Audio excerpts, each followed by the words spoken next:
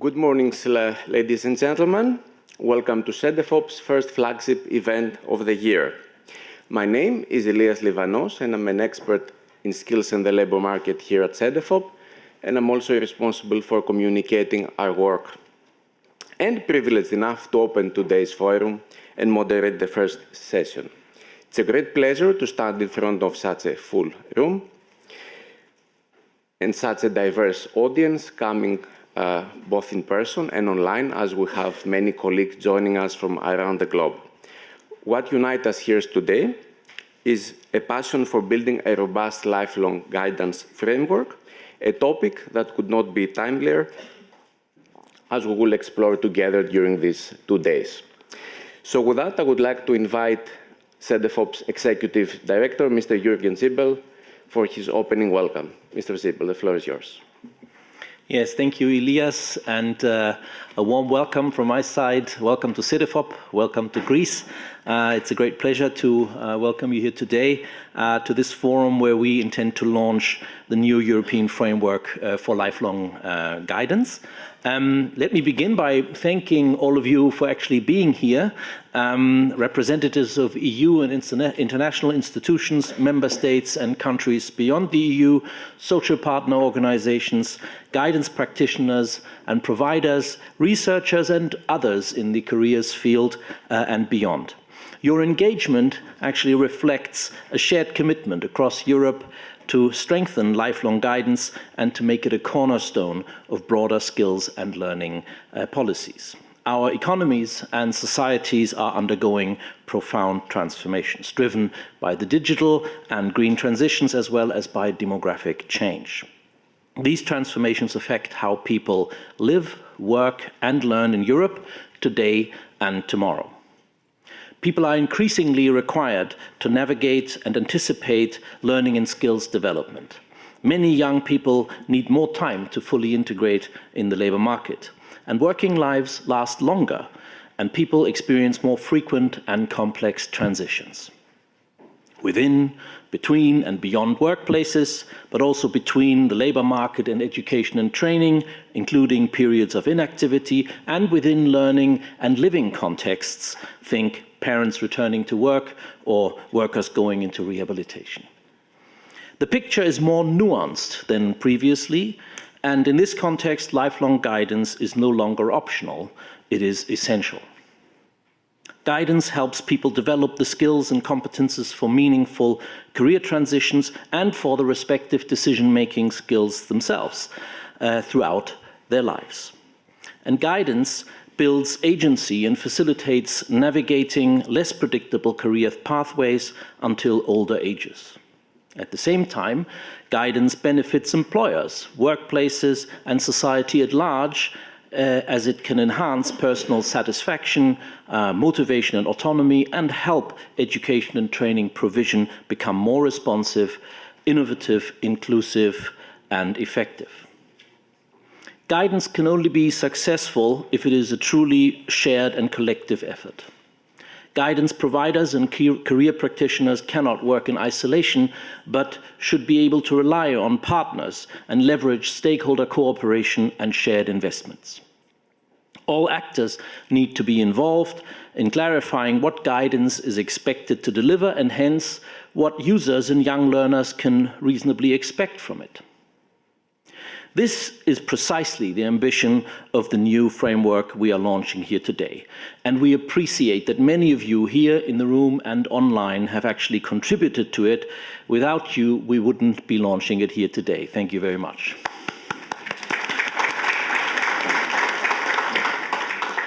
And the framework provides a shared reference point and inspiration for strengthening guidance systems. It underlines that guidance should first, be available throughout life and based on learning and building essential competencies and capacities. Second, to be accessible for all. Third, it should be an integral part of education and training at all levels. It should be an integral part of employment, youth and social policies and an integral part of measures and programs, including those that are in-company HR development programs or programs and tools outside the workplace think pop-up services. And finally and lastly, it should be of high quality and trustworthy. The framework recognizes the growing yet uneven role of digital platforms, of evolving technologies, tools and data in the careers field. These digital services must accompany or complement rather than replace human interaction with trained career practitioners, be it advisors, employment counselors, or educators. Within this framework, Cedefop places lifelong guidance at the heart and intersection of broader EU priorities. These include the European Pillar of Social Rights, the Union of Skills, and the Herning Declaration for VET. And more recently, the Human Capital Recommendation, which we will hear more about later today. Without effective guidance and career development support, the EU's green, digital, and social ambitions will be much harder to achieve. Today's program reflects these priorities, and we will have a chance to hear from a variety of experiences and perspectives. First, we will explore how today's guidance services are already supporting lifelong learning, skills, and career development. Second, we will examine innovative and ambitious strategies, practices, and policies from EU member states and other countries to keep their guidance systems up to date. And finally, we will also discuss quality, access, inclusion, cross-sector coordination, ICT and digitalization, sustainable financing, and the qualification and training for guidance and career professionals themselves. What we hope to achieve today is not only a shared understanding of the framework and how it can be used in practice, but also a renewed commitment to making lifelong guidance a reality for all. Ultimately, this is about designing systems that work for people. It is about ensuring that everyone, regardless of age, background, or socioeconomic background and status, is equipped with and keeps on developing the skills, competences, and experiences they need for success in their career, in learning, and in life. With that, I wish you an inspiring and forward-looking discussion, and I cannot wait to hear about the insights that will emerge from today's exchanges. Thank you very much.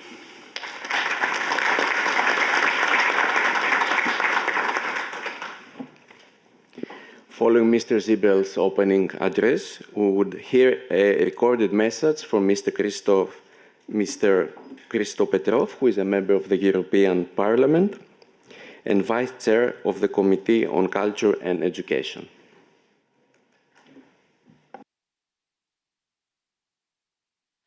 Good morning from Brussels. Today's forum is not only the launch of the new lifelong guidance framework, it is also a message. And the message is clear. Lifelong guidance is more than just a tool to support education, employment, and social inclusion policies. It is a central pillar of the response we must provide to Europeans as they navigate transitions. Because these transitions are accelerating, whether they are digital, environmental, or demographic. The question is therefore how to support people throughout their lives, and especially when they need it most. This new Cedefop framework for lifelong guidance provides a collective response to this question. Guidance is not just about providing information. It aims to develop people's ability to find their own way, to learn,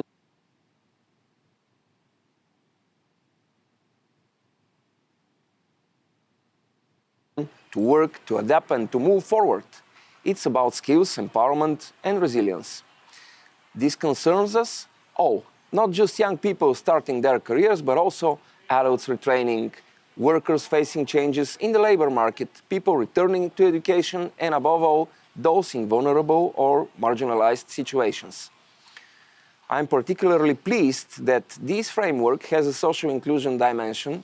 This is in line with my ongoing commitment in Bulgaria to promoting the social inclusion of children and young people in institutional care and to improving the situation of Roma communities. These particularly vulnerable groups need effective guidance system that can provide them with the right support in the right form. This means integrating career education into school strategies to support all learners equitably.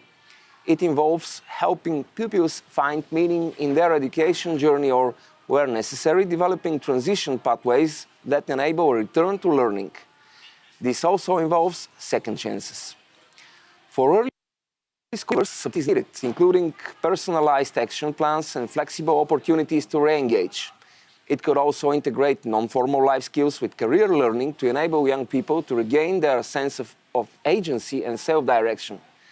This can be achieved simply by integrating career guidance into initiatives such as the Youth Guarantee, whether in terms of outreach, preparation, or follow-up, because services really need to reach out to people proactively. And the best way to achieve this is to rely on communities, families, civil society, and trusted networks, particularly for the most vulnerable groups. This framework serves as a common point of reference for putting this approach into practice. It enables everyone to analyze the current situation, identify gaps, and propose concrete solutions. With the launch of this lifelong guidance framework, the hard work begins on the ground. I have already been able to use this framework for my Youth Guarantee report in Parliament, particularly in relation to the many examples of good practice. I hope you find it useful too. So, thank you very much, and I hope you find this inspiring and productive. Good morning from Brussels. Today's forum is not only the launch of the new lifelong guidance framework, it is I would now like to invite Mr. Ilias Markadzi, Director of the Secondary, Technical and Vocational Education and Training at the Ministry of Education and Culture of Cyprus, to give his 5-minute opening speech. Good morning. To be here with you today and to have the opportunity to share some thoughts on such an important and increasingly relevant topic as lifelong guidance. I would like to sincerely thank Cedefop for this opportunity. We are living in a time when information moves extremely fast, while knowledge itself evolves even faster. This fast-changing reality affects every aspect of our lives, and especially the world of work. Technological developments, digitalization, and innovation are constantly transforming the way we work.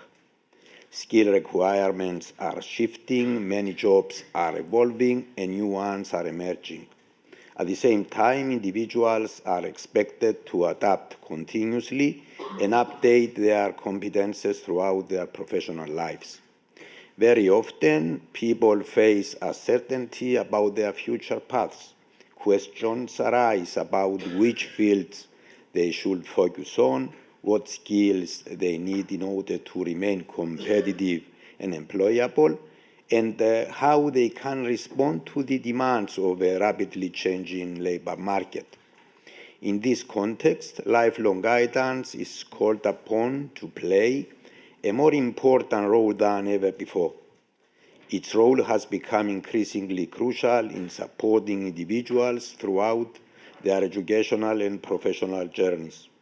By providing timely information, guidance, and support, it helps people make informed decisions, adapt to change, and manage transitions throughout their working lives. At the same time, lifelong guidance strengthens self-awareness, particularly among adults. In a world where careers are no longer linear, the ability to reflect on one's skills, interests, and priorities is essential. Self-awareness enables people to make better decisions, whether that means upskilling, reskilling, or changing professional directions altogether. Turning lifelong guidance into practice requires making it accessible in everyday life. This means providing strong and well-organized services, trained career professionals, and effective digital tools. Guidance should be available not only in schools and universities, but also in workplaces and employment services. Equally important is cooperation between education systems, employers, and public institutions to ensure that information remains relevant and aligned with labor market needs. However, access remains a key challenge. If lifelong guidance is not equally available to all, it risks reinforcing existing inequalities. People in disadvantaged or rural areas, for example, may have fewer opportunities to benefit from guidance services and support networks. Addressing this issue requires targeted and inclusive policies that ensure equal access for all citizens. Seen in this broader context, lifelong guidance should not be treated as an isolated service, but rather as a strategic element within wider education, training, and employment policies. Institutions such as Cedefop play a key role in supporting member states through research, knowledge sharing, and policy development, including initiatives such as the Forum of launching the new lifelong guidance framework. This represents an important step towards a more coherent and future-oriented approach across Europe. Overall, lifelong guidance is an investment in both people and societies. It helps individuals understand their strengths, explore opportunities, and manage change with confidence. At the same time, it supports more efficient labor markets by reducing skill mismatches and improving transitions during periods of economic and technological change. Its real value, however, depends on how well it is implemented, whether it is truly inclusive, well coordinated, and embedded across systems. When fully integrated into education, training, and employment policies, lifelong guidance becomes more than a support service. It becomes a foundation for social cohesion, equal opportunity, and economic resilience in a rapidly changing world. Thank you very much.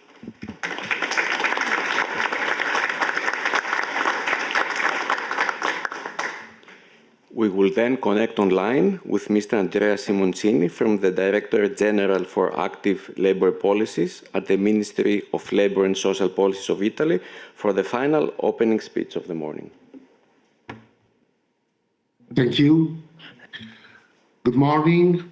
Good morning, everyone, and thank you for the invitation. It's a great honor today to represent the Italian Ministry of Labour at the launch of this European framework on lifelong guidance. And I would like to thank Cedefop for bringing us together at such a concrete opportunity to rethink how we can support people in learning and their life and career projects. We know that Europe is facing deep transformations.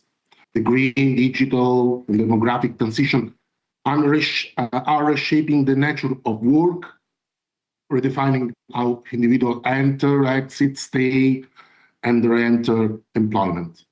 In this context, individuals are required to make more decisions, more often, and under more complex conditions. And this is true not only for young people, it's true for adults too, for workers, for job seekers, for people living in vulnerable situations. So for the reason, lifelong guidance must be considered not as a simple service, but as a structural policy level that enable individuals to access opportunities, interpret changes, and actively participate in the labor market and in society. Let me use a simple image to illustrate this point. For centuries, humans have been able to explore continents and to cross oceans using just 4 cardinal points: north, south, east, and west. Now, let me ask a provocative question. What if ancient sailors had used the reference we use today for educational and career guidance? They would have been lost. Lost, confused by too many paths with no clear destination or return. I try to explain the Italian education and training system to an international delegation, I can clearly see it in their faces. Confusion. And I must be honest, I often feel disoriented myself while explaining it. But as Cedefop reports show, this is not an Italian problem. It's a European challenge. Let me suggest 4 cardinal points for lifelong guidance that can guide people in learning, work, and life. Node. In geography, node represent the fixed point that guide us. In guidance, node must be coherence. We cannot guide people effectively within systems that are confusing and poorly connected. The first cardinal point of guidance should be a coherent and readable map linking education, vocational education and training, inclusion, and active labor policies. This means, for example, to promote ever greater coordination between institutions and systems, transparency within qualification and skills, stakeholder involvement, and a strong public-private partnership approach. Guidance cannot compensate for poorly designed system. It can only work if pathways make sense, if qualification systems have a clear and distinct identity and mission. Systems with overlapping roles inevitably generate confusion. In short, individuals need, first of all, to understand where they are, where they can go, and how to move between different pathways. A famous phrase by the Latin philosopher Seneca saying, "No wind is favorable for who doesn't know which port he is heading to." So, to represent that. In guidance, South represent meaning. People are not simply choosing a course or a job. They are trying to build a life project. The second cardinal point is therefore strengthening career management skills. So it's essential to provide not only information and matching, but also the capability to understand oneself, own skills and aspirations, interpret and manage changes, and make decisions under uncertainty. Guidance must shift from telling people what they choose to helping people learn how to choose again and again across these different contexts.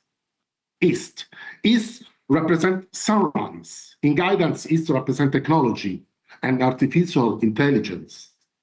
Digital tools are transforming guidance services and can rise and light, accessibility, data-driven insights, personalization. The third cardinal point is clear. Technology is a great opportunity, but only humans can take charge and give meaning. Human judgment, ethics, trust, and relationship must remain at the center, maintaining the central role of professional guidance practitioners and avoiding the risk of reinforcing inequalities through digital divides. West represent the far frontier. In guidance, West represent inclusion. One of the key challenges of guidance system is to build up strong outreach strategies to reach the most vulnerable people. Those who need guidance the most but benefit from it the least. Guidance that only serves informed, confident, and digitally skilled people is not good guidance. The fourth cardinal point is therefore inclusion and outreach. The key question is not, do we offer guidance services, but rather, who is not using them and why? Guidance must be a lighthouse always lit for all seniors. In short, I think we would need just 4 simple cardinal points for a European framework on lifelong guidance, aimed at supporting individuals in navigating the complexity of the learning society with awareness, autonomy, and direction, just like in geography. So thank you very much, and I wish you a fruitful discussion and good work. Thank you.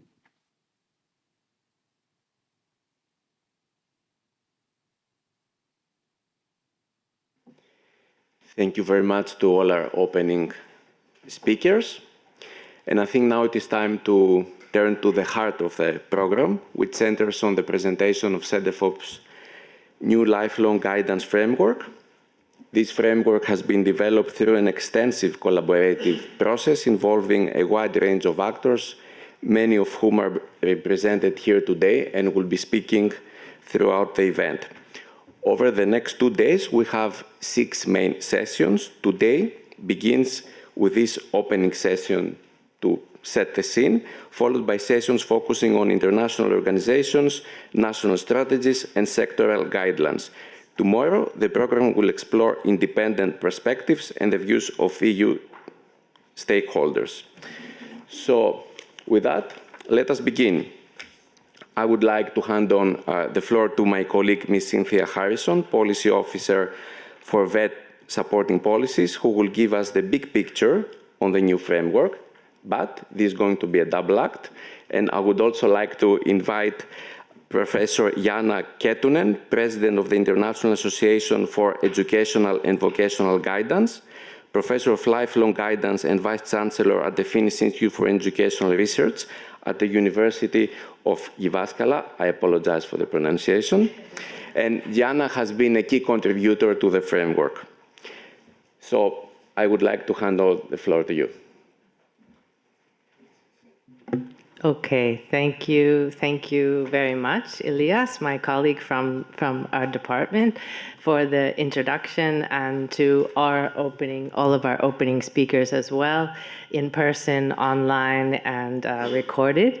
And thank you for this introduction. I think it was really important. We have the Ministries of Education and Labor, and also youth policies represented today, and I think we couldn't have wished for a better welcoming.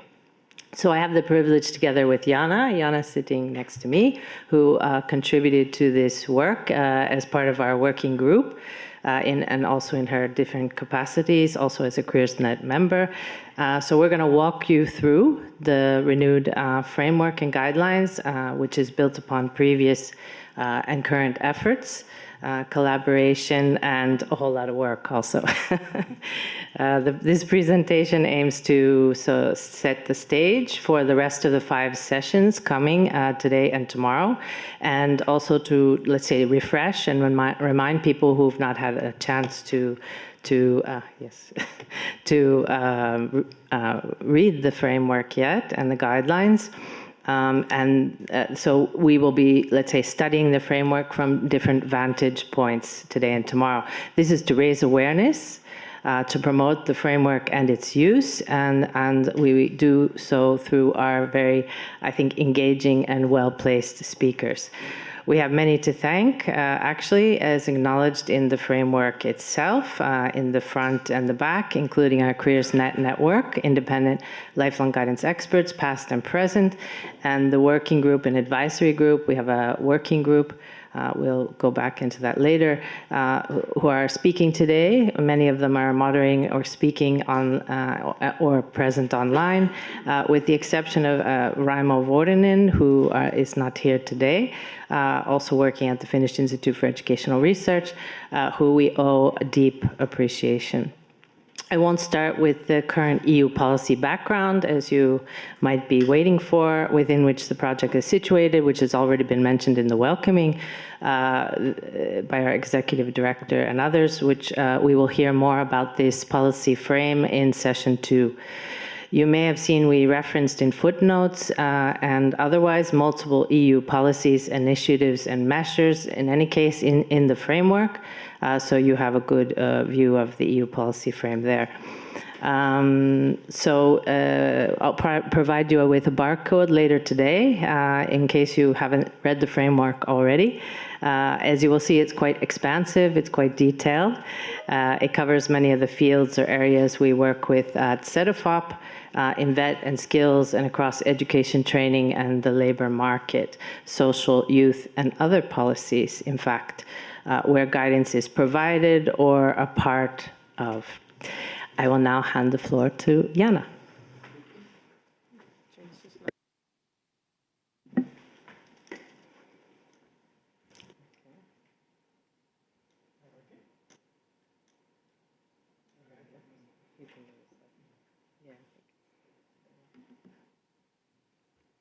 Just move the slide. Thank you. Before we go into framework itself, we would like to us pause on the definition that gives the framework its meaning. This is the definition adopted in the 2008 Council resolution, better integrating lifelong guidance into lifelong learning strategies. It has guided EU policy on lifelong guidance for almost 2 decades, and it remains the foundation on which the new framework rests.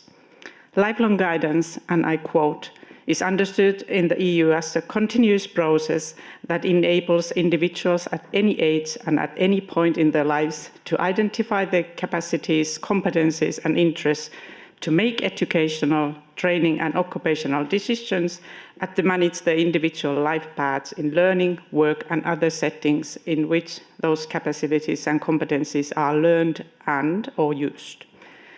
The Council resolution does not describe lifelong guidance as a process that prescribes or directs or chooses for the individual. It describes a process that enables.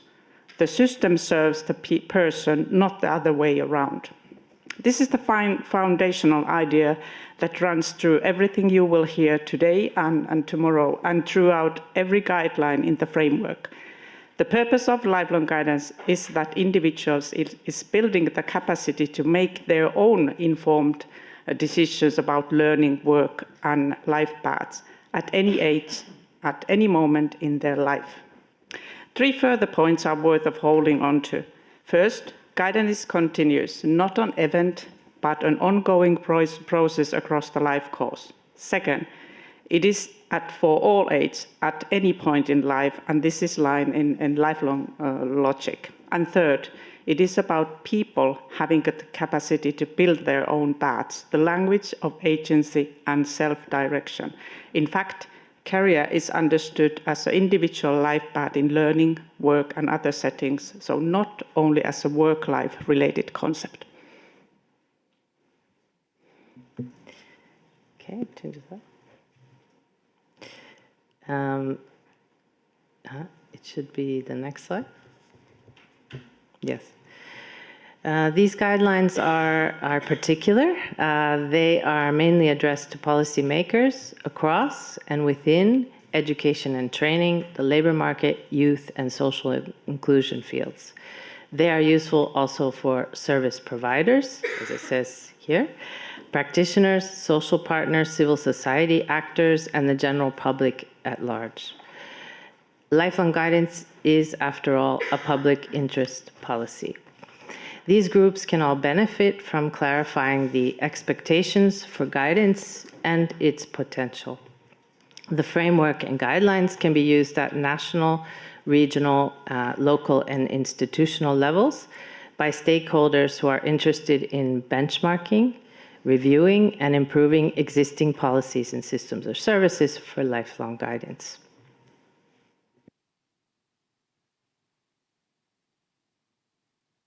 Yeah, now 1 slide back. Okay, brilliant. So why this framework and why now? First, strategic context and drivers. Lifelong guidance does not exist in policy vacuum. It sits at the intersection of educational and training, of labor markets, of social inclusion, of youth policy, and increasingly at the intersection of the green and digital transitions as well, as were highlighted already by the earlier speakers. The strategic context for guidance today is dense. it is multi-policy and changing fast. A reference framework helps us to hold all of this together. Second, guidance system development itself. Significant innovation has emerged over the last decades. New service models, new tools, new ways of reaching users, also new ways how users can access guidance, new ways to co-construct career-related knowledge. Research has accumulated. We know more today about what works in which context and for which user groups than we did in 2015, the year when the previous guidelines, the ELGB guidelines upon which this framework is built. The framework reflects that learning and also looks forward. Third, the multi-level cooperation and integration that has taken place and the experiences accumulated through it. Cooperation between member states, between policy domains, between research and practice, between guidance services and other public services, all of this has deepened. So has the depth of experience we have to draw on. The framework consolidates that cooperation. And the fourth, implementation. Across the European Union, implementation has been uneven, and there has been under-investment in some contexts. We have had Council resolution since 2008 and set on priorities since 2015, but their realization in practice varies considerably across member states. Those are the four: context, advances, cooperation, and uneven implementation. Together, they give a little rationale on why this framework and why now.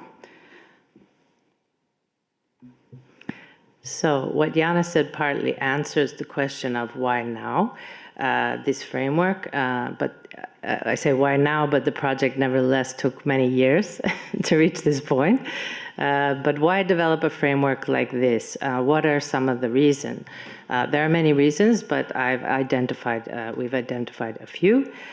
First is the quality and consistency of career learning. By creating and nurturing a framework for setting up and developing systems and policies for lifelong guidance from a user view, it aims to help improve the quality and consistency of the career learning process and the experiences of individuals in relation to careers.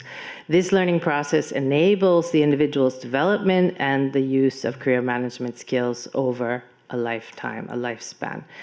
Second, it acts as a reference frame to identify persistent, as well as persistent and then persistent challenges, but also opportunities in and across sectors of different fields of policies and across countries. Third, it supports countries in continuous improvement, consistency across sectors, and self-review of their policies and systems in structured dialogue with stakeholders as an inspiration for innovation and recognizing common ground where expectations may or do differ, common data collection, and so on. There are many reasons. A final purpose or reason is that member states and other countries can respond to or even preempt, hopefully, these common challenges. They can strengthen cooperation, practitioner professionalism, training and qualification, as well as others providing guidance, and ensure quality activities, tools, services, resources for lifelong guidance. It can help it also focus European cooperation, what we're doing here, and increase thereby the impact of lifelong guidance. And it's also used, in fact, by Cedefop in structuring our studies and evidence collection. Next slide. Next, yeah, thank you. Up until the end and including this forum, the project's been collaborative, as you probably have already noticed, and it builds on previous cooperation as documented in the publication, the whole project initiated in 2020, at the end of 2021. I provide just a few points here to move through this. Some has already been covered earlier by Jana. Everything is in the publication, so we get on to the main content. Our contributors, mainly Cedefop's CareersNet network of independent experts in guidance and career development, they have supported this process. As I said, we had an advisory group of the network involved, a working group appointed by the management, involved in drafting, providing ideas, providing input. We also, we have, in terms of methodology, we have had surveys, focus groups, workshops, and commenting and support by the European Commission as well, DG Employment colleagues, experts at ILO, sitting in front of me, and the ETF, our sister agency, also sitting in front of me, Florian Kadlitz, and experts at FIER, the Finnish Institute for Educational Research, where Jana is working. And we also held an open preview webinar, which was recorded, so you can find it online in 2025. In terms of its foundation, Jana already referred to this. It's built on the foundation provided by the 2015 ELGPN guidelines with the authority and mandate provided by the two council resolutions in 2004 and 2008. We have Cedefop's online inventory of lifelong guidance systems and practices provided to the public also online and available. It served as the content in the database was considered, let's say, as one evidence base.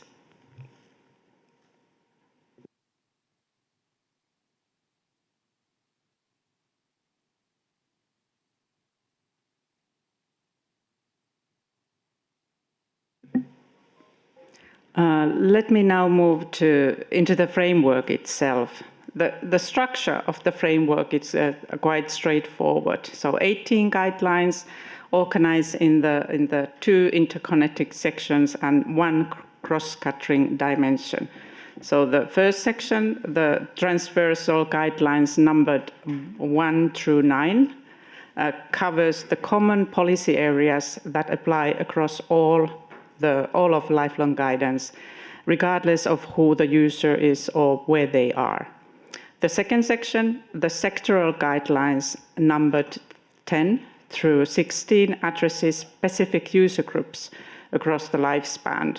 And the third part, the social inclusion dimension, comprising guidelines 17 and 18. This part is different in kind from the other two. It is not a sector. It is a dimension that cuts across all of the other guidelines, and Cynthia will say more about this in a little while. Next, please. Each of the guidelines has 4 parts. The first part is the definition, a concise statement of what the policy area covers. The second part is the rationale titled Why It Is Important. Why does this policy area matter? What does it contribute? The section often contains the arguments you may want to draw on when advocating for guidance investment in your national or institutional context. The third part, as already mentioned in the earlier, that has made a use of it, which was nice to hear, is good practice. It lists elements describing what good or ideal policy and systems look like in that area. And in the sectoral guidelines, the good practice elements are grouped under each of the 9 transversal headings. So for any sector, you can see what each transversal area looks like as it applies to that specific user group. You can read your own national arrangements against these good practice elements and identify where you are strong and where you might have development needs. And the third part is the resources for policymakers, a bibliography and additional reading orientated towards policy use rather than academic completeness. In addition to this structure, the framework as a whole has other supporting elements. Introduction sets out the operational principles and the EU policy context. There are footnotes, as already mentioned, throughout about the technical terms. There is a working glossary defining the key elements, key terms used across the guidelines. This matters in a multilingual field where small differences in how the term is used can create significant differences in how policy is interpreted. And there are cross-reference between sectoral and transversal as mentioned already. Next, please. Let me also now walk you through the transversal guidelines. I will be brief on it because the publication itself has the detail you will want to study. So first guideline, career management skills, or CMS, the emphasis and aim of guidance is to develop the capacity of people to make their own decisions throughout the life. Guideline 2, take us to the access. Universal, multi-channeled, equitable access to lifelong guidance access the lifespan. No one should be locked out of the reason of geography, of cost, of language, or of accessibility. Guideline 3 turns to assuring the quality of lifelong guidance, standards, procedures, and frameworks that secure consistent quality of provision. Quality in this sense is what distinguishes the guidance services from referential systems. Guideline 4 is evidence-based system and policy development. Research, monitoring data, and the evaluation evidence inform policy and continuous improvement. The field has some evidence, collected some evidence over the past 2 decades, and policy should make a better use and reflect it. Guideline 5 addresses governance and leadership, cross-ministerial cooperation, coordination at national, regional, and local levels. Guidance lives at the intersection of education, employment, social, and youth policy. And without clear governance, it loses coherence between these policy fields. And Guideline 6 focuses on career information, reliable career information, labor market information, skills intelligence to support the informed decisions. And Guideline 7, professionalism, practitioner competencies, qualifications, ethics, and continuous professional development.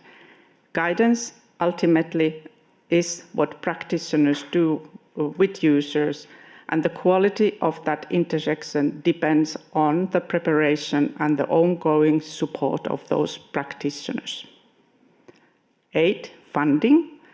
Sustainable financing that secures services, quality, reach, and continuity. Guidance is often vulnerable to budget cuts because its benefits are diffused and long-term. Funding arrangements have to be designed to protect against that pressure. And Guideline 9, ICT, information and communication technology in lifelong guidance, digital tools, artificial intelligence, online services, integrated to extend reach and to personalized support. In today, it is impossible to think about guidance policy without thinking about technology, and the framework reflects this.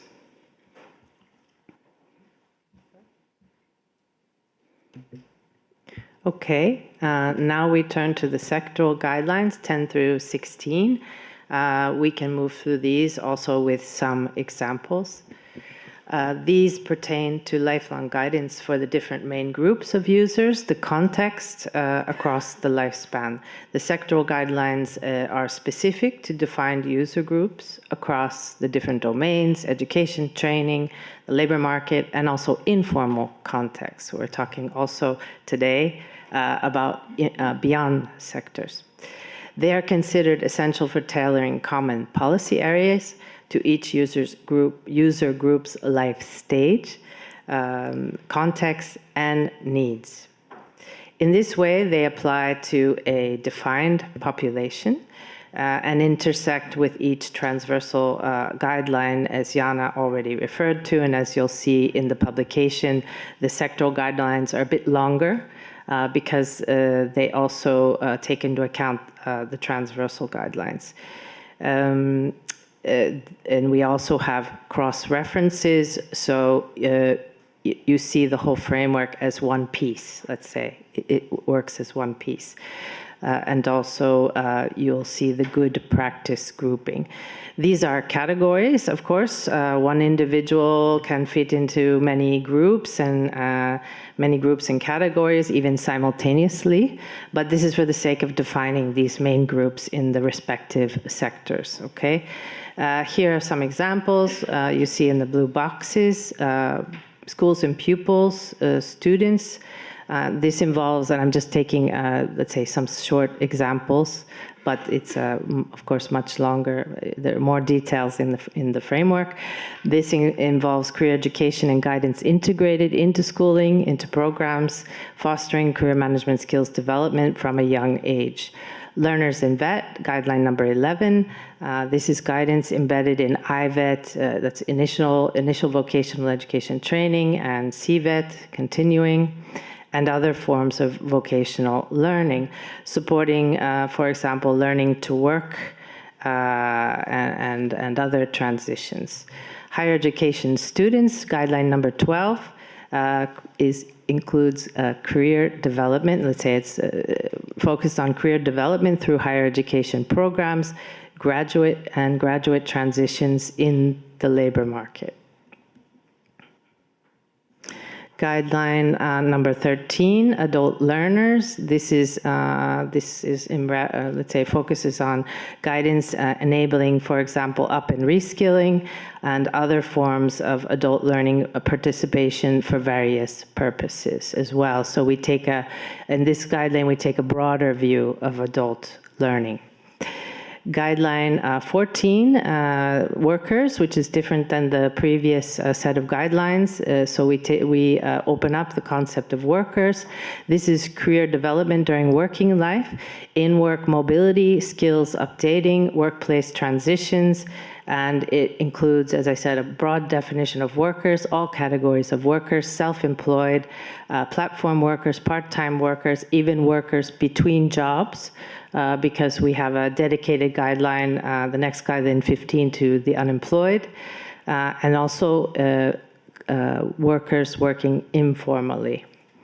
The unemployed, guideline number 15, involves guidance services supporting, for example, reintegration to work, further learning, and often via the public employment services.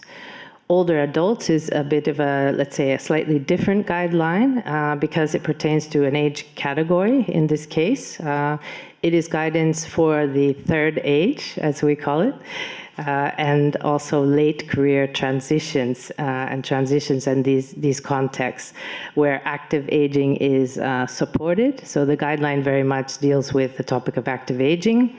And also beyond entire retirement. So it takes, if you think of demographic change, it takes, let's say a positive view on aging and active aging. Next slide. So we'll move on to social inclusion now. The framework approaches social inclusion as a dimension. We already heard from our welcoming speaker. He captured this very well and also with a practical example. So can go quickly, I think, through these. These two guidelines, where appropriate to the context, of course, are cross-cutting. So they cut all the transversal policy areas and the sectors of lifelong guidance. Young people at work, obviously, it's focused on young people, are more restricted. So this will cross areas related to young people as defined nationally. These are considered essential for ensuring guidance contributes to integration and equity policy for people of various ages and circumstances. Also importantly, that vulnerable groups are not overlooked. This is why the guideline is here, separate and not, integrated fully. The measures are in place that are preventative, especially where possible. In this way, these dimensional guidelines are woven through every transversal area and sector rather than treated as a separate sector. Universal coverage is encouraged in this guideline. User profiles vary by country and cannot be all be predicted in advance. We cannot know this ahead of time. For example, we have guideline 17, young people at risk, includes targeted measures to engage and retain those young persons at risk of disengagement, of dropout, and measures to prevent early labor market disadvantages. It touches upon early leave-in prevention, alternative pathways, outreach via youth services, and reinforced youth guarantee partners. Guideline 18, I'm almost finished. I know it's quite dense to take in, all of these guidelines. With inclusive guidance approaches for people facing structural disadvantages across age, ability, migration status, gender, socioeconomic, and other dimensions are captured in this guideline.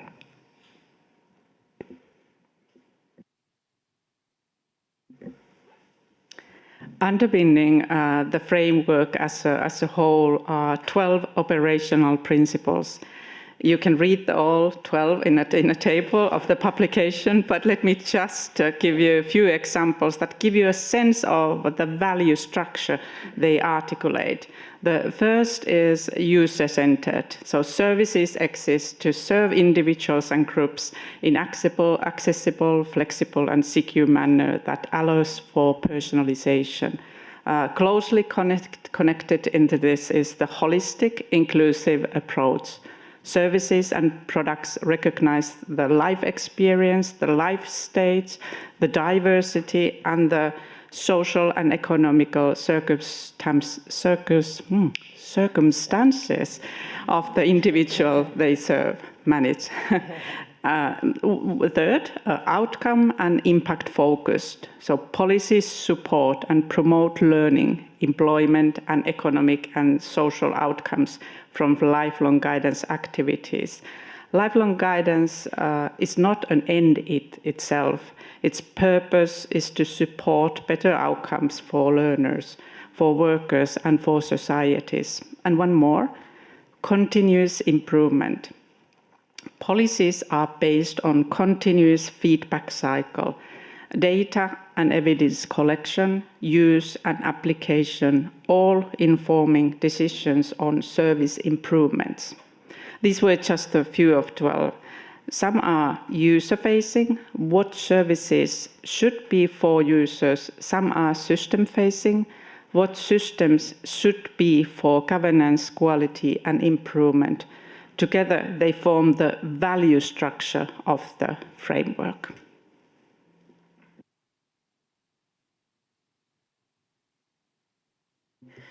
I think we've touched upon already why Cedefop is working on this topic. We have a long tradition of working and cooperating in lifelong guidance going back several decades.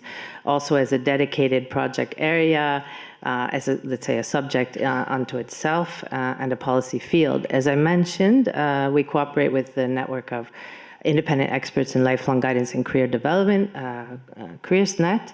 And many of whom are, as I said, speaking today, moderating, and in the audience. There are also members from other networks here today. Actually, there are many networks here today. If you think of people wear many hats, yes, we'll hear from these speakers later. We have also an inventory of lifelong guidance systems. I already mentioned this, which the CareersNet experts, let's say, populate. They have technical responsibility, and Cedefop edits, reviews, and maintains the inventory to serve the public. And it's a real treasure, I think, for the public, research and policy analysis well. And we use the inventory in many ways. The team carries out work in connection with all the areas of the framework. And now that we've had really a full picture, intensive picture of all the guidelines, we've been working in the team on many of these areas, such as monitoring and evaluation and guidance. And also, I came in 2018, so colleagues before me have been working in this field, and let's say under this, under the umbrella of this framework. Okay, now we move on to the last slide. Putting the framework to work. This is what we've been waiting for, I think. I think we're ahead of schedule as far as I know. Yes, I'm looking at Alessandra. Yes, we're ahead of schedule. Yeah.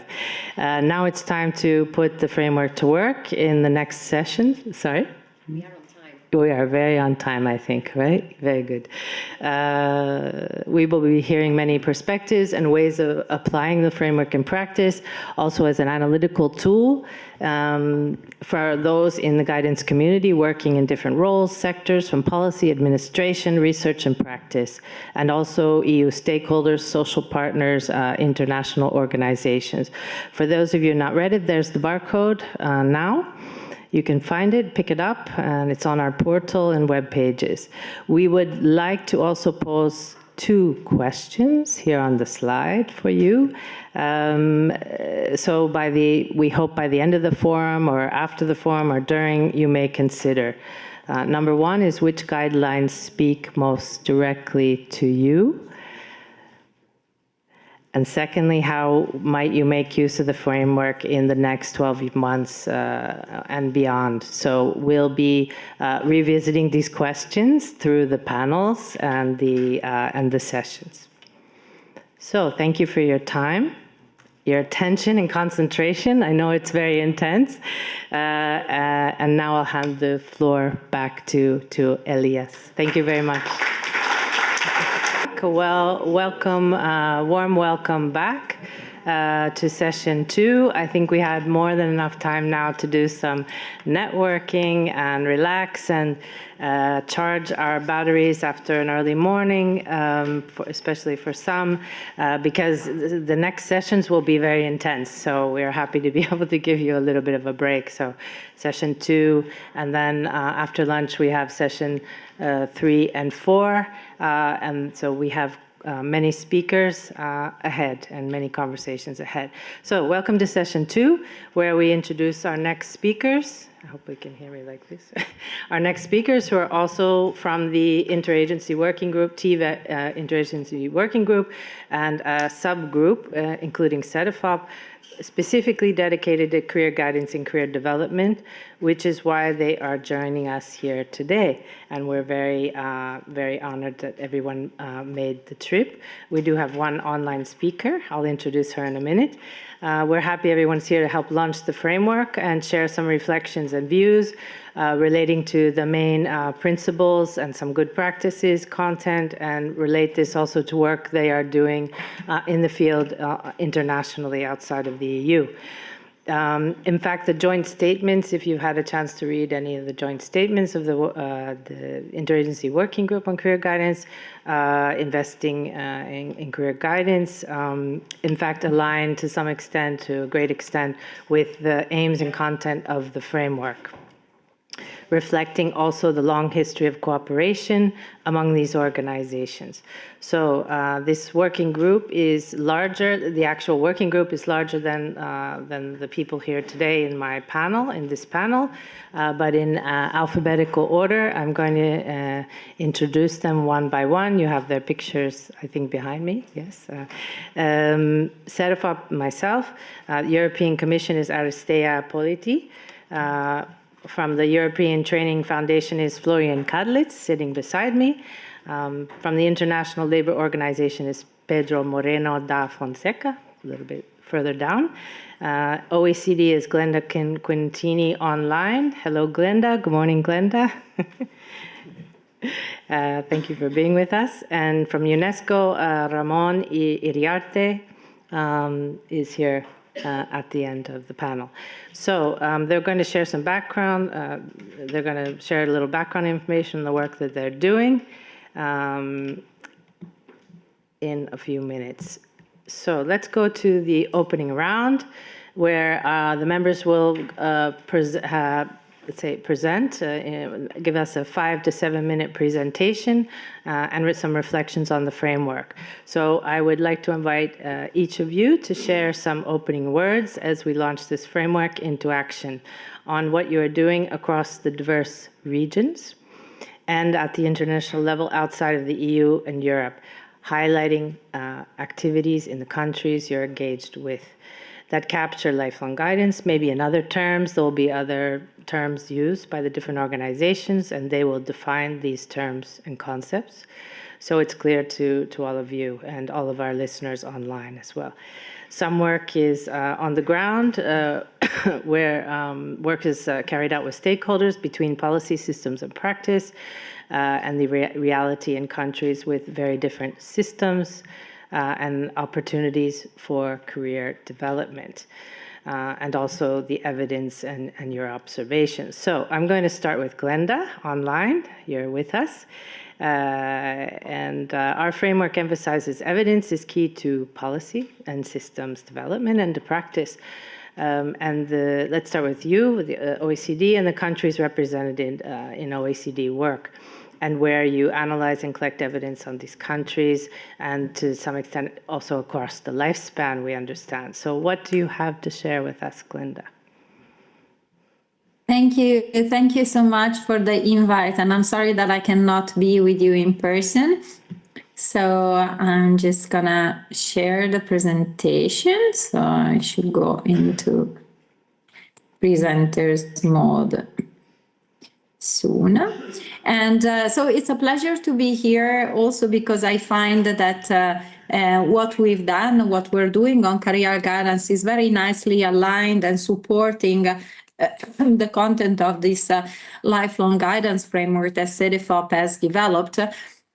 So let me start with some of the evidence, as Cynthia has said, that we have produced. I think the work at the OECD on career guidance, that's how we define it, focuses both on young people and on adults. And I think one first thing I want to say is that it confirms that the accent on access that is put in the lifelong guidance framework is very well placed. Here you see some of our data. On the right-hand side, you see data from the participation of young people in career guidance when they are 15. And so you see that only about half of teenagers actually have participated in any form of career development across countries.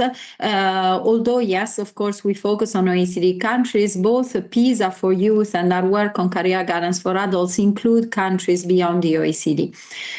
In addition, when we look at young people, we also see that, in fact, their career aspirations are very narrow. In general, 60% of them focus on occupations that only cover 20% of the labor force. So they're very all focused on the same careers, and also many important opportunities, for example, in vocational education and training, or even in emerging and shortage occupations, are not even considered by young people. On the left-hand side, you see our 11 countries that participated in a survey of career guidance that we ran in 2021. And there again, you see that even among adults, about 40% only see a career guidance advisor over a period of 5 years. Again, here as well, you see that there's a lot of the socioeconomic background is very central in whether individuals are able to, what they choose later in their life, both in work and in employment. If I showed you differences by groups, again, going with the element of access, you will see that young people with better socioeconomic backgrounds, or adults who are younger, who are more educated, who are living in urban areas, tend to participate much more than the more vulnerable groups. So this is something that we should try and fix very much. We also put a lot of emphasis on the evidence at the OECD, and so again, this emphasis is well put in your framework. What we see is that career guidance, for example, for young people, brings about very tangible benefits, increases in wages of between 5 to 10%, more job satisfaction, lower unemployment, and also better educational motivation for those who continue in education. For adults, we see that career guidance has positive impact on their likelihood of finding another job and keeping that job, on the likelihood of completing training, and for the countries where this is a big issue, also on the likelihood of transitioning from informal to formal employment. So this is again evidence, and to me it also suggests the importance of collecting evidence. Having these findings is very difficult. It requires following people over time, and so the stress on how collecting data is well put. How career guidance is delivered matters, and here I think there's a very strong parallel with the elements of the framework that touch upon, again, the evidence, but also the quality assurance, but also the professional standards for career guidance providers. These are results from regression analysis, so I'll try and help you interpret them a little bit. For example, we find the face-to-face delivery still has an edge in terms of more positive outcomes, particularly employment outcomes, compared to online delivery. When we look at different providers, we know that career guidance can be provided in many contexts by public employment services, typically when we talk of adults, but also by employers or employers group, by education and training providers, and by private career guidance providers. Here you see that career guidance that's provided by employers or by an employer group tends to have a positive increase the likelihood of positive employment outcomes, and also for the guidance provided by an employer group on the likelihood of enrolling in training. On the other hand, you see that guidance provided by education and training providers tends to have more positive effects on the likelihood of enrolling in a training program. And finally, one element that we find in the way career guidance is provided that has increases positive outcomes both in terms of employment and training is the fact that the career guidance counselor develops a personalized career development roadmap. So actions that the individuals can take are personalized to his or her situation in terms of looking for jobs or enrolling in further training. As I said, as you see in the previous slide, career guidance face-to-face still has an edge compared to online career guidance, but the element of ICT is creeping in. So again, something that's highlighted in the Cedefop framework and that we very much see happening also in our research. Even adults are telling us more and more that they would like career guidance to be provided online, through video conference, through internet messaging. And we have put in quite a bit of research on looking at how AI can strengthen career guidance and also on the use of digital technologies in career guidance for young people. A final point I want to make is that we started off with career guidance being our research topic. And so doing country reviews, carrying out specific surveys on career guidance. We've done that, and the results were mostly on the first slide, but over time we've also mainstreamed the career guidance that we now see as an essential ingredient of policy in a context of rapidly changing labor markets. So, for example, if I think of adults and the work of my own division at the OECD, when we look at skill shortages and skill gaps, career guidance plays a key role in addressing them. It plays a key role to help individuals access adult learning, particularly those who are lower skilled because they need more guidance, for example, in the context of more empowerment through individual learning accounts. Training provision is becoming more flexible, so the landscape also more difficult to navigate. And again, career guidance plays a key role. And we also see a key role of career guidance focused on specifically on skills in the context of skills-first approaches. And in the context of youth, we've placed a lot of attention on looking at career guidance for the green transition to challenge social inequalities, or in the context of apprenticeships and VT. So there's been over time a mainstreaming for the OECD of career guidance as a key ingredient of many other policy areas in the area of skills development and skills policies. Thank you very much. Thank you, Glenda. Thank you, and very good connections with the framework. As you know, we emphasize evidence-based policy and systems development. So now turning to Pedro for your 5 to 7 minutes. I should mention also Glenda in this panel is the only person with slides because she's online, so we thought it was appropriate to have the slides. Pedro, we appreciated your contributions to the framework, in fact, and help ensuring that the ILO instruments were brought in that apply. And you have a lot of experience on analyzing how guidance is integrated in a broad sense, also a little bit similar to what Glenda was referring to. And further from Europe, tripartite work, vulnerable contexts, and then the wider systems and financing, working with innovative concepts as well. That's a lot. But what would you like to share today? Thank you. And on behalf of the ILO, I'm very happy to be here and to be able to be part of this event, and also to have been part of the journey that also brought this on.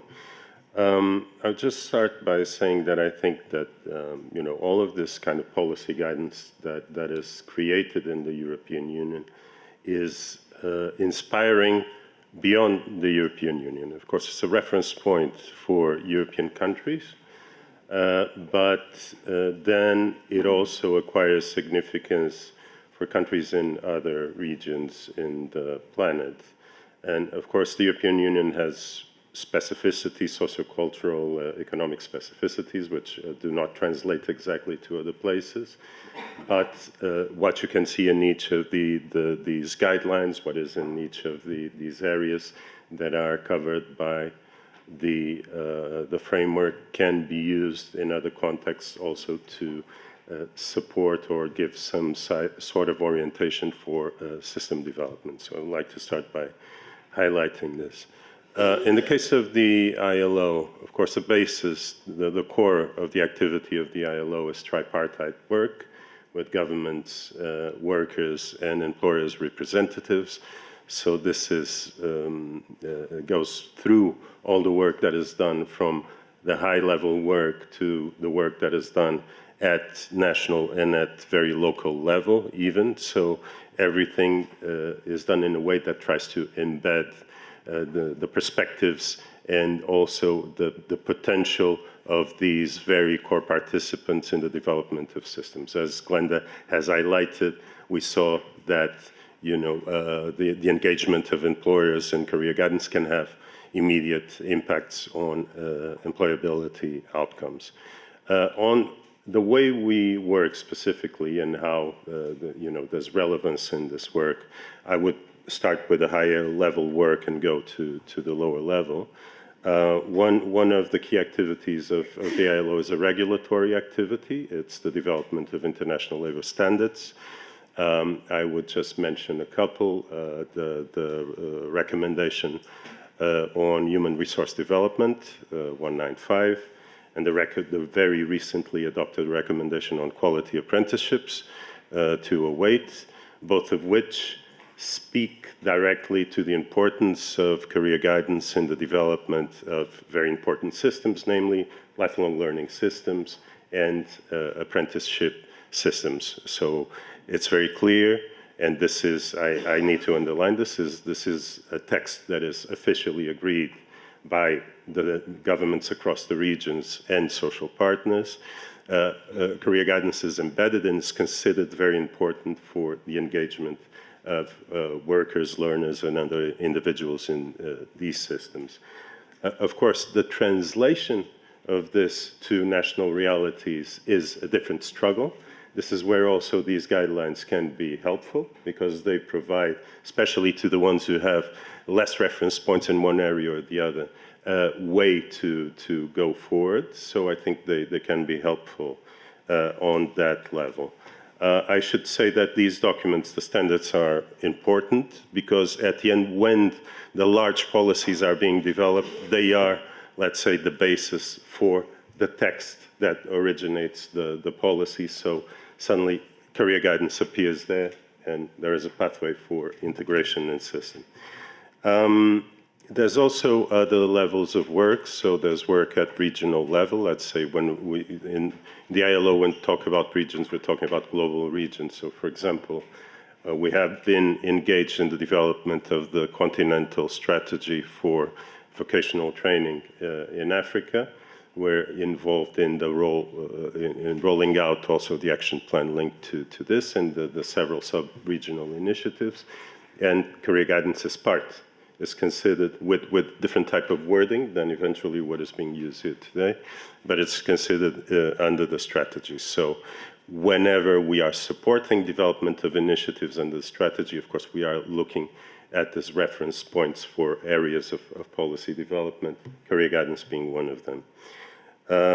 Another one, then moving on to national level, we do undertake national reviews, not only specifically in guidance, but also for the development of lifelong learning systems.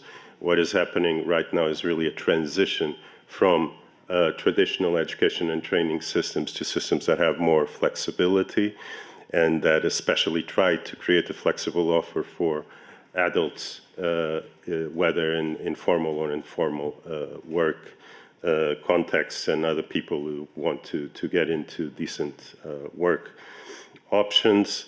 And so career guidance becomes a very important component in terms of linking people or helping people do transitions from one situation to the other. So it is intrinsically important to the development at national level of lifelong learning systems. We've been doing that, for example, in Southeast Asia, we've been doing a lot of work.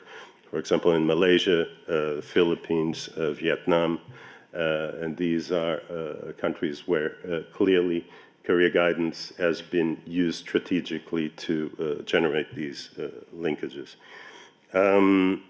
Also, there are very quickly other types of roadmaps for policy reform, which might have career guidance embedded when we also support that type of development. For example, we have the Global Accelerator for Jobs and Social Protection, which is a large UN initiative which attempts to create integrated policy approaches across education and training, active labor market policies, and social protection. Again, clearly for this integration, career guidance carries great importance because it helps individuals move across these different subsystems. Finally, just one last word that also links a lot to especially this transversal aspect of the guidelines of vulnerability. The ILO works a lot with people in different patterns of vulnerability. I mean, there's a lot of support to the public employment service development, so the work with unemployed. Also with people working in informal contexts, in diverse situations, domestic workers, people in rural areas, etc. Also, policies which are directly targeted at improving women's access to decent work and better work conditions in a lot of ways, and career pathways, community development projects as well.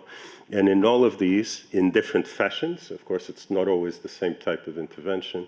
Again, career guidance can play a strategic role, and I think that what is portrayed in the guidelines can be used for all these types of work. I'll stop here. Okay. Thank you. Great, thank you. Thank you very much, Pedro. Thank you.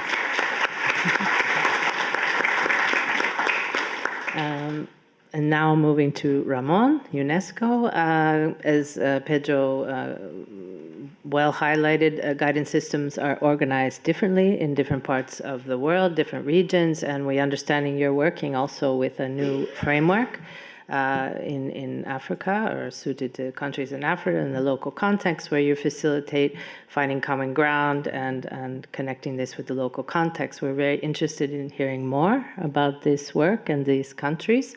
So please, Ramon, the floor is yours. Thank you. Thank you, Cynthia. Hello, everyone. I'm very pleased to join this event. Thank you to Cedefop for inviting us. In fact, UNESCO has been doing different kinds of work in different countries, not only related to VET, to TVET, but also in general education.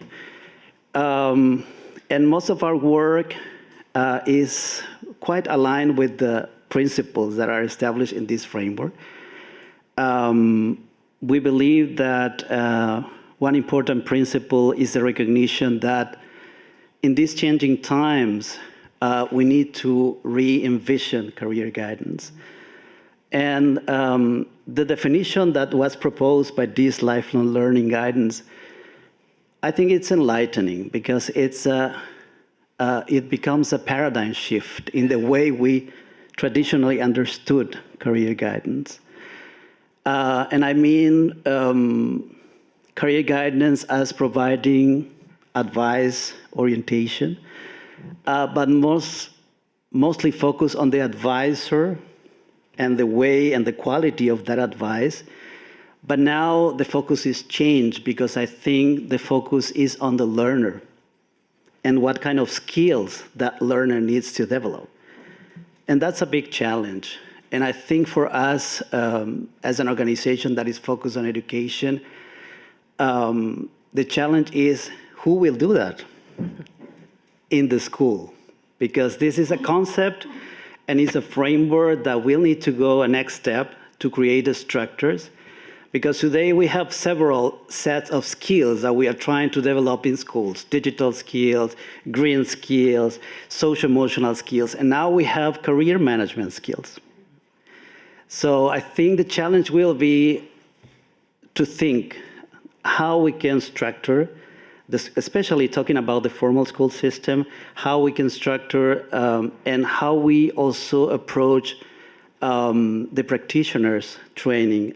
What will the role of the teachers be in this new context? So I think these are a common challenge that we see emerging from this approach. I agree with Pedro that this is a framework that, even though it is a European scope, it's an inspiration as a global reference and as a global framework. We had produced, as UNESCO, another sub-regional framework in the same line in Africa, but it was 2022. I think this framework is one step forward in terms of the way it defines and in the comprehensiveness of the different. I think most of the things that need to be considered are mentioned in this framework, which is it's very interesting. We had that framework developed for a project that UNESCO is still implementing in Africa, in Ethiopia, Kenya, Madagascar, Tanzania, and Uganda. And this was a framework that agreed that the keys to an effective career guidance system was coordinated governance first. Then it was important to have strong partnerships. But it was also important to build a coherent service delivery models, because usually there are many institutions that are responsible for career guidance, but there is no a single structure where the student or the learner that is the beneficiary of these services can have a unified process and have a continuous and lifelong learning process. So I think that coherence in the delivery is important to have. The framework that we had proposed at that time was also focused on policy, we call it at that time career learning skills, which is the career management skills. We thought that it was also important, the focus on the learners. The service providers who will be responsible to develop those skills.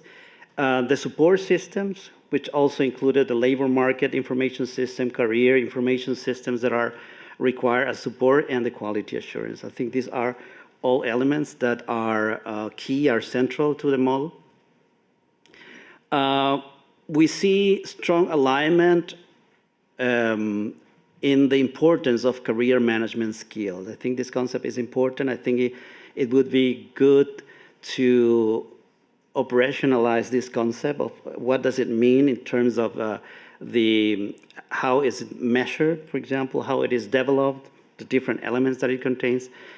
The coordination, the cross-sectoral coordination is also, I think, an aspect that we are strongly aligned with. I think the professionalization of the guidance practitioners, the quality assurance, and also the aspect of equity. I think that's an important aspect.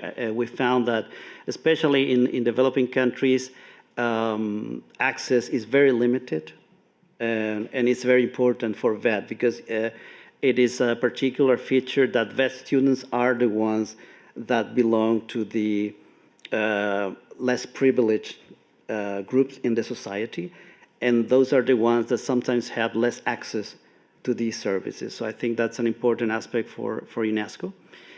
I think there are several possibilities for collaboration with Cedefop, and I think with our interagency group. I think this group is also a very important opportunity to align and see what we are doing and how we can collaborate in different areas. I think we can strengthen knowledge sharing. I think it's an opportunity for peer learning across different regions. I think we can also collaborate in terms of developing practitioner competencies.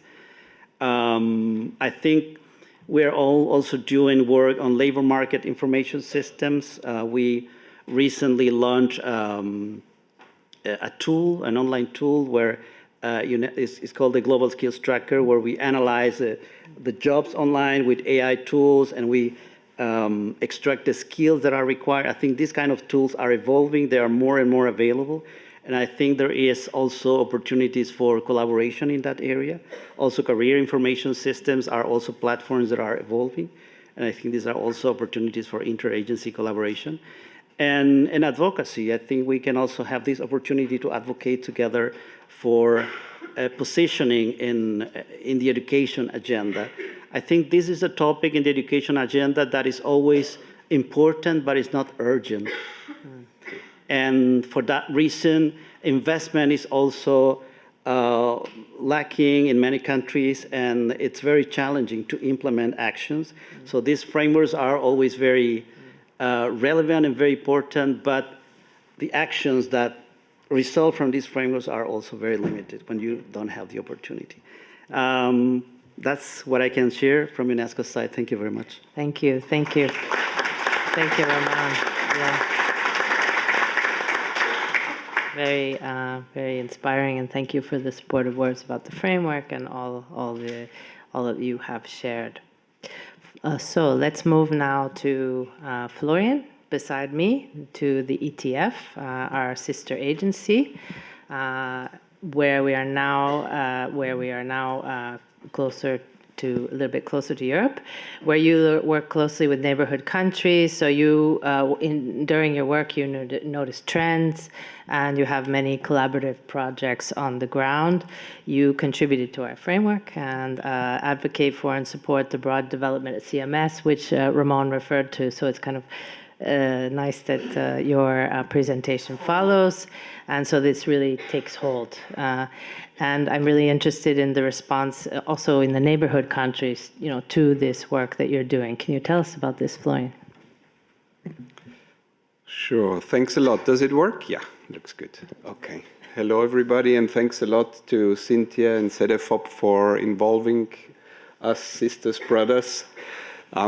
Just to explain very briefly, so the agency European Training Foundation works with the EU neighborhoods. We're not working directly with the EU member states. The EU member states are our partners to help countries in the EU neighborhood, Western Balkans, Eastern Europe, Central Asia, Northern Africa, Middle East, to peer learn, to get inspired by how the EU approaches certain topics.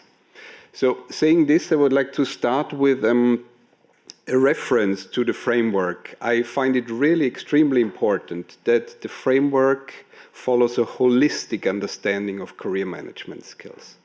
Why do I see it so important? Because social and emotional skills, learning to learn competence build the core of career management skills. They have to build the core today. Simply because if somebody is able to write a CV, he or she will not be able to manage difficult transitions. And that's exactly that shift that we're obliged to make if we want to really help individuals in the times that we live in.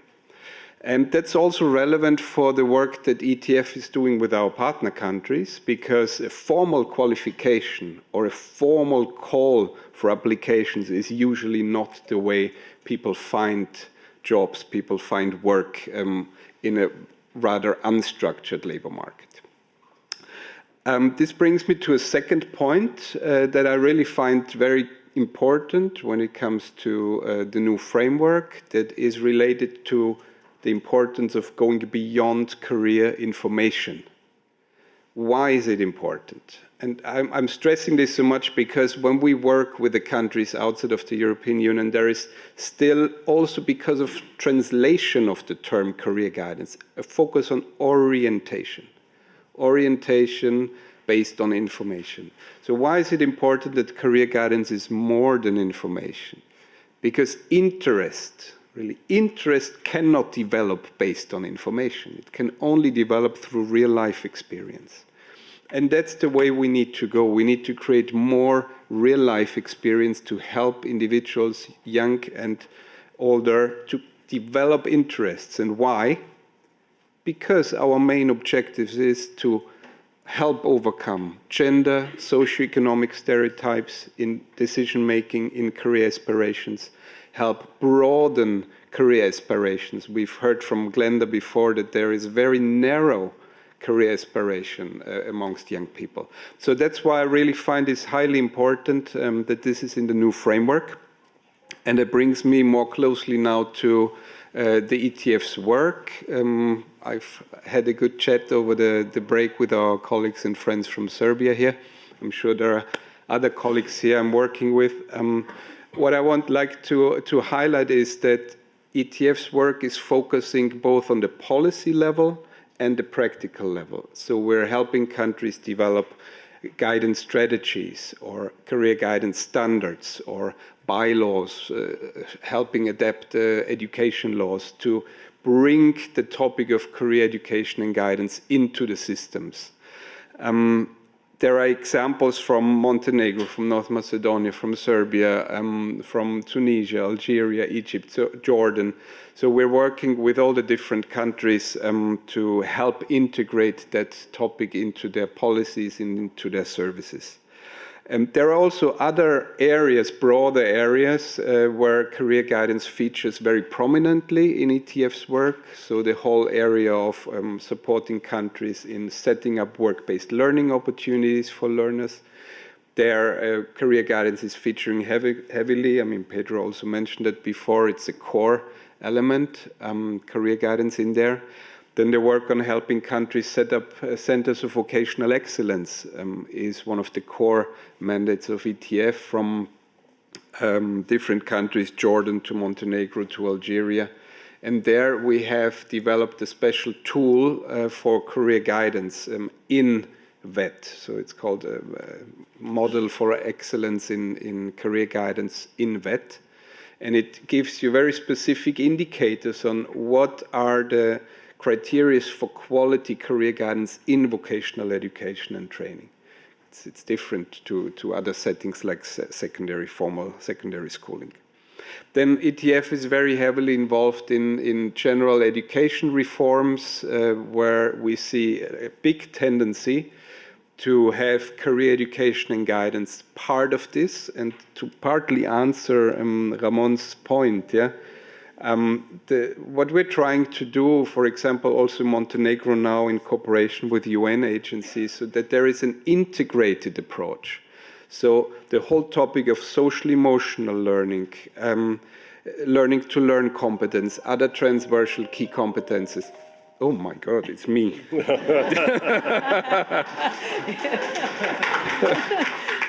Trump is calling, he likes the idea.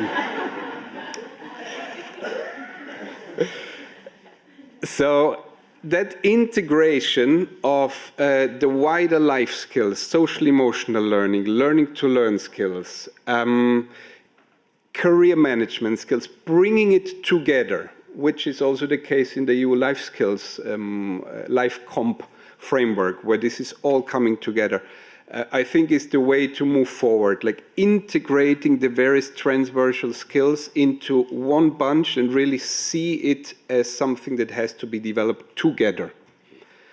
So that's what we're doing when it comes to education reform support. And then on the employment side, ETF supports the development of employment strategies, helping develop active labor market policy innovation in countries. And there we see a tendency that career guidance is being taken up more and more by employment agencies. It is still a long way to go.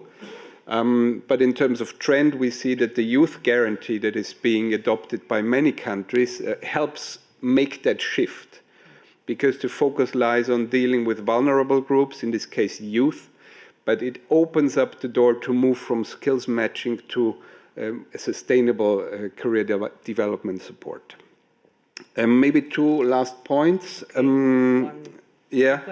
Quick one. So on the talent partnerships that we're supporting in the countries in cooperation with the European Commission, and the whole topic of migration, career guidance also features heavily. So I stop here. And greetings from Trump again. Apologies. Thank you. Thank you. That was unplanned. That wasn't planned, by the way. So bringing us now right to the, well said, thank you very much. I think your presentations fit very, very well together. Yes, thank you for that. So bringing us now closer right to the EU. Sitting beside me is Aristea Boliti. At Cedefop, we work on VET skills and qualifications, as everyone here knows by now. We know the importance and relevance and also the dynamic nature of EU policy, the EU policy frame, addressing education, training, labor market and skills, and now union of skills and beyond. We work closely together with our colleagues in DG Employment, where we were also thankful for the support in ensuring this frame was evident in each area of the framework, so the EU frame in the framework. And thank you for all the support for our colleagues. So Aristea, can you share the latest developments, the latest policy developments? Thank you very much, Cynthia. And first, let me say how happy I am to be here today. And the European Commission also really appreciates the very strong collaboration we have built over the years. on lifelong guidance, adult policies, VET, and skills more broadly, and also for the cooperation developed within the wider lifelong guidance community across Europe, but also internationally. And thanks to you personally, but also to the members of the Career Guidance Working Group on Career Guidance for the very rich experience and cooperation throughout this process. I think that this framework reflects not only the hard work and the expertise, but also a very real understanding of how lifelong learning, lifelong guidance needs to evolve and respond to the realities people are facing today. So from the Commission perspective, this framework arrives at a very important moment for Europe.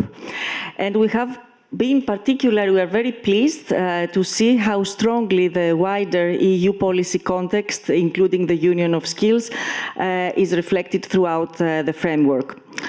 So, as previous speakers have already highlighted, lifelong guidance is increasingly connected to some of the big challenges that Europe is trying to respond to today. So how do we respond to labor and skill shortages, how we support people through green and digital transitions, how we make these transitions fairer, how we strengthen lifelong learning, and how we increase people's motivation to learn and continue to learn throughout their lives, and also how to support mobility and skills portability, so that in Europe anyone has the possibility to go to another country and carry with them the skills and the qualifications that they have acquired. And ultimately, and very importantly, is how we help people navigate increasingly complex learning and career pathways throughout life. And these are the broader priorities underpinning the Union of Skills that Cynthia referred, which was launched by the European Commission a year ago in March 2025. So the Union of Skills is the European Union's new strategy, framework for skills, education, training, and lifelong learning. So at its core, it's about helping people at every stage of their life develop the skills they need to grow, to adapt to change, to access opportunities and participate fully in society and the labor market, while also supporting Europe education, training, and experience people develop throughout their lives is increasingly recognized as one of Europe's key strengths. And what is important here is that career guidance is very important for the societies develop. And the recommendation is also very important for member states because it helps them set priorities and guide investments, including through the funding instruments that I mentioned before. And interestingly, lifelong guidance is explicitly mentioned in the recitals of the recommendations. So recitals meaning the explanatory part of the recommendation that sets out the broader reasoning and policy context behind the text. And I think that it's quite important for me also and for you to quote the recital. So lifelong guidance plays a decisive role in enabling individuals to manage career transitions and adapt to changing labor market conditions. Lifelong guidance is a continuous process and empowers citizens at any age to identify their capacities, competencies, and interests, make informed educational, training, and occupational decisions, and manage their individual life paths. So integrating lifelong guidance into lifelong learning strategies strengthens career management skills, facilitates access to guidance services for all citizens, and ensures quality assurance and coordination among stakeholders. So I'm not going to continue, it's recital number 21. So before I finish, I would like to stress once again why this framework is important. It is not important because it proposes one model that all countries should follow, but because it gives member states and policymakers a practical reference point to reflect on their own systems, to identify gaps, revisit priorities, and think about what could work better in their own context. Thank you. Thank you very much, really. Thank you, Aristea. Thank you. So, great. Now we're going to have 3 rounds. We'll have to pick up the pace a little bit. 3 rounds of questions for all of our speakers, and we'll see how we do on time. We were ahead of time earlier, so we'll try not to be behind now, but I think we'll be okay. So I'll ask 3 rounds with about 2 minutes per speaker. The first question. The first question. Let's focus now. Several of you have mentioned the positioning or repositioning of guidance in regions where you work, with your constituency, through your work and observations, and promising developments. So where do you each see career guidance now most visibly, again reflecting on the framework, and where have you been active? I'm going to start with Glenda. Glenda, what would you say for the OECD? Thank you. Yes. Well, I think as I said before, we're seeing career guidance mainstream in a lot of our work, but I felt that the work in particular on skill shortages, specifically in critical sectors such as, the adoption of artificial intelligence or clean energy or healthcare, they've really put career guidance back on the top of the policymakers' list, even when I think it's not fully explicit. I mean, in the sense that even policymakers are mainstreaming career guidance, like, for example, individual learning accounts that have been set up in many countries. Many European countries now have pilots, thanks to the recommendation by the European Commission. And these individual learning accounts can only work in terms of empowering individuals if there is some sort of career guidance provided to help them navigate the changes. Similarly, if we are thinking of transitions of workers between declining and emerging sectors, this requires very strong career guidance. So, for example, with the ILO, we're doing a report on flexible career pathways into the healthcare occupations, and we make the point of how career guidance plays a key role in supporting adults enter the healthcare with skills that are similar to those required by healthcare occupations to enter the healthcare sector, with benefits for both the individuals and to address the skill shortages for the sector. So the whole discussion on skill shortages, I think, is very topical at the moment, and career guidance plays a key role. For career guidance to be successful, of course, it needs to be built on high quality information on how skill needs are changing.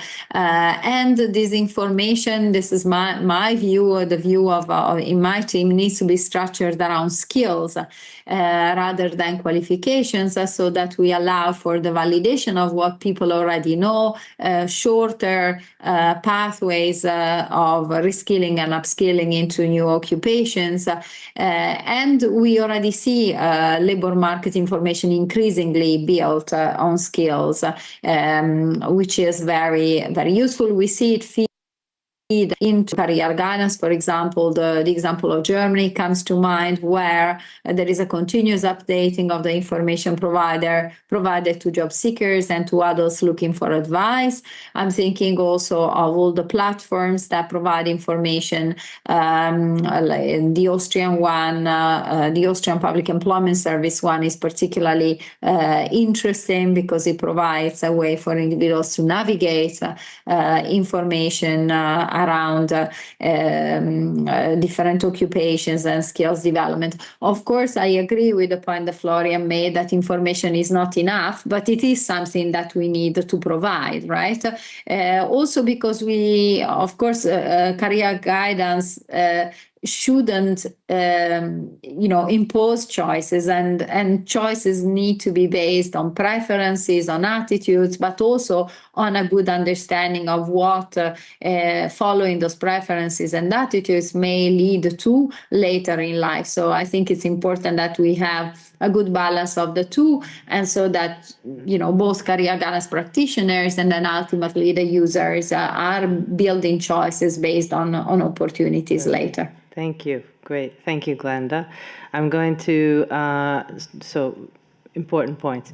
Ramon, what do you see as most visible in the countries you work with in terms of positioning or repositioning career guidance now? Thank you, Cynthia. From the work that UNESCO is doing in several member states, we see an increasing interest in the institutionalization of career guidance through national TVET or VET policy, through strategies. We also see a lot of work in formal education to strengthen TVET in formal education particularly. I think there is still less clarity. There is very clear ideas on the lifelong learning perspective, the need to go in that direction. There is less clarity on how to do it. I think that's going to be the challenge on how to advise member states to design specific approaches to do that. I think another thing that we have been seeing is the importance of these career management skills, this idea that the students need to develop. And in that case, also, I think the concept is clear, but how that concept will be worked on in practice with the students, because as was mentioned before by Florian, this is a skill that has several links with other sets of skills, like socio-emotional, things that we are already working on in schools or in education, and how that will connect with this career guidance perspective. I think those are the issues. That's a really good point, very good point, Ramon. We picked that up a little bit in the framework as well. And now on to Pedro, speeding it up a little bit, picking up on what Ramon shared. There may be similarities and differences. What reflections do you have from ILO work on the positioning or repositioning?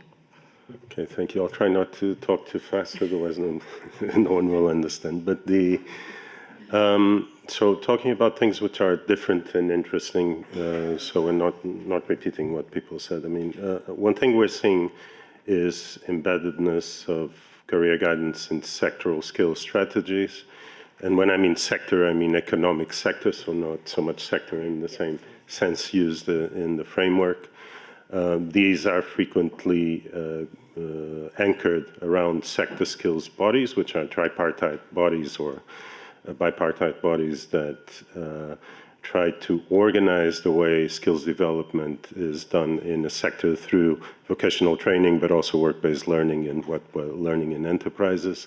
And what we see is that there are some examples of very strong organization in terms of investment in skills development that uses career guidance also to successfully support transitions of youth into the sector or enable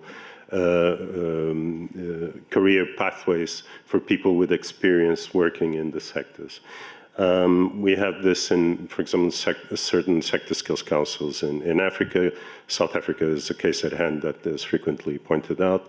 Another example is what Glenda was mentioning. This work we've been doing together on healthcare sector is very important. It's a very good example. This has translated into real investment and policy change in, for example, Pakistan, who's investing a lot in this, and especially in the training of qualified nurses, and also transitioning people with experience in the care economy into formal roles in healthcare.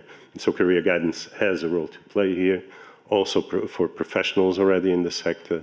So these are very important things with very, very high impact, let's put it this way. It's a perfectly good example of how career guidance can play a strategic role. I agree also with Ramon a lot. We're seeing a lot in career education. There's a lot of investment in training of teachers actually to have competences to deal with career development related issues. One short example in Vietnam, we are now supporting also a policy roadmap in the direction of, let's say, supporting youth into green occupations in Vietnam. It's something that can have high impact because it can be very helpful in rural areas. It's structural to change the economy. So guidance being able to be at the center. So since I only have 2 minutes, I'll only say one more small thing, which is, because it has been mentioned quite a bit, the migrations issue, I think is very important. I'd also like to shine a light on it from the perspective of also refugees and forcibly displaced people, where career guidance has been playing a very strong role in terms of integration and hosting countries' labor markets and learning systems. So again, here, very, very high impact, and I would leave it at this. Thank you. Thank you. And Florian, how does this look in the EU neighborhood? Thank you. From ETF side, we've conducted so-called career guidance system reviews based on a joint methodology that we had developed with the ILO.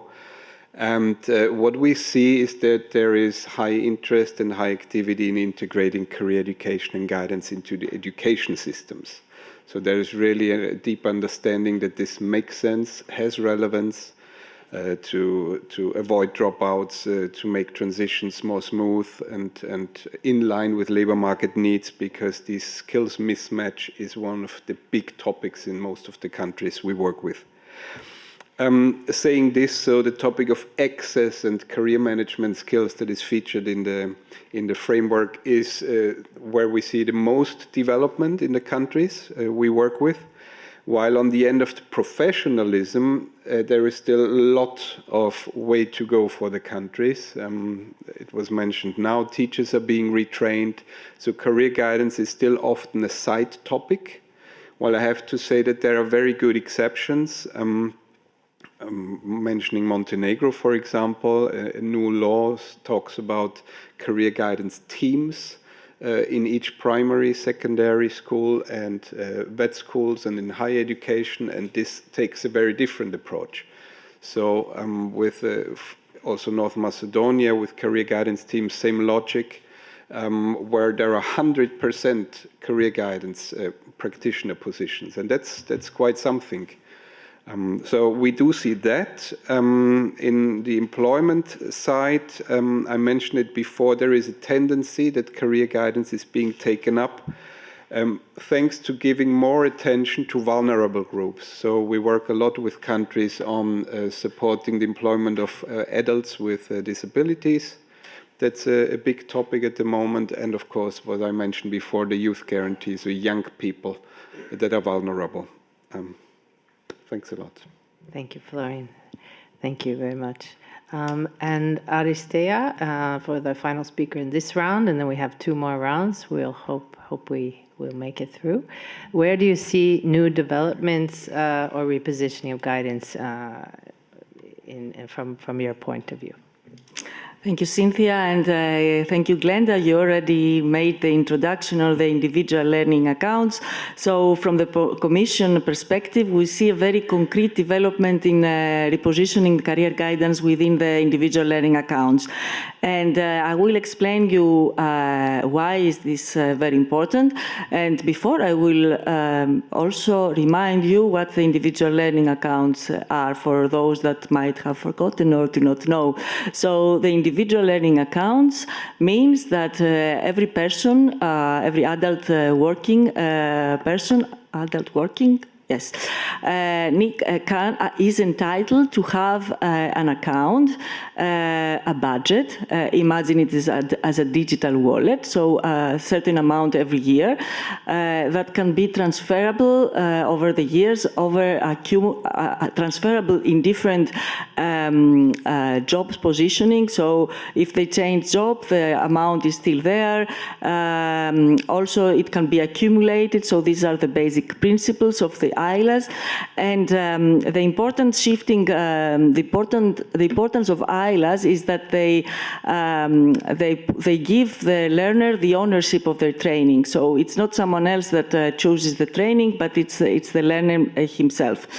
So an important principle of the recommendation, so this recommendation on individual learning accounts was adopted in 2022, and okay, France has already had individual learning accounts for many years now, and many other countries since the adoption of the recommendation have started doing pilots, and the Commission also is supporting those member states with mutual learning. We're already in the 4th or even 5th round of mutual learning with many countries across Europe. But so the recommendation on individual learning accounts mentions that the individual learning accounts cannot be effective without without a strong enabling framework. And what do we mean with a strong enabling framework? This framework includes career guidance, validation opportunities, a user-friendly digital portal, a national registry where all the quality assured training opportunities are included there, and also support through outreach, digital tools, and accessible information. And why we see a very strong connection with the updated lifelong guidelines? Because these guidelines promote guidance as lifelong system for everyone, and not only for certain groups or certain periods of time. So if career guidance is embedded in ILAs from the beginning as part of the enabling framework, then it can also help transform guidance systems themselves. So guidance then will move away from being a fragmented or reactive service, which will only be used in moments of difficulty, towards a more continuous and universal support available throughout life. And I could say more, but we're in a hurry. But many of the principles of the guidelines are very well aligned and can be supported through ILAs. For example, the quality assurance. So when we design and implement ILAs, we put a lot of focus on quality assurance. And if ILAs is quality assured, then guidance also as part of the enabling framework is of good quality, and so on. And I would also like, because we heard about vulnerable groups, and I want to mention that one of the most important principles of ILAs is its universal scope. So it's addressed to all individuals, to all people. But all people do not have the same starting points and the same situation. So, and this is also applies, and it's mentioned also in the guidelines. For vulnerable groups, what ILAS is doing is universal but differentiated support, and this is also something that it's supported and mentioned in the guidelines. So from the Commission perspective, embedding guidance into ILAs is not important only operationally, but also strategically. And we think that in this way we move into more integrated and lifelong learning systems. Perfect. Thank you. Thank you, Aristea. Perfect transition to the next round. Thank you very much for touching on those points. And actually, many of the points that have been raised here today and also on EU policy will be revisited in the other sessions. So now we've heard about the positioning and repositioning, comments on this. Where do we see guidance? But how about the opposite? Where don't we see it used, and where is there great potential for meeting needs in the different sectors and contexts, and in respect also to society at large? So where is it sluggish or less apparent, maybe not developed enough, especially in the transversal or sectoral areas, or maybe fading away, maybe no intention is given where services lack reach or clear outcomes thinking or inclusiveness? So in 2 minutes, if you could try to answer this. We may go 5 minutes into the lunch break, but I think we'll be okay. It'll give a time for the catering to set up and take away from, let's say, compensate for the fact you had the extra break earlier. So we'll start with Glenda. What would you say related to the OECD countries and the framework in mind?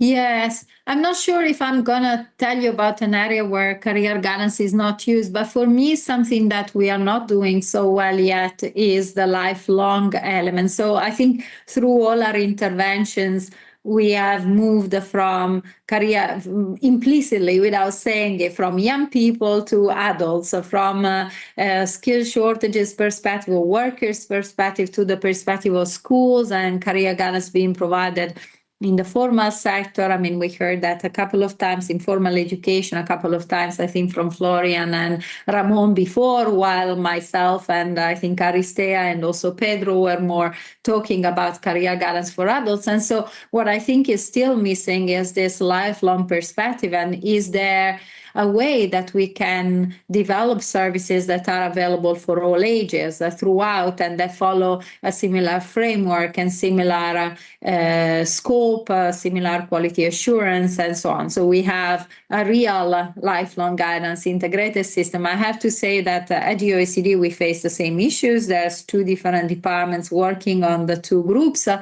We collaborate very closely, and we have tried to get a project off the ground that would develop for a country a lifelong guidance framework, but it didn't go through. So in the end, we haven't had our go at supporting our members in, again, developing a single system that serves everyone.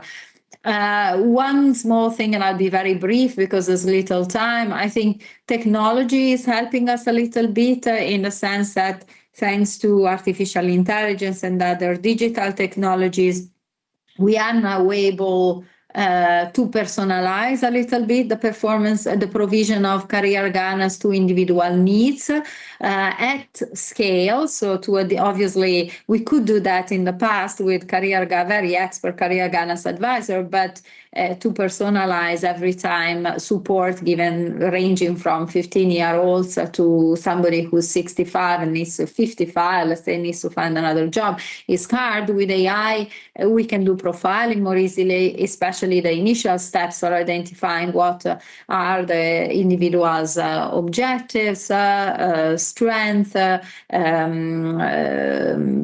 capabilities, and so on, and the background. So we could, I think, leverage technology and see whether it helps us develop this single system of career guidance. I'll stop here because we have little time. Thank you. Thank you, Glenn. Thank you very much, Glenda. Ramon, I think you've covered already the points, areas in need of development or attention already, but is there anything you want to add briefly? Yes, I think there are some groups that still have less access, like adult learners. We work a lot in adult education programs, and we see that those programs are still not so much linked to career guidance. But I think also vulnerable populations are not having so much access to these kind of services.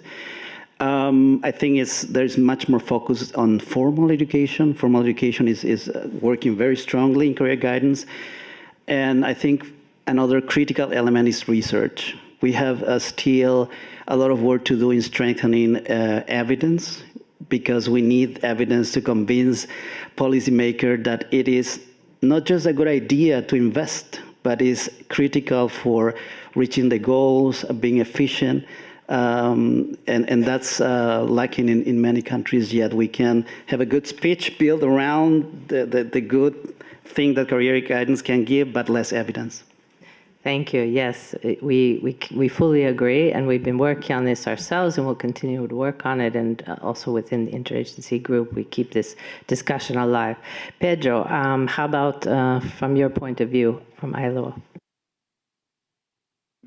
So I'll probably just speak more from perspective of policy process, policy development process, and system building, because so not being pinpointing a lot, but the feeling I have from the work with countries is really that there is this perception that, oh, we have guidance. It's somewhere, you know, somewhere we have it, but we have it. So, but the thing is that it's not very consistent in terms of the policy building, right? So it's a bit of an afterthought in the policy. So, for example, if we're lucky enough, we get to the point where the policy explicitly says we are going to develop career guidance systems that are going to do this and that. When you reach action plan stage, career guidance starts to disappear.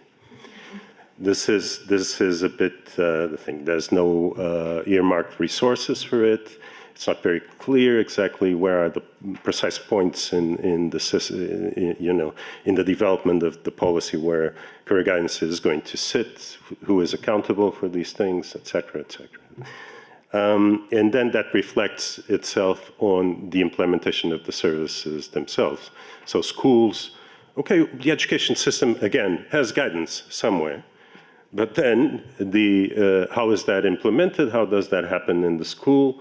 And, you know, who is really looking into the quality and the consistency of the approaches which are being implemented. So what we see then in practice is then when we inquire in the country, so how are you doing it? There's absolutely no framework in many countries to support the way in which career guidance is being developed. We're picking up a few things we got from the United States, some other things from the neighboring country, and this is how we're doing it. So this is the reality in many of the countries. So I think, for example, an instrument like this is something that can help achieve this kind of system coherence and more systematic integration. So stop here. Perfect. Thank you. It's very encouraging also. Florian, coming back to what you said first, but about the framework. Coming back to the EU neighborhood now, where do you see gaps and where could there be more development? A lot has been said. I would like to pick a term up that Aristea mentioned, enabling framework. And when we recently conducted adult learning system reviews in all the candidate and potential candidate countries, it was very clear as a result that the enabling environment, especially career guidance, is underdeveloped. And here we're talking about services for groups that are vulnerable or for workers, which is an enormous group, and it's underserved. It's not served at the moment. So this is an area where I would see really room for development. Services for workers, outreach, I think it had been mentioned once before, is really a highly important aspect to go where the groups are, the low-skilled in enterprises, the young people in the rural areas, etc., etc. So those two points I wanted to make, and the whole area of monitoring and evaluation and quality assurance, I think is really something that's in general underdeveloped. You mentioned research, but the whole topic, do we do more than filling in feedback forms? Do we really see if what we do is effective? I think it's really an area that needs to be strengthened, and I'm looking again at my friends from Serbia because we discussed this before. I'm pushing every time I'm working with countries to go for cooperations with universities. There are public universities in all countries. Why not partner with them and ask them, please, we just now started implementing a new policy. Let's have a partnership. We want your impartial reflection on the effectiveness of these new policies, of these new services. So I'm really arguing for a stronger push for monitoring, evaluation, and then quality assurance. Okay, perfect, Florian. We still have one round, one quick round. I hope everybody can wait a few minutes longer for lunch if possible. But also before that next round, Aristea, you might want to make a comment here, and then we'll go for a very quick reflection. Yes, I agree. And of course, I'm not going to repeat everything that you said, awareness, fragmentation. We all know where the challenges is. But I think that beyond these structural challenges, there is one very important challenge, and this is also about mindset.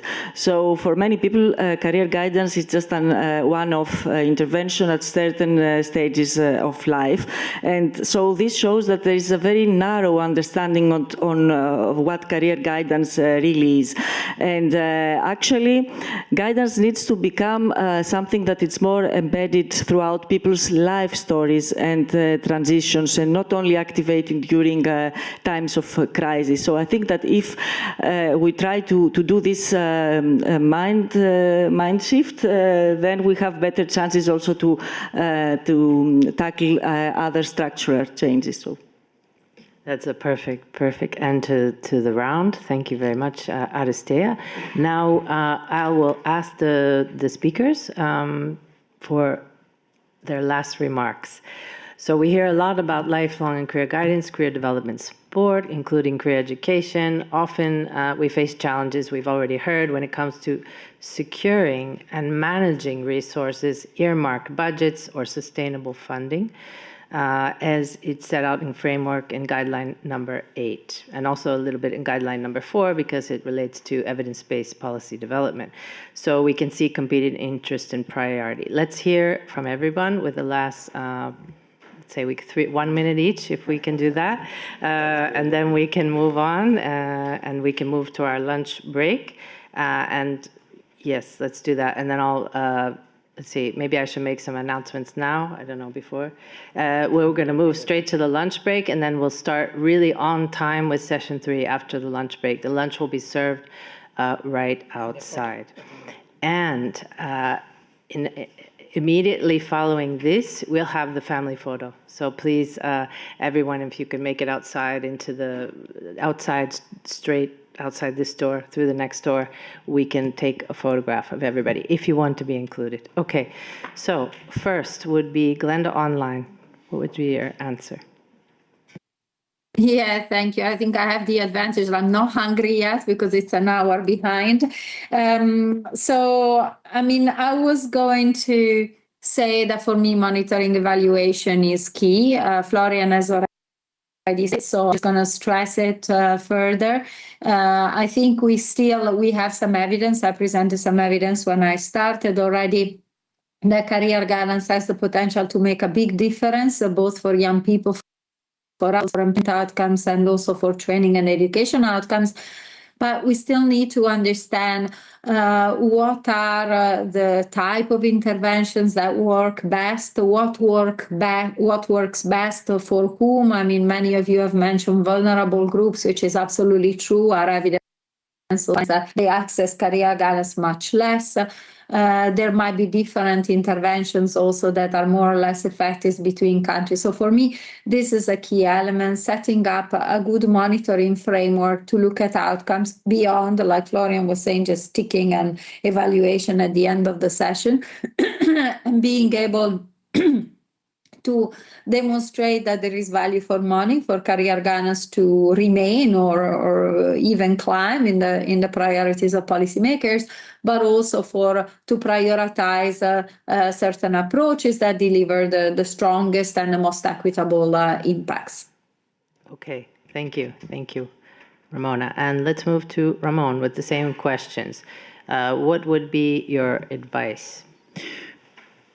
I think I would refer to the cost of inaction. What will happen if career guidance is not strengthened or is not addressed? And I think what it can lead to higher dropout rates, skills mismatch, it can lead to poor education and training choices, and all this has a cost, and it's very clear. So I think it's a strong argument in favor of strengthening career guidance. Thank you very much. And Pedro, what would you say? Okay, what I have to say has to do with the fact that I come from perspective of really system building in many cases countries which have very weak systems, but this is valid for everyone. I think one important thing is really to leverage what is already there. in the system. I think that frequently there's this advice of now you need to set up a career guidance system. This frightens immediately a lot of people because it's expensive, there's permanent costs, etc. So it's important that you can use what you already have, can expand on activities that already exist for youth, already exist in education and training, already exist in local administration, can reinforce and develop a number of capacities at local level. So I think this is very important, and the value is visible because if it's done like this, people can see that this increases system coherence, increases effectiveness, so the value is self-evident. So no evidence needed there. It's kind of, common sense. Then another thing is that access itself is not enough. I think this point has been underlined. It's really about quality. What I think is that this is acquiring a new meaning because we have so many automated processes, we have AI, and we're really risking, what in Portuguese we call filling up the sausage, which is you have a shape, you just need to fill it up. So you have granular information, you have jobs where you know where you can put people, you shape them and you put them in there, and we risk having a system that works completely like this. And, not even employers enjoy this, so we need to know where we're going with the quality of all of this. Also, another important thing I think is really to make the correct linkages in terms of linking to policy. I think investment policy is very important. Investment in infrastructure needs to come with investment in skills development. What the connective point tends to be career guidance there. I think linking to the greening agenda is very important, so career guidance as part of the greening agenda. The sectoral strategies that I mentioned. A whole nexus that is growing in between skills development and social protection as well, and all the efforts in terms of development of resilience and also reconstruction now with all these conflicts that we're having. Again, career guidance can really play a strong role there. Thank you, Pedro. Thank you. Well said. Florian, in 3 words, and Aristea, is it possible? That sounds fair. In 3 words, well, when we work with partner countries, with ministries, with decision makers, ministers, deputy ministers, we notice they like it, they are convinced, but they don't have the funding behind it. So one of my main message would be invest in evidence, then you know that it works, and to avoid the cost of inaction. So if you have that evidence, you can argue for getting the funds. So that would be one core message. The second one is start as early as primary, from every grade onwards, because that helps you reach whole generations. And if we have once the experience in life that something is useful for us, we will go for it again. So working on the mindset that you mentioned, working on the concept of a lifelong service, I think that would add to making this a reality. Last but not least, 3rd word, basically. We're not just facing changes of the labor market. We're facing, and we all see it in the daily news, that our democracies, our ways of life are threatened.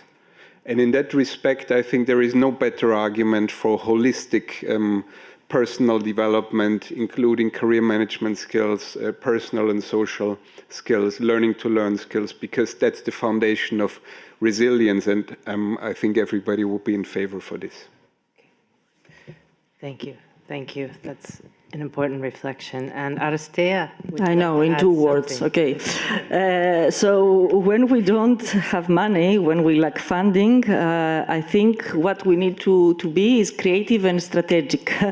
So that is why mapping and strengthening collaboration and coordination is very important. So I think that countries, they still need to look what they already have, where the gaps are, where systems overlap, and how different actors and funding streams can work better together. So sometimes just improving cooperation and reducing policy silos and embedding guidance more strategically within wider reforms can have as much impact as additional funding. Thank you very much to Aristeia and to all of our speakers. Thank you. Let's have a round of applause.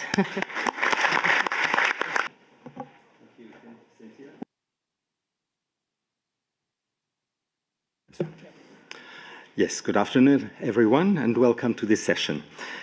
It's a pleasure for me and an honor to chair this session today in beautiful Thessaloniki.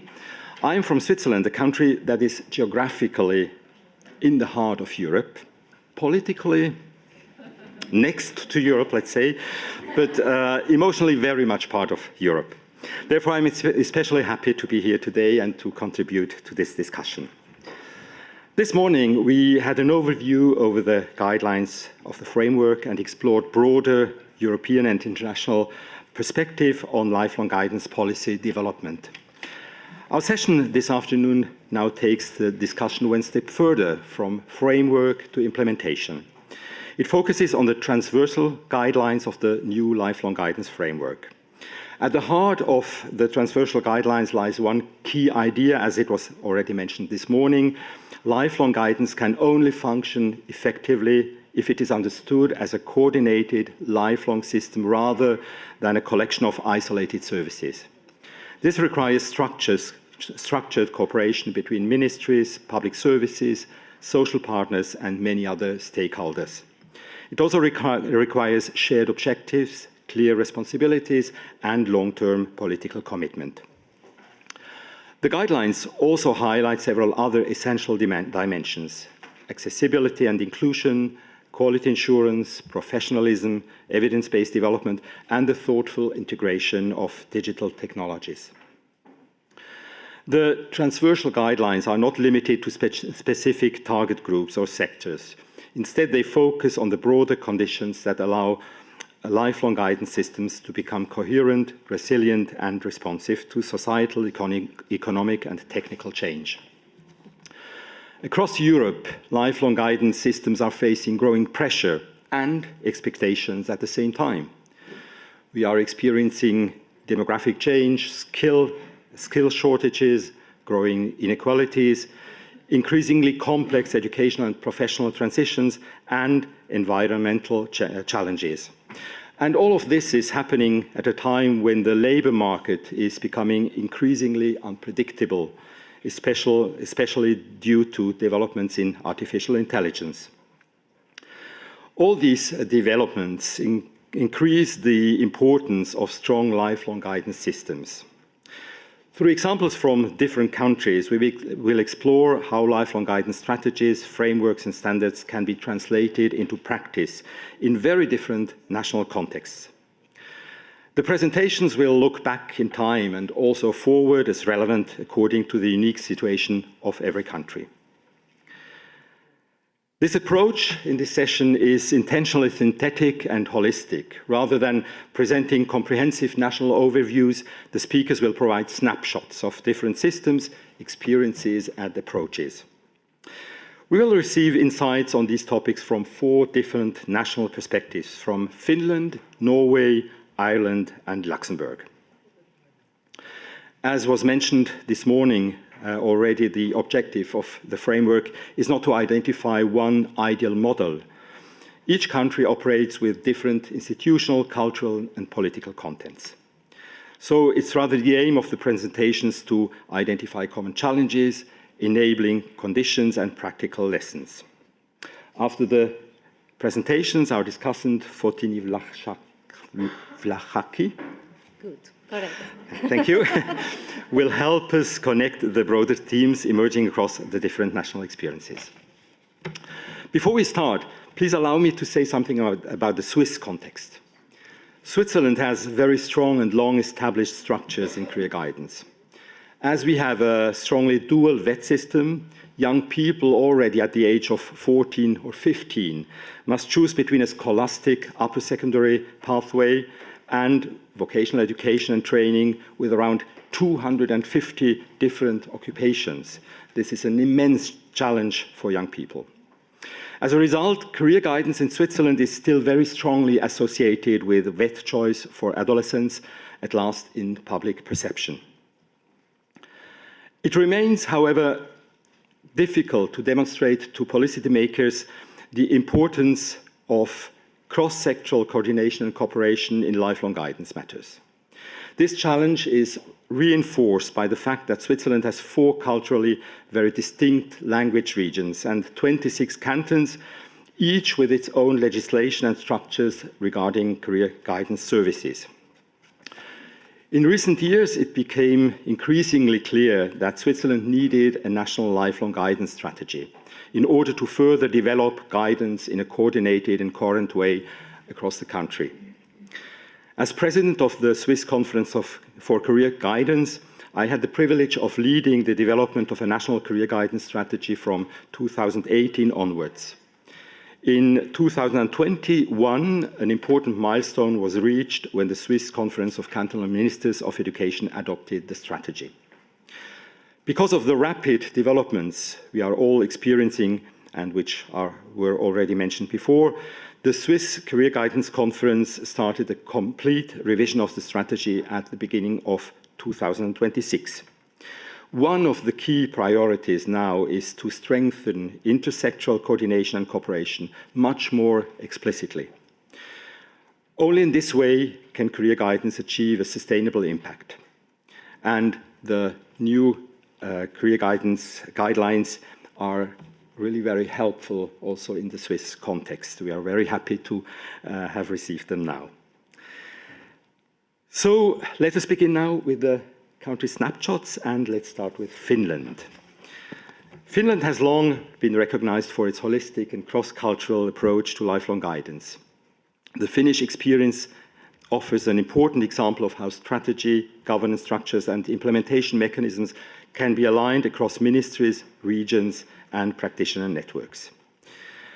It's my pleasure to invite Anna Toni. She's a senior specialist in lifelong guidance, skills development, and employment, and currently serves as the head secretary of the Finnish Lifelong Guidance Forum. Please, Anna. Thank you so much, Daniel. So, and hello to everyone here and online.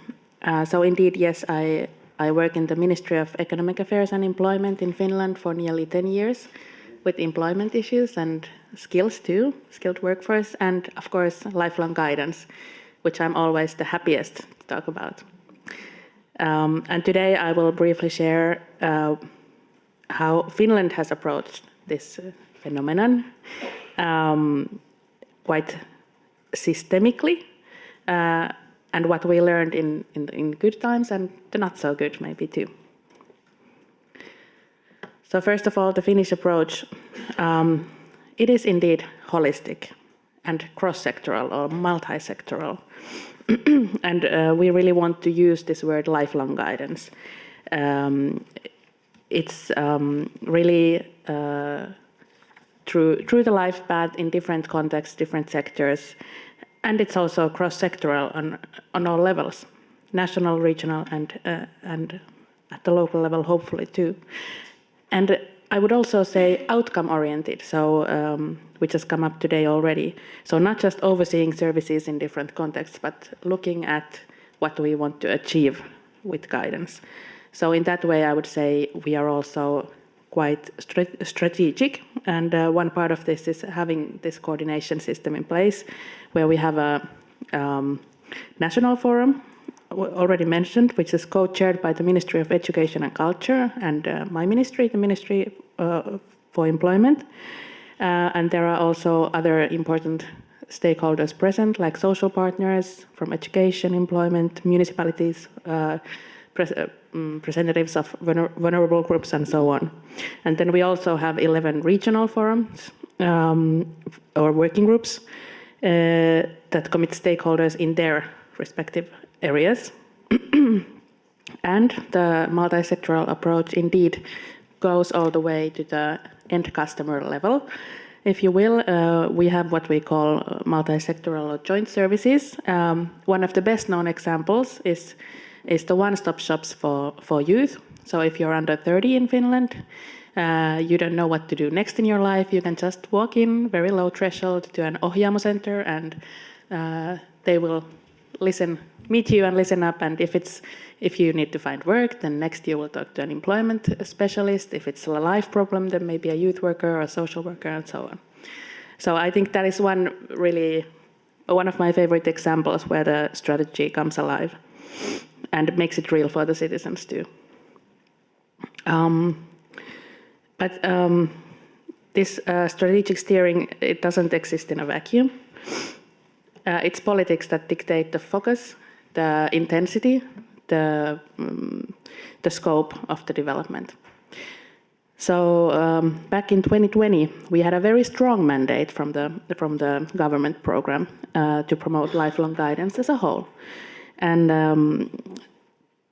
then, I mean, if we, in comparison to the current government term, that has been shadowed by more of a downward economic cycle and vast unemployment and major cuts. But luckily, back then, we constructed this national strategy when we had the mandate, and we also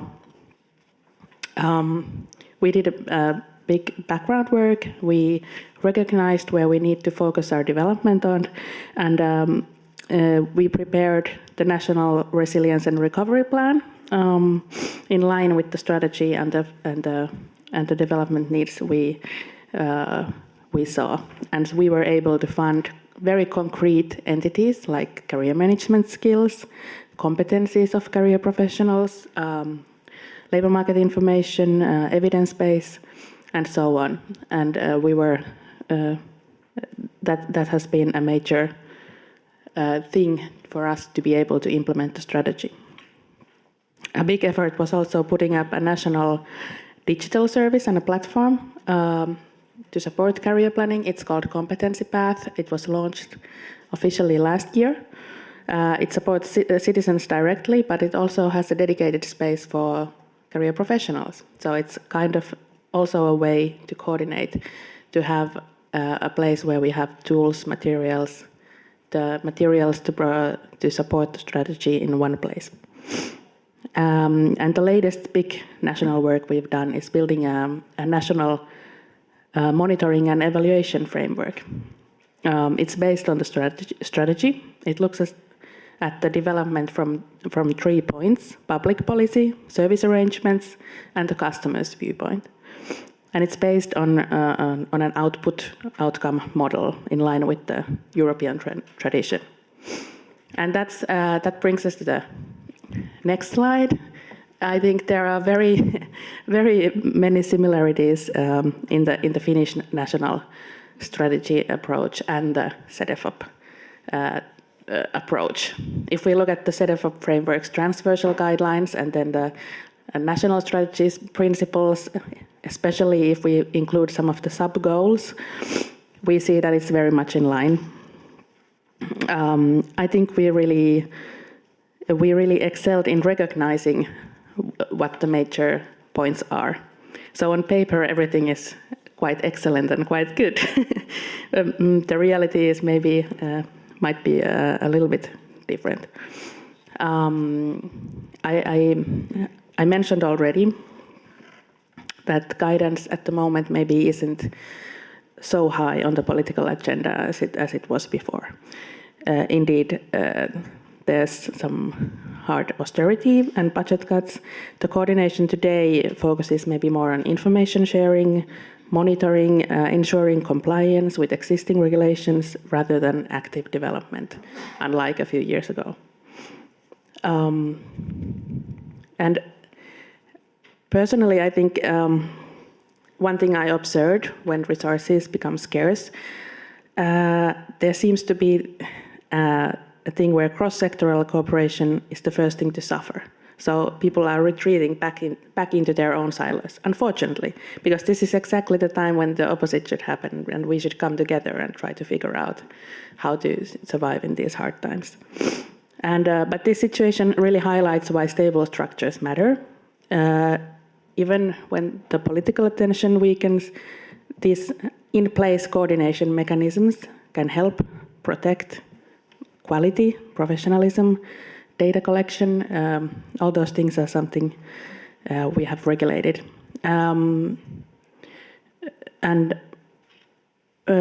Talking about trends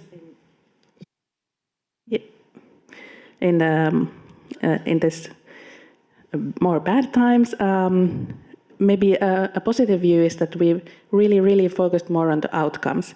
And this has highlighted the importance, for example, of the career management skills framework. And we recently test-proofed this framework in a very interesting pilot we did. It was a career support pilot for aging workers, where we used the career management skills framework and the materials. And I think it's a phenomenon that's not going away soon, and I think it was very rightly acknowledged in the Cedefop framework as well. This target group of older people. And there was actually also in positive news an opening from the government just a few weeks ago, so very new, to pilot a competence voucher for the long-term unemployed. So not an individual learning account, commission, but something in that direction. And besides skills development, it's going to be able to use that also for private sector guidance services. So we might see some new innovations maybe in that sense, and more tailored support for this very vulnerable group.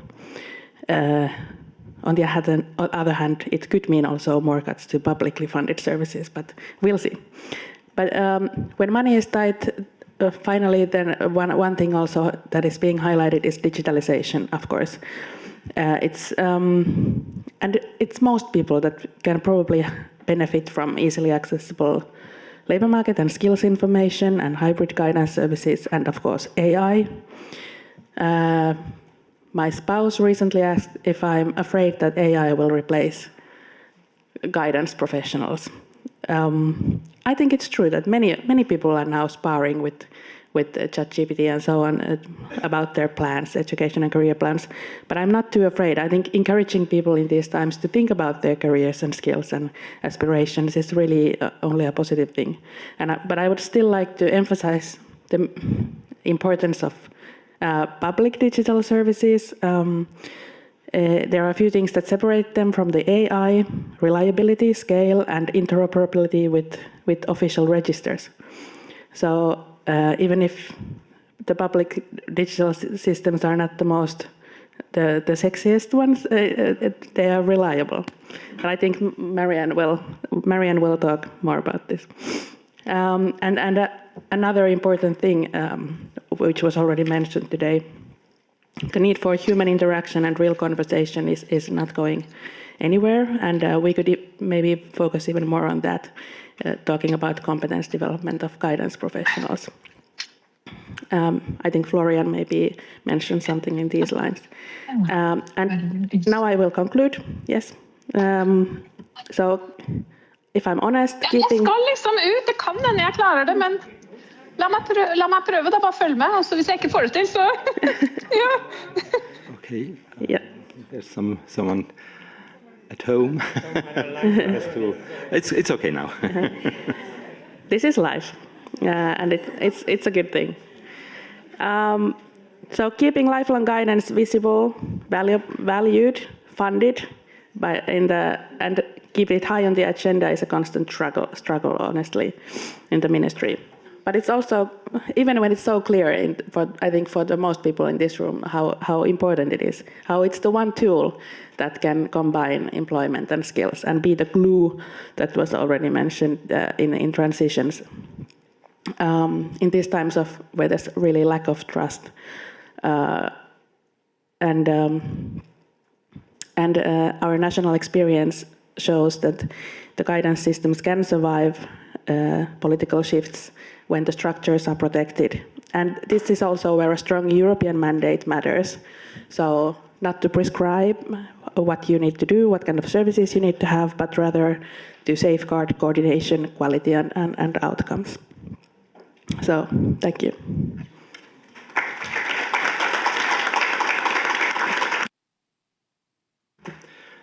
Thank you so much, Anna. Maybe just one question. I'm always very much impressed about the Finnish approach and the cross-sectoral approach. If you had to summarize, in which areas do you think Finland is particularly advanced, and where do you think there's still the biggest gap between principles and reality?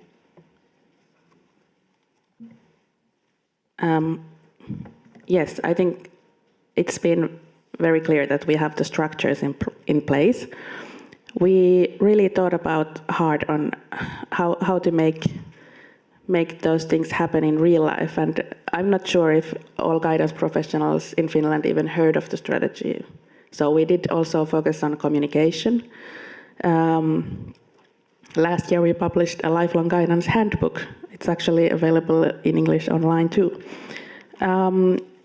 But of course it's about having the stakeholders involved at all times. I think something we don't excel in yet, but we are maybe on the way there with the new monitoring framework. It was designed by my excellent colleagues in a way that it enables both national monitoring and then also self-monitoring for individual organizations. And it's more of maybe a tool set that can be used in different sectors and different levels.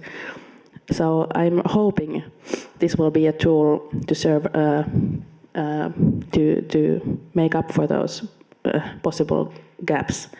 And it's also, the framework is actually corresponding also to the European framework.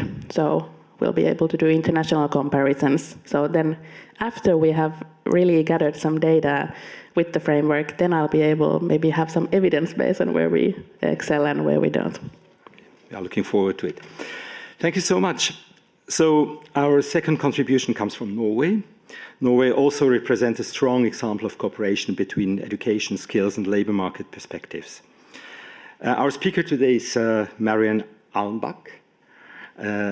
She's a senior advisor at the Norwegian Directorate for Higher Education and Skills, working at national level with quality development in career guidance across sectors. Please welcome Marianne Almbach. Thank you so much, Daniel, and thank you for the invitation to come here and talk about how Norway has moved from a cross-sectoral framework to practical implementation support. And this is something I love to talk about, so I can talk about this for hours, but I'm going to keep it brief and just a snapshot, like you said, Daniel. The Norwegian Directorate for Higher Education and Skills has a national role in developing and supporting guidance, including the National Quality Framework for Career Guidance as a shared cross-sectoral reference. As we know, lifelong guidance is increasingly expected to support employment and social inclusion in major societal and labor market shifts. But how do we go from policy to actual practical change? Our contribution that I will share with you today is the implementation logic. Shared language for quality, practical tools so that strategy becomes day-to-day practice. But first, Norway is a relatively, let's see if this works. There we go. Norway is a relatively small country. It's only 5.6 million people, but as you can see on this map, it's quite long, with long distances. So implementation must work across diverse local contexts. Career guidance is embedded across multiple policy agendas and sectors, requiring cross-sectoral coordination to avoid fragmentations and silos. The Directorate is publicly funded through an annual appropriation in the Norwegian state budget, and this stable financing enables long-term governance and coordination across sectors. We have an overall national responsibilities for functions within higher education, higher vocational education and skills policy. And we also have a responsibility within regionalization and career guidance. We are a knowledge advisor. We produce statistics and knowledge and provide evidence-based advice on the development and implementation of policy. We act as a policy implementer, following up adapted policy, and act as a driving force for digitalization. And we are a coordinator, contributing to dialogue and cooperation. So this is how we envision the Norwegian system. And in short, we are responsible for career guidance across the entire system. And career guidance in Norway is delivered across multiple sectors and policy agendas, so coordination is essential to avoid silos. And as you can see, there's services in the Ministry of Education and Ministry of Work and Integration. But Norway, we're thinking about a system for all, not only for marginalized, and we think that career guidance should be available as a public service for all. So that's why we have career centers and a digital guidance service that's available for the whole, for everyone. Yes. In the last session, there was talk about collaboration with university and university colleges. And we do actually strengthen our knowledge space through commissioned research, and we work very closely with higher education. And in Norway now, there is a big focus on the effect of career guidance, as I'm sure it might be in your countries as well. So I brought this along.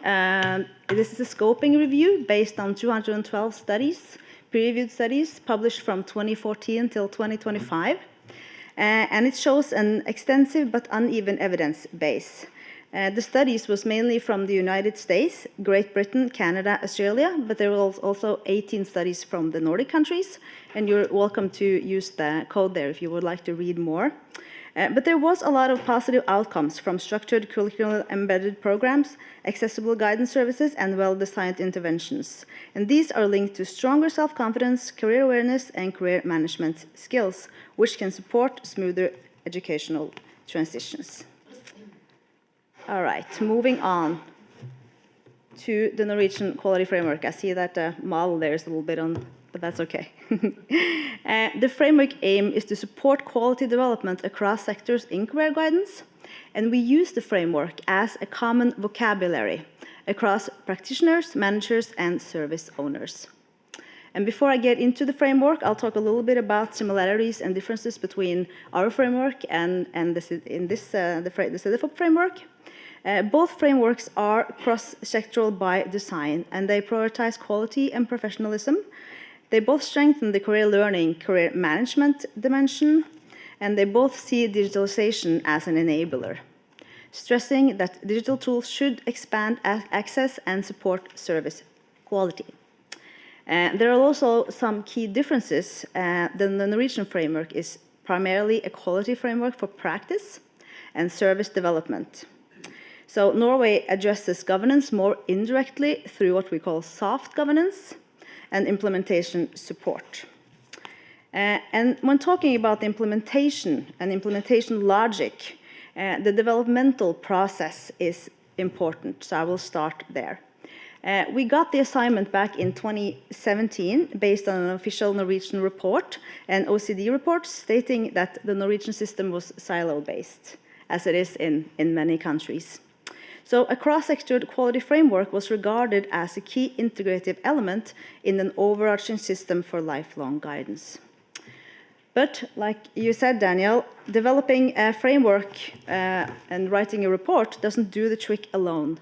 The delivery infrastructure is important for the implementation. So what did we do in Norway? We were thinking implementation from the very beginning, before we even started making the framework. We included working groups and academic experts in the whole process, and we focused on the framework becoming a practical tool for improvement, not just a report that you read and then maybe forget about. So I'm going to tell you more about these different digital tools that we have created in order for policy to become day-to-day practice, as I said. So very briefly, the framework has 4 areas. Firstly, there's qualification standards that answers the question, what competence does people working with career guidance need? And then there's an area that's concerning ethics. What is good ethical practice? Then there is an area with career competence, or CMS, that answers the question, what should be the outcome of career guidance? And then lastly, there is a quality assurance area that ask, how do we know that what we do is of good quality? So I'm going to tell you a little bit about the equality assurance area, as this is the most policy level area. It has a quality model that tells what must be in place to ensure that career guidance service is of high quality. And this is an output-input model, where the output for both the individual and society is in the middle, and then there are 7 quality domains around. To each of these areas, we have created tools. And for the next area, which is about competence standards, we talk about this as a shared language for quality. And here there are also 7 is the magic number, 7 competence areas that describes what career practitioners should know. And this tool is called My Competence. That's a tool that we have actually translated into an English version. So you're more than welcome to check that out. I'm going to talk a little bit more about it later, but this is a self-assessment tool, and it's supposed to inspire for continuous professional development. So, so far so good. We developed the framework and we developed the tools, but a lot of practitioners and leaders, they experience the framework as quite comprehensive, quite big. And so we made the Career Guidance Quality Lab. And that's a digital space designed to help services use the framework in practice. And the purpose is to lower the barrier for adaptation, making quality work concrete, role relevant, and scalable. So in this lab, you can find tools that are for you where you work. We call the Quality Lab our digital engine room, turning strategy, as I said, into day-to-day practice. And the implementation mechanism here is that we focus on how people actually work. And this lab has become quite popular in Norway, so we were lucky enough to get Euroguidance funding in order to translate it into English. So there is an English version of this now. It's not as comprehensive as the Norwegian one, but you're welcome to use the QR code to check it out. And we were also lucky to have an international test team who has helped us ensure that the tools are relevant for a global audience. And I know some of the test team members are here today, and if more of you would like to join, there's a form on the webpage if you would like to join the test team. That was a little advertisement. Let me go back. The digital lab is a digital service. And what are the limitations when it's all digital? A digital resource can make knowledge available, but it cannot guarantee that knowledge becomes shared routines and collective standards in a workplace. Because quality is fundamentally relational and contextual, shaped by local constraints, organizational culture, and professional judgment. So in practice, you can think that a team can consume something, they can watch a video, they can read a tool without actually changing their service. And the digital tool also can struggle to sort of handle the messy middle of practice.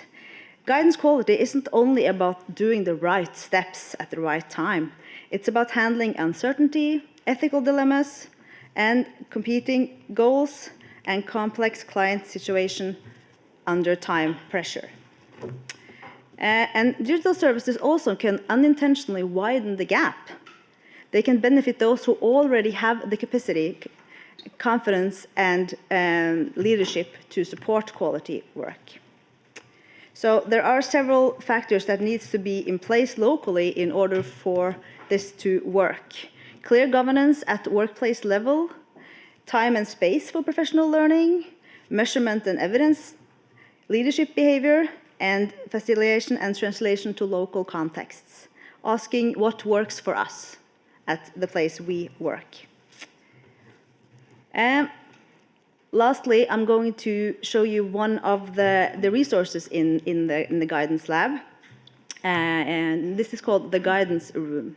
And at the Directorate, we often ask the practitioners and leaders in the different sectors, what do you need? What sort of tools would you like in order for you to develop services of high quality?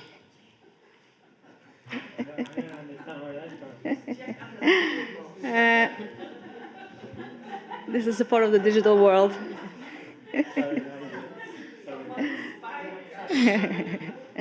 Yeah, so we asked them, what do you want from us? What sorts of resources would you like? And do you know what they answer? Well, they answer several things, but two of the things that are commoners are they want films, they want resources that are movies or films, and they want resources that are closely intertwined with their clients, with their students, with the people they advise, right? That makes sense. So we developed the guidance room.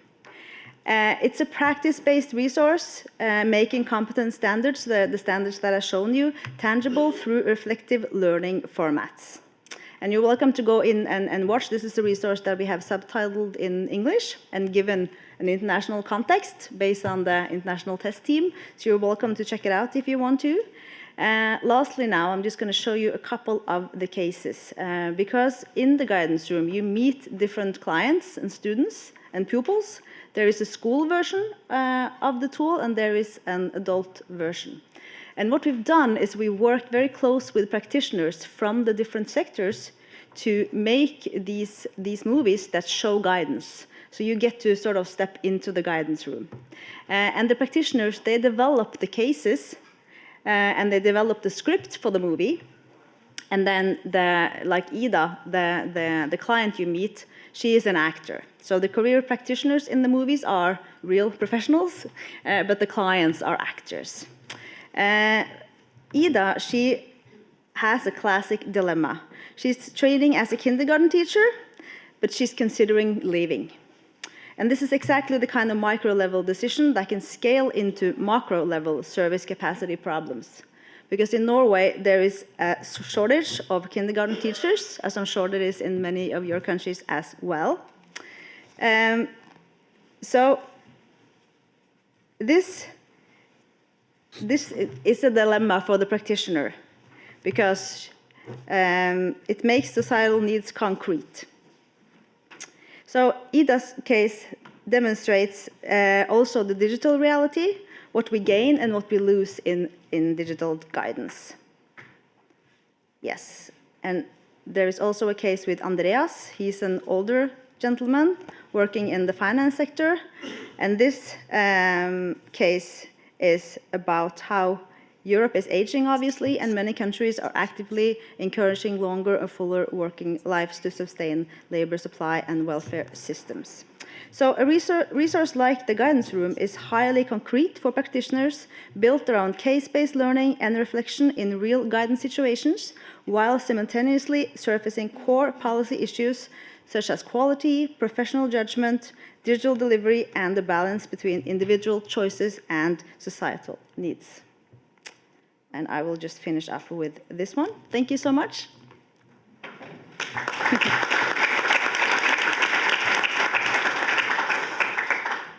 Thank you so much, Marianne. This was very fascinating how you put alive the framework through very practical tools. I think for a matter of time, instead of asking you questions, I'd invite everyone to check out the tools you have presented to us. I think it's really a resource we can all profit of. Thank you. So let's move a bit westwards to Ireland. Ireland provides a particularly interesting example of a recently developed national strategic framework for life guidance built through extensive consultation and stakeholder engagement. It's my pleasure to invite Dr. Carol Gilday. She's the guidance specialist in the Department of Education and Youth and leads the guidance unit. Please, Carol. Thank you so much. It's an honour to be here to represent my country and to sit on a panel with such esteemed colleagues. So thank you very much for the invitation. And I suppose I would like to say that I am representing the Department of Education and Youth today, so a government department, but I'm also a member of the National Policy Group for Lifelong Guidance. So in Ireland, we have a shared cross-government strategy, and I'm representing, if you like, really the work that's been done underneath that policy group. So my job today is to continue with the snapshot experience and to outline what's happening in my own country with reference to the Framework for Lifelong Guidance. That is a wonderful, comprehensive and just very helpful document, I think we'll all agree. And I suppose when I reflect on the content, and so certainly when I listen to the presentations that have gone ahead, I feel that we're doing a good job in Ireland, but we have still a ways to go. We have a kind of a lot to do. But I suppose I'll focus on today some of the guidelines that are in the European framework. So in terms of the Irish approach, I think we're doing well on evidence-based policy and indeed policy development. So policy is coming thick and fast at the moment in Ireland. I think we're also doing well on the social inclusion dimension. So that's a really important aspect of the European framework and something that we have very well incorporated into our Irish policy. And I think as well, we're doing well on the operational principles that are looked at within the new framework. And we'll kind of talk about some of those elements through the presentation. But before, I suppose, just to highlight, we mentioned that some of us will look backwards at policies and at time that has gone by, and some of us will look forward. So I'm very much at the moment here on the slide looking backward over the short term to highlight the process we engaged in Ireland over the last couple of years to develop the framework. But in terms of Guideline 5 on the European framework, governance, strategic leadership, cooperation and coordination, I think we've really hit that in Ireland. We have a shared cross-government vision, a very carefully worded vision, if I may say. I don't know if any of you have had the experience of wording a vision that would be shared across multiple government departments, but every word was considered very carefully. So, but there is, finally there was an agreed vision. We have 4 pillars underpinning our framework, including the very important one of access and universal design. Leadership in Ireland, as I mentioned, is undertaken by 5 government departments, with 2 government departments really taking serious steps to lead the way. So in Ireland, guidance has been traditionally located within education, in the education sector in schools, and also in further and higher education. But through this strategy, we're looking at a much broader approach to guidance and guidance services. And the 3 other government departments that are directly involved in the framework are the Department of Social Protection, the department that looks after enterprise and trade, and also the department that looks after the youth. So youth and disability, I may say. So we have got, if you like, 5 government departments that are there. And we're also starting to branch out and work with the Department of Justice and another department that looks at the Gaeltacht area. So I suppose you could say a particularly marginalised area within Ireland itself. So from 5 government departments, and looking forward into the future now, we hope to, I suppose, to wade out, to step out and to incorporate a much higher number of government departments in the future iterations of the framework. So the leadership is strong. The mechanisms behind the leadership include the National Policy Group, as I've mentioned. We have an advisory group consisting of 13 stakeholders of lifelong guidance, and they look at all of the work that we're doing, all of the actions we're implementing. And then we have bilaterals as well, with departments, with stakeholder groups, and with other stakeholders, I suppose, to work on implementing the framework. So I hope you can see with that snapshot that, the leadership, the vision is strong, the implementation is happening, and it's really informed and participated in by many stakeholders. Here are the documents themselves. So I think you'll agree there was a no-frills approach taken to the illustration of these frameworks, or to steal a word from Anna, they're not too sexy, but I promise you the content is very interesting. So if you have time to have a look at the National Strategy and Action Plan, please do. The content is very interesting and good. So I picked 3 points that I suppose I want to showcase what we're doing in Ireland and also look at one of the challenges that we have. So the first item, I suppose, is that of a challenge. Earlier on today, I was interested that language, the point was made that with so many languages in the room, let's say, I could use a term and it could be understood in a different way as someone else who speaks a different language, all through the medium of English. But even in Ireland, we're all speaking a common tongue, if you like, the terminology is a real issue. You can see some of the things that, some of the labels, if you like, that are put on practitioners of guidance. Some of them are helpful, some of them are not helpful. But I think it's safe to say that there is something of an identity crisis of practitioners in the landscape in Ireland at the moment. And we really want to position and make visible the guidance practitioner at the centre of what we're doing. So that's a challenge. That professionality in the field piece, as highlighted in the European framework, is certainly something that we'll have to take a look at. And also that of quality and standards. So across lifelong guidance, there are a lot of practitioners working, all very well experienced, all kind of, let's say, operating within their clearly defined roles. But we've no link of the qualifications, or we've no, let's say, quality control or quality characteristics between the different practitioners. So while we do have a strong vision of lifelong guidance in place, there are some, I suppose, points that merit discussion as we kind of work towards that. So for that reason, and for lots of other reasons, we've really focused on the visibility of lifelong guidance services.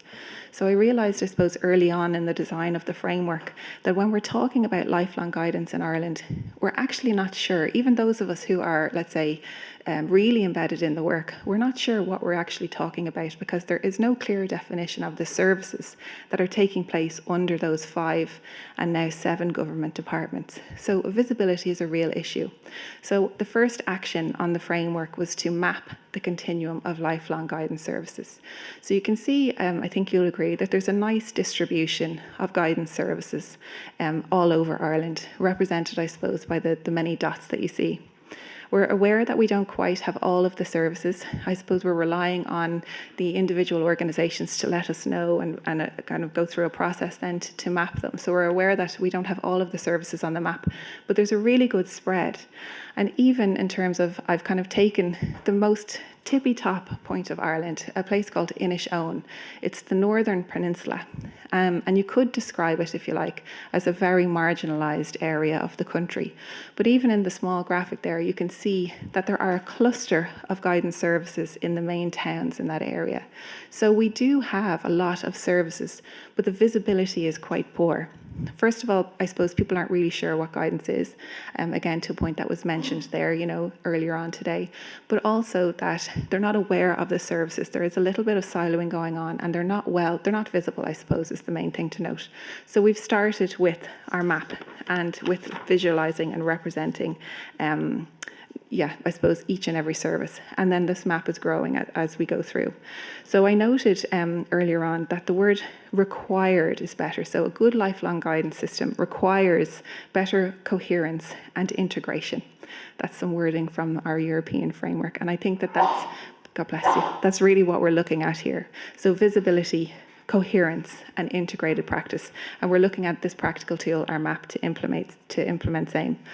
And I know I've sort of made this point already about the marginalised piece, but actually when you look at services in Ireland, and we have really pinpointed and prioritised access and inclusion, but already the services are quite good in terms of access and inclusion, if only we can, I suppose, promote and make them a little bit more visible.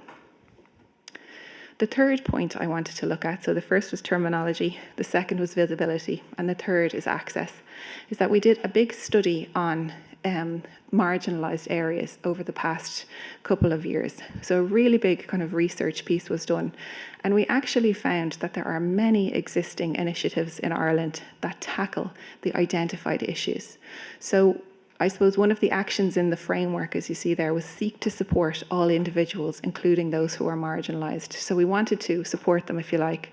And through our research, what we found was there are actually a lot of supports there, many of which I wasn't aware of until I did this research, and many of which, again, back to visibility, aren't visible. So our plan is to, I think, looking forward, and again, the accessibility piece, we're going to look and have and take stock, I suppose, of all of the initiatives that are out there, add them to the map so that in the future the map will be a reference point of all of the lifelong guidance services, including many of those that I suppose are particularly targeting certain marginalised groups. So access to guidance is important, and we've also looked at the access of practitioners to each other. So connectivity and communication between practitioners on the lifelong guidance front. Many of those on the list here, and then many of those that are readily identifiable in our schools and system of education. So we're working on regional events to bring those cohorts together, if you like, to strengthen guidance within the regional piece. Yeah, I suppose a final piece I'll mention with regard to access is that in Ireland, I say this carefully, we aren't too badly funded. There are resources available, and I know that we might be the outlier there, so don't tell anybody outside of this room. So we have got funding, but I suppose we're looking at creative ways to utilise our funding in an efficient way. As you can see from the list here, you know, there's a lot of initiatives helping a lot of marginalised groups, but there's no linking between them. So that's something that we're really kind of working on. So really visibility. Who is supporting in guidance? What are they doing? Where are they based? And how can they enhance guidance within Ireland is what we're looking at.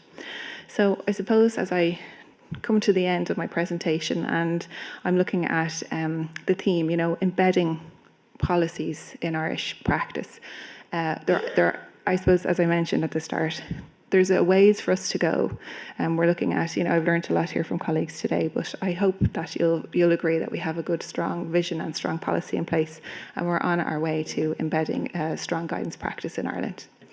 So I will end there and say thank you, Gurv Mila Mahagwif. I appreciate the opportunity.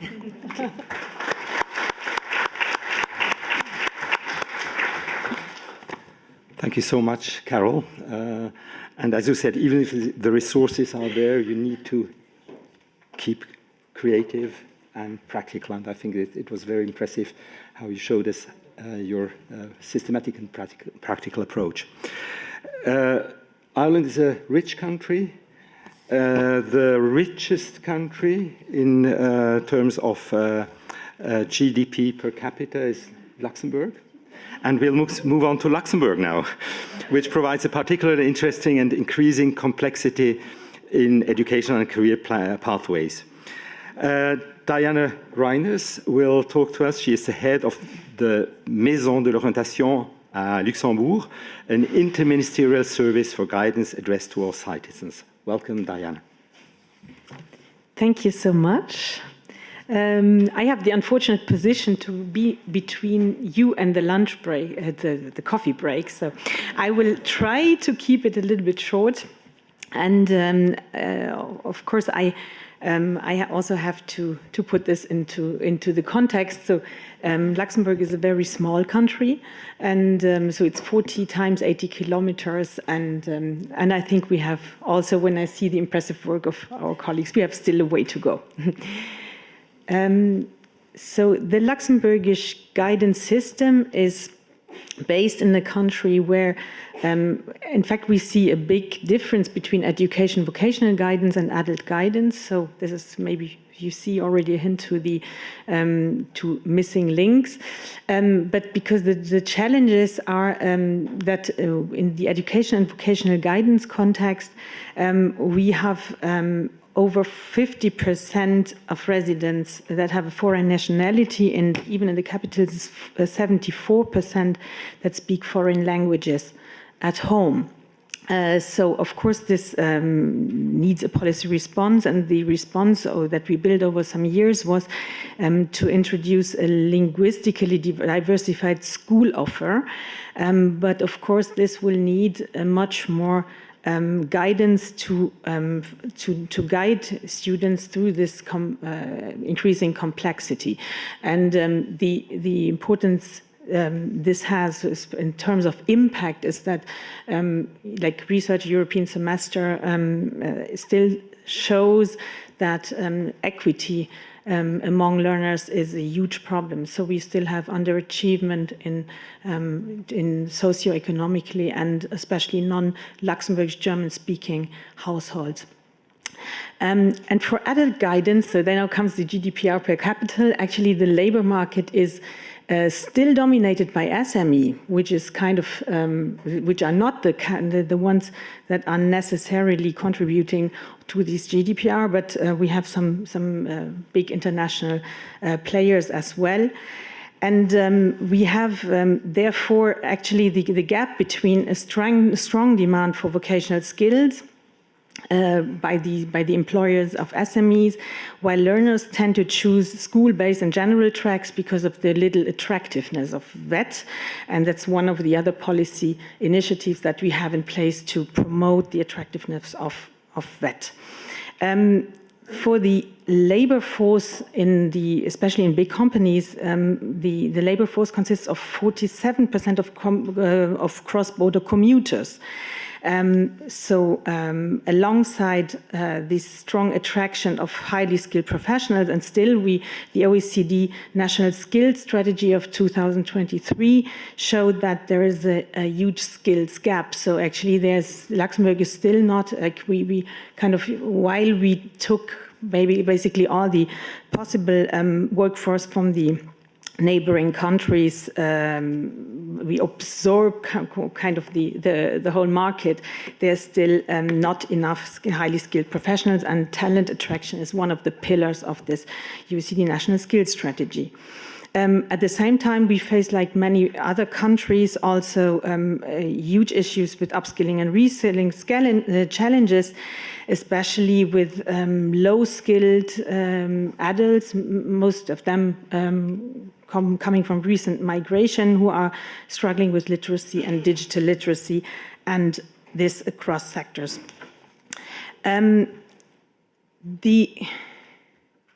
The key elements now of the guidance system that are related also to the framework is that we have established in 2017. It was started in 2012, but the code a central one-stop guidance service that is for users of all ages, and it's interministerial. So at the time, actually, the setup needed also a strong interinstitutional coordination, including social partners. But if I can say it's in the same time, it's a big achievement, but in the same time, it's also kind of a pitfall is that we have an internal referral system. Means while systems are under one roof and services are under one roof, this does not necessarily mean that they share the same standards. They share the standards of their own administration, and one of the issues or complexity of the system is who is ensuring the referral. So to make sure that people also, or case management, which we have heard impressive cases, that among the services, so that the user doesn't need to change from one system to the other and explain his case multiple times. We have also something that is part of our law, like the law that puts into place the Maison de l'Orientation, but something that we need to focus on more, I think, is that we have a shared professionalization and continuous training of guidance practitioners. But I think that because we face some turnover as well, this is a continuous effort that has to be shared with all the partners. And of course, we are part of international networks, and we are very happy to embrace the new framework, which will help us also to set our own framework into place. So what we see now, we are really in a kind of on a very practical operational level is what we saw is that people need sometimes different things that we offer. So, but what we do actually is that we expand the offer of online and remote guidance services. While it seems like counterintuitive to have a country of 40 times 8 kilometers and you need remote guidance services, but it's kind of the generational shift. we have quite, we've advanced in the digital skills of young people, and young people, since COVID, also it's something that is evidence-based, is they use digital services more because they don't need them to have, like the step or the threshold is smaller for them to use these services. And also, it's a little bit like Malta, there's traffic jam everywhere. So it's like it takes probably the same time to go from Frankfurt to Cologne than it takes from the north of Luxembourg to go to the capital. So that's also an investment in time that people would not necessarily do. And then what we do at the moment also, and this is something that we see with young people especially, is that they need, in the same time that they use digital services for information, they need more individualized and a much more case-managed support, which means that we put up into place something that is with practitioners and putting on focusing on different skills of practitioners to have actually coaching in place, because this is something that young people and especially vulnerable people and people who do not have the kind of supportive environment at home that they really need to get. To find out their way. And I think this is totally in line with the framework which puts career management skills so much at its heart, because we need young people to be enabled to manage their own transitions, and it has to start early. It has to start with them being able to also manage the first transitions into school guidance, which kind of school offer, which kind of higher education choices do I take, which kind of vocational choices do I take, and also to get independent sometimes from their parents' view of who still belong, let's say, we are all of the same age group, but we are in the past. So it's not to anticipate a little bit of what will be the future skills and what will be the, maybe also the interests that young people have. It needs them to do, to enable them and to also to empower them to take their own choices. So what we see with adults a little more is that there's the demand for counseling on skills recognition. We need skills portability, of course. In Luxembourg, with this high share of people being on mobility, but as well for low-skilled, low skilled is maybe a bit bad, but for migrants, because they what these services actually for adult guidance do, also based on the skills strategy, the OECD skills strategy, is to kind of to match. And to map the competences that people already have from the countries they come from, because a welder, of course, in Nigeria is not the same thing than a welder with German industry norms in Luxembourg. But what people still can do is trying to translate skills that they have already acquired, especially transversal skills, into something that is useful for their employability and to identify the skills gap that they have. So to make it easier for them to understand which kind of training they would need, and also make it more easy for employers to know who they hire. And this is also accompanied by the development of more digitally supported services. Means we are trying now, we have adopted a strategy to put Mistral, the French AI service, into place at the national government level, and we will soon start also to do some testing on to prompt AI, because then we can overcome language barriers, which are especially exacerbated with these vulnerable populations in guidance provision. So that's some of the future perspectives I have. So I already I was in the speaking, so I didn't put my slides on. But so what another point that is very important, especially for my service, which is responsible for the coordination of school guidance, and that is to put into place a stronger and more systematic guidance provision. Systematic because we have a certain school autonomy in guidance provision, and different types of schools. Of course, vet schools need another type of vocational guidance than classical higher education, like schools that lead to higher education diplomas. But the most important thing is that actually these kind of there are steps that are systematic, like they are in, we have in place in wonderful model in Germany, which we want to inspire our policy with. And we have, in the same time, as the to complement these more decentral guidance in schools, with an expansion of online, mobile, and outreach services that are provided by the guidance house, and also something that's also mobile, the promotion of that and STEM.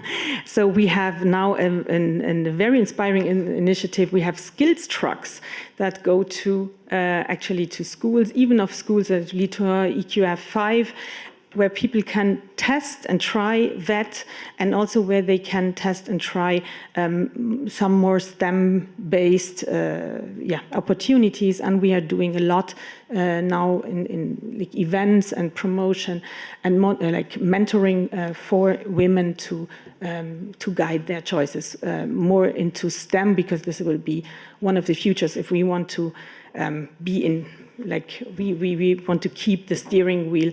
With AI, I think we need more people who are actually designing and less using STEM only. So what we, of course, with adult guidance is just a small, it's just a small part of the national skills strategy, but the improving the skills match and keeping up the employability of adults is one of the whole of government national priority. So, thank you.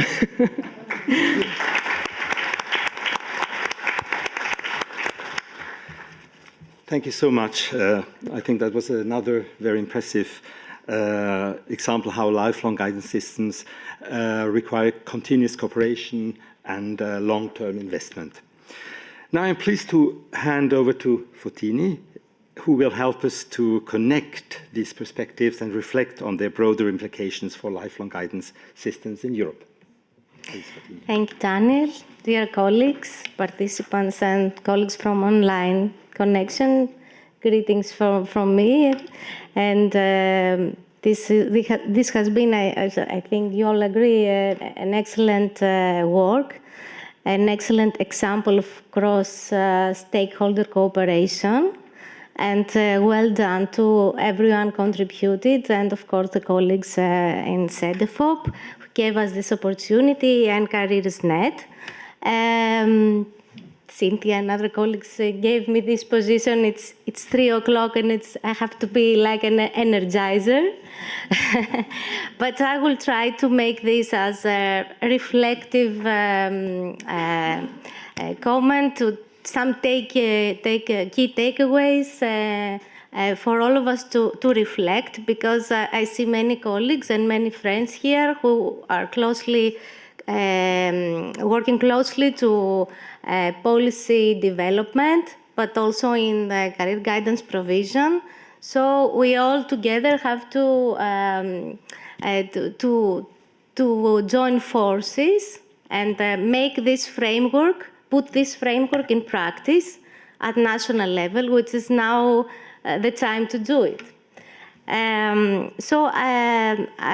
What I was thinking, my notes will help me, but after these examples from countries that have invested a lot of resources, as we understand, in career guidance, it is very difficult to identify challenges, but there are challenges. But also it is very important to identify strong points, because this will help us to move forward.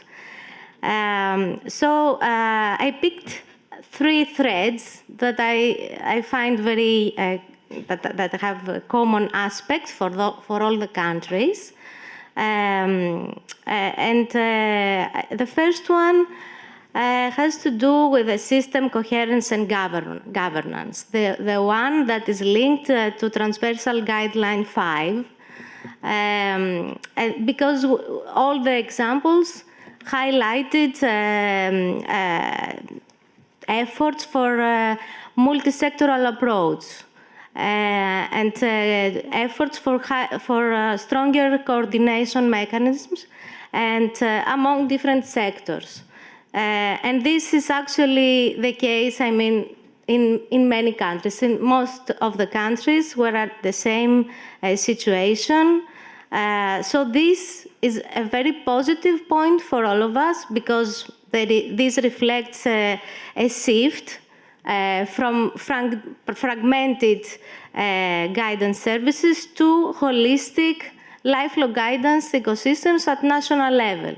So this is very important to highlight.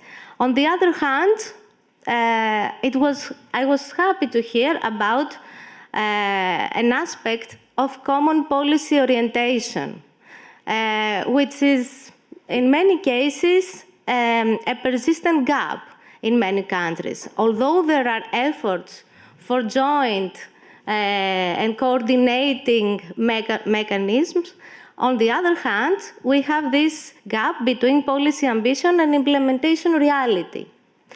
And it's still, although there are frameworks, strategies, and mechanisms, forums, etc., the cooperation across sectors is still reported to be difficult. So, and this happens because different stakeholders should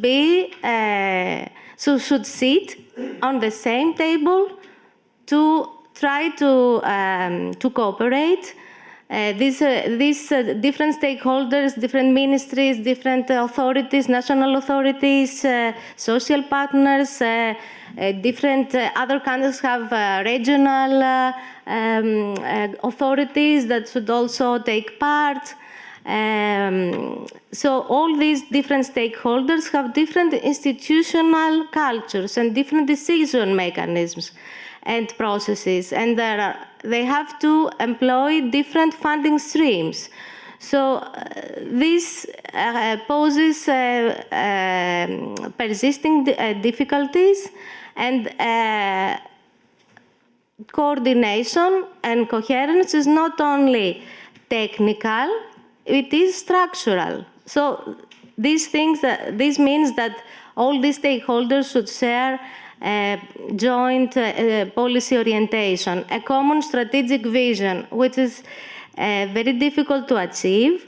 And this vision has to connect all the goals of the different organizations and different ministries, agreement on governance arrangements, and also it needs also strong leadership, strong champions to take things further and to lead the processes. And this is very relevant for many countries, Greece included.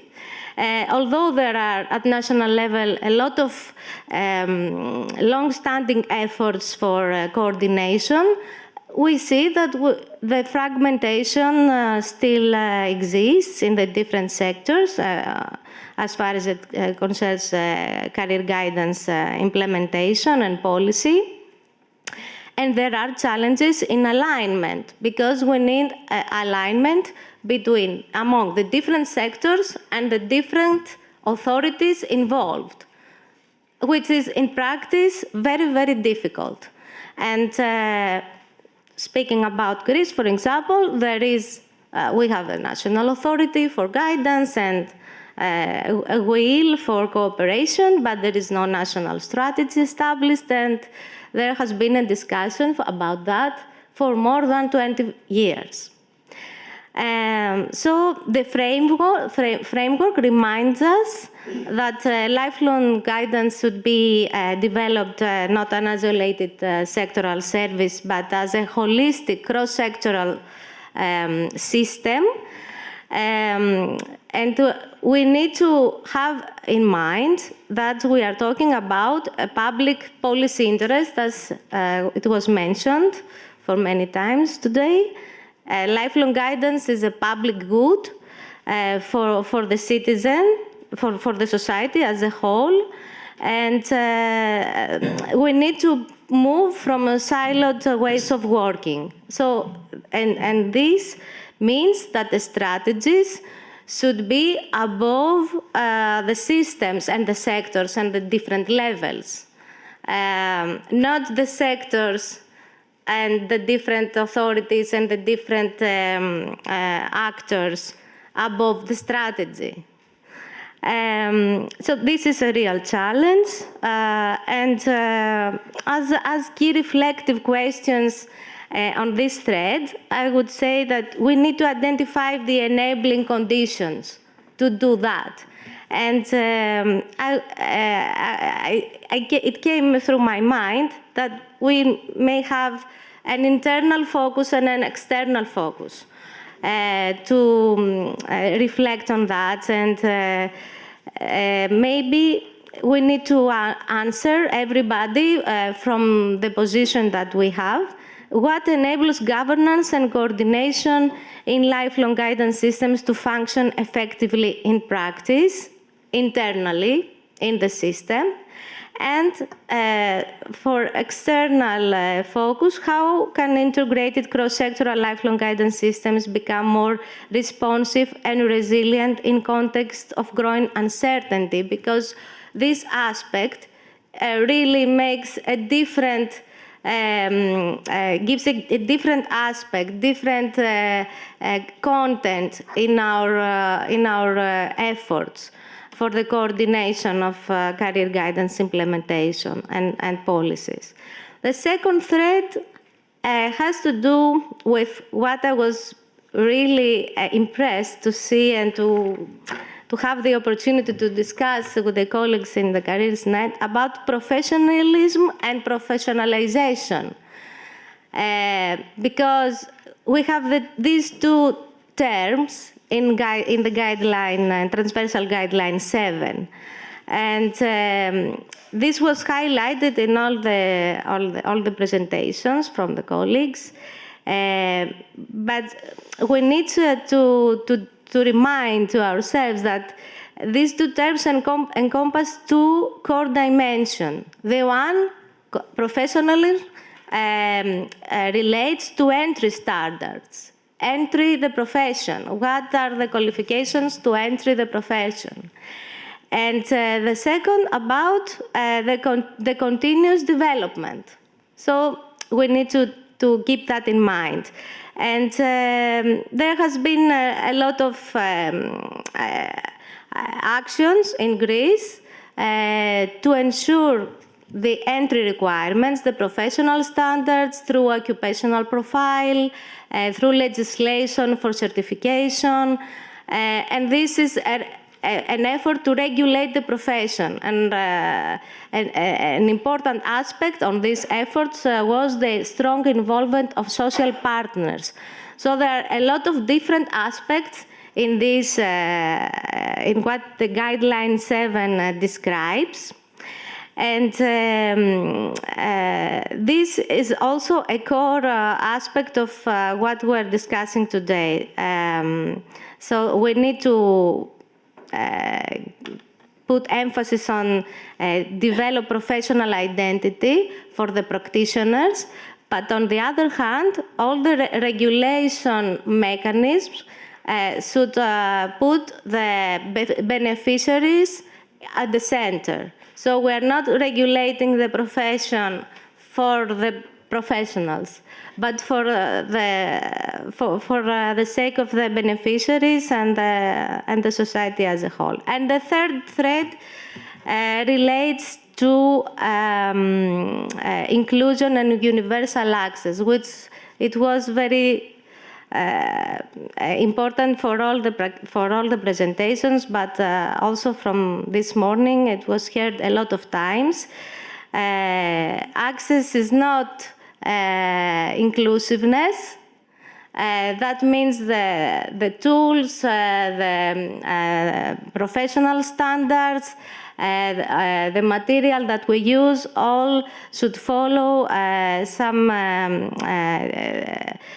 common aspects to meet different target group needs for young people at risk or for other vulnerable groups. And digitization may cause different outcomes, not only expand access, but also deepen exclusion and digital divide. So this is a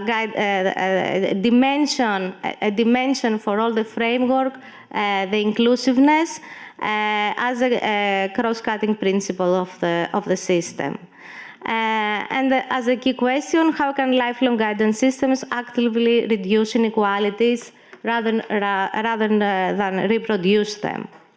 I tried to comment on several aspects, a lot of different issues. Thank you. Thank you so much, Fatini. Thanks to all of you. I think we had many inspiring aspects of this framework. Thanks you also for the synthesis. There would be lots of questions to discuss. Unfortunately, we all need a coffee, I think, now. I have to excuse Carol, who had to leave immediately because she was called by her minister.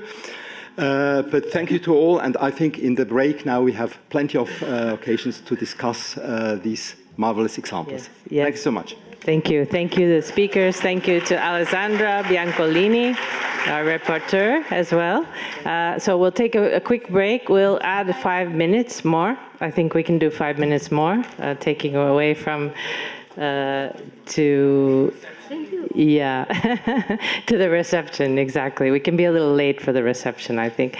So stretch your legs. We're just going to transition. The break is very short. It's just a health break, so we can transition to session 4. And welcome back at 35, 3:35, Thank you very much. Welcome to session 4, Enabling Careers and Learning. Enabling Careers and Learning, session 4. And today our chair will be Jan Woldendorf. And I will give the floor to Jan, and he can introduce our speakers for the session so that we can make the most out of the time. And we do also have 2 online speakers, so I think this will work well. This will be interesting. And without delay, I'll pass the floor now to Jan. Thank you very much. Thank you very much, Cynthia. People are still coming in, but let's proceed. My name is Jan Woldendorp. I'm in the middle of a transition at the moment in my own career. Until last September, I was a lecturer and researcher at Saxion University of Applied Science in Deventer. It's one of the main universities that trains career professionals. And I retired in September. And so when I take a look at the guidelines, I think guideline 16 for me is becoming more and more important. But I still work. I joined CareersNet in September also, so I have something to do, don't worry. And Cynthia asked me to chair this session, and I said, yes, of course, nice. It's an honor. I'm just in, and now already I'm sitting here. And then when preparing this, I was thinking, why is this called a chair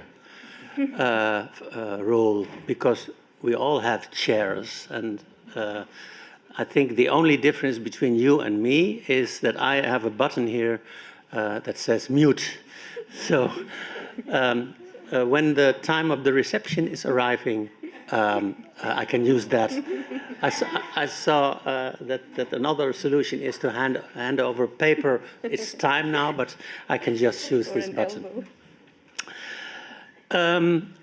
Personally, I'm from the Netherlands. Don't know if I mentioned that. And I remember my first contact with Cedefop was about, I think, 25 years ago.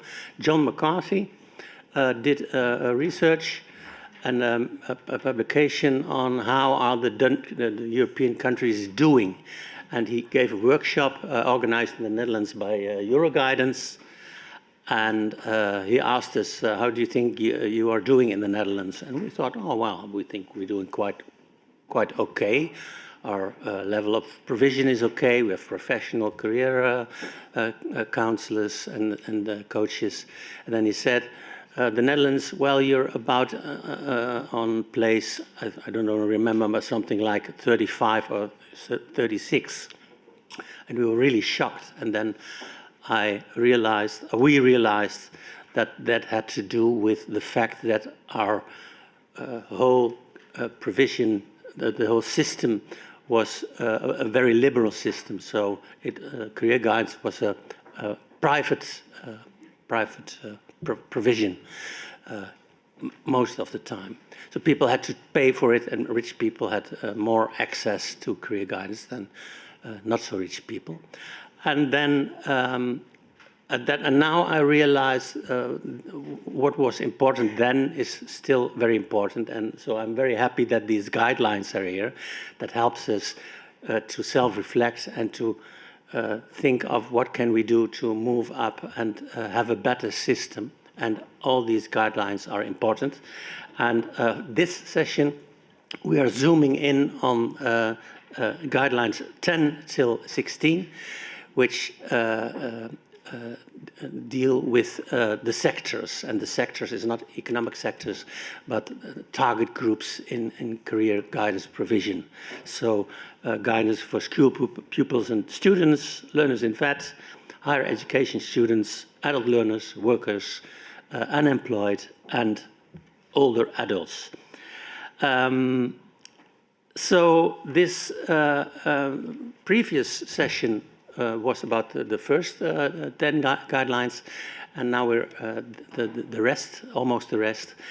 And what I liked about the previous session was that my first question was, in the morning we learned from Cynthia and Jana the why and the what of the guidelines. And now it's time to think about the how of the guidelines. Okay, but how are we going to do that? And in the previous session, we heard some wonderful examples that it can be done and that we can learn from each other. So my aim for this session is also to learn from each other. And we have a very wonderful panel sitting beside me and behind me. And I'm going to introduce them short. I hope my languages help me a little bit. Online, we have Caroline Mansell. I can see her, yes, very welcome. Also a very welcome, of course, to all the other online attendees. Caroline is présidente de Réseau International des Cités des Métiers. Am I saying that correctly? I didn't have a good degree on French from Belgium. Here in the room, Francesca Rida, coordinator or coordinator from the Ministère de l'Éducation nationale de l'enfance et la jeunesse, and specifically the Maison de l'Orientation. Okay, thank you. Also in the room, Wolfgang Blim, senior researcher at IBW in Austria. You can explain what that means, IBW? Institut für Bildungsforschung der Wirtschaft. And also online is Emma Permet of Permet, Education Development and Quality Office of the Ministry of Education in Slovenia. And then besides me, we also have Ilse Jansona. She's from Euroguidance. Program Manager, Broader Educational Experience Department of Latvia. And she will be reflecting on all the input of the panel members. We will start with a round of opening remarks. Every panel member can have a short introduction on the issue of the sexual guidelines. After that, we have a moderated discussion, so we have some questions for them to answer and to address. And after that, Ilse will reflect on our discussion and wrap up the session. I will wrap up the session, but she will wrap up the discussion. And we asked the panel members to introduce the main characteristics of each of the guidance services connected to their specific practice. And the practices are a bit spread over the sectors. Of course, there are 7 sectors and there are not enough chairs to cover it all, but I think we have quite a good coverage of the several sectors. And of the content of the framework, of course, and to mention their focus or their main objectives and the desired outcomes they have, and to illustrate how guidance works in the specific settings or context where they work, and how it can be seen as lifelong guidance, namely linking the sectors and the areas across education and training and labor market and also the social context. So I'll hand over the mic to Caroline to shortly introduce her perspective on these sectoral guidelines. Okay, well, I hope you can all hear me. Well, thank you very much, and I'm very sorry I'm not there in Thessaloniki because the weather in Belgium is not that good, but I'm afraid several commitments kept me in Belgium. But you heard that I'm the chair of the International Network of Cités des Métiers. You must all wonder what that is. So I'll explain briefly the logic of the Cités des Métiers model and why it responds well to the guidelines and to lifelong learning in general. So the Cités des Métiers model was created in the early 90s in France to address a structural problem that still exists in many countries. The fact that career guidance is fragmented. You have education, employment, training, and social services that often operate separately, even though you all know that personal careers, they cut across all these domains. And the Cités des Métiers, they propose a different approach, a single, neutral and open place where people can explore questions related to all those matters, work, skills, learning throughout their whole life. There are actually 3 core principles.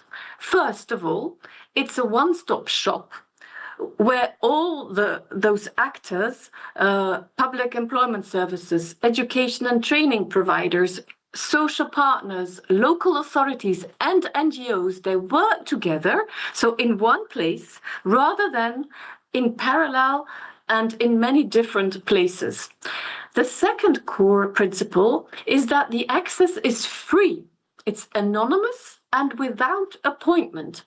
And this is crucial, because you all know that for people who feel uncertain, discouraged, or distant from institutions, it's essential to lower the barriers. And the third core principle is empowerment. Guidance is not just about telling people what to do, but mostly about giving them the capacity to manage their own career transitions, to help them clarify questions, give them access to reliable information, but mostly to empower them to manage their career on their own. And so today we have around 24 centers, Cités des Métiers, centers in 6 countries. And so they operate under this label. They share common values, which are neutrality, accessibility, multi-partnership, and a user-centered approach. But each Cité des Métiers, and that is specific, they adapt their services to local labor market and to the policy context. And that's why the model is so interesting. It's both a service model and a governance model, which is fully aligned with the lifelong guidance principles. So far, my introduction. Okay. That's very good time management. Thank you. So that then I don't have to do that. We go over to the room and to Francesca and also ask her to briefly introduce the topic. Yes. So good afternoon, everyone online and in the room. So I will talk about guidance in secondary schools in Luxembourg. Secondary schools in Luxembourg cater for students starting at the age of 12, and they involve classical education, general education, and VET. So most of the VET provision in Luxembourg is also integrated in the secondary schools. So this is part of the game. And so structurally, we have a reference framework in place since 2017, and it has been reviewed in 2022. And it is for all schools.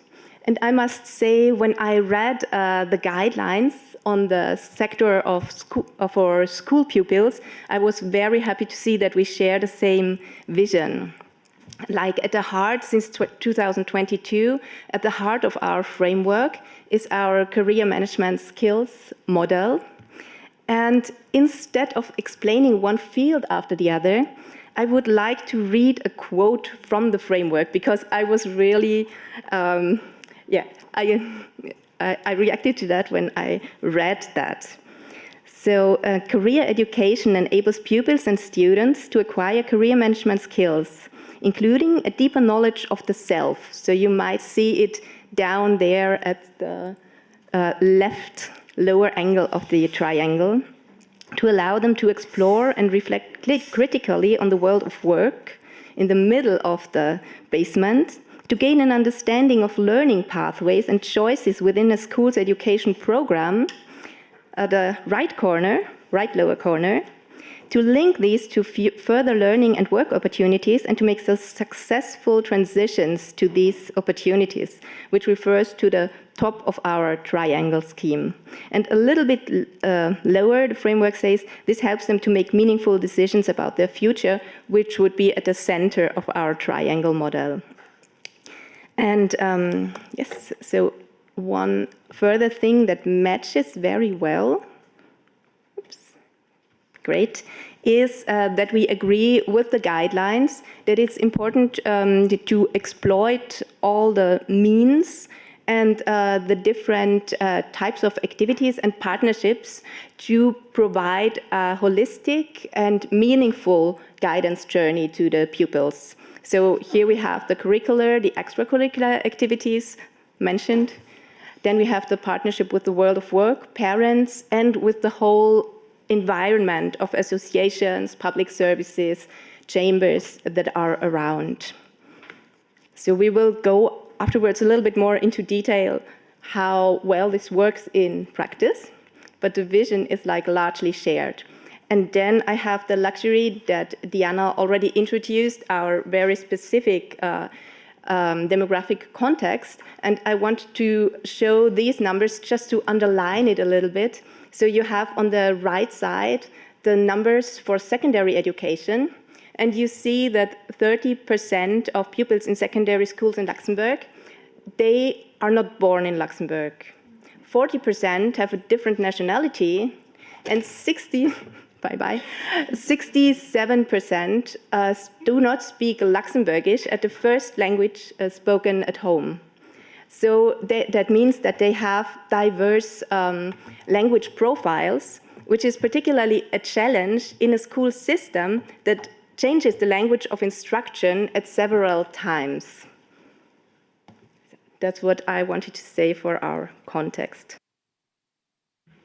Okay, thank you very much. So what you did was to check the guidelines, put your own model besides it, and see if does it match and where are the gaps or the overlaps. Okay, that's a good step. Wolfgang, can I ask you for your case? Yes, of course. Thank you very much, Jan.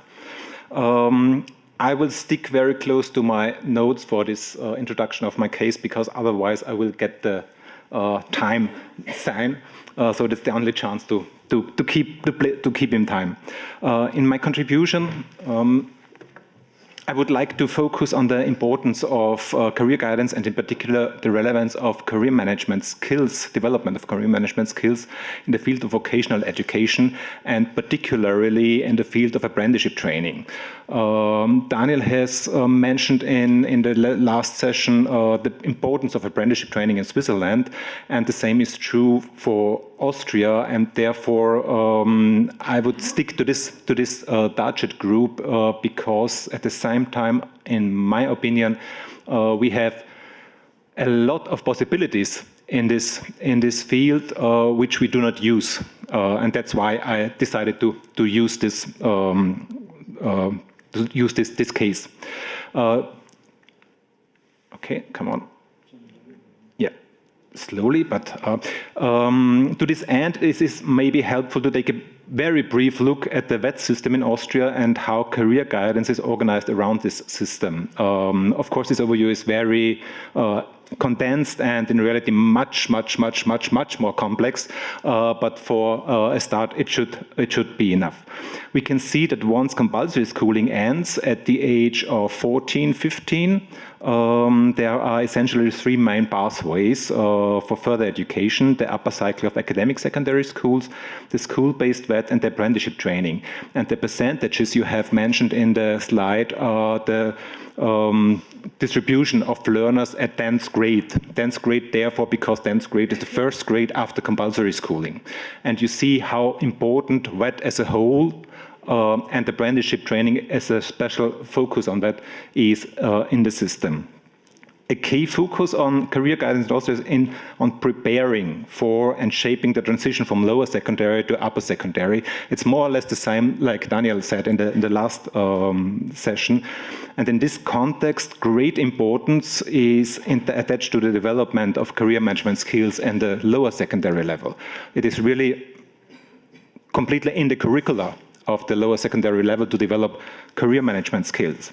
In the field of VET, on the other hand, guidance measures tend to be more ad hoc and often consist of initiatives such as school-based learning on a voluntary basis, youth coaching, apprenticeship coaching, aiming at preventing dropouts. So on a very ad hoc and special focus. Okay.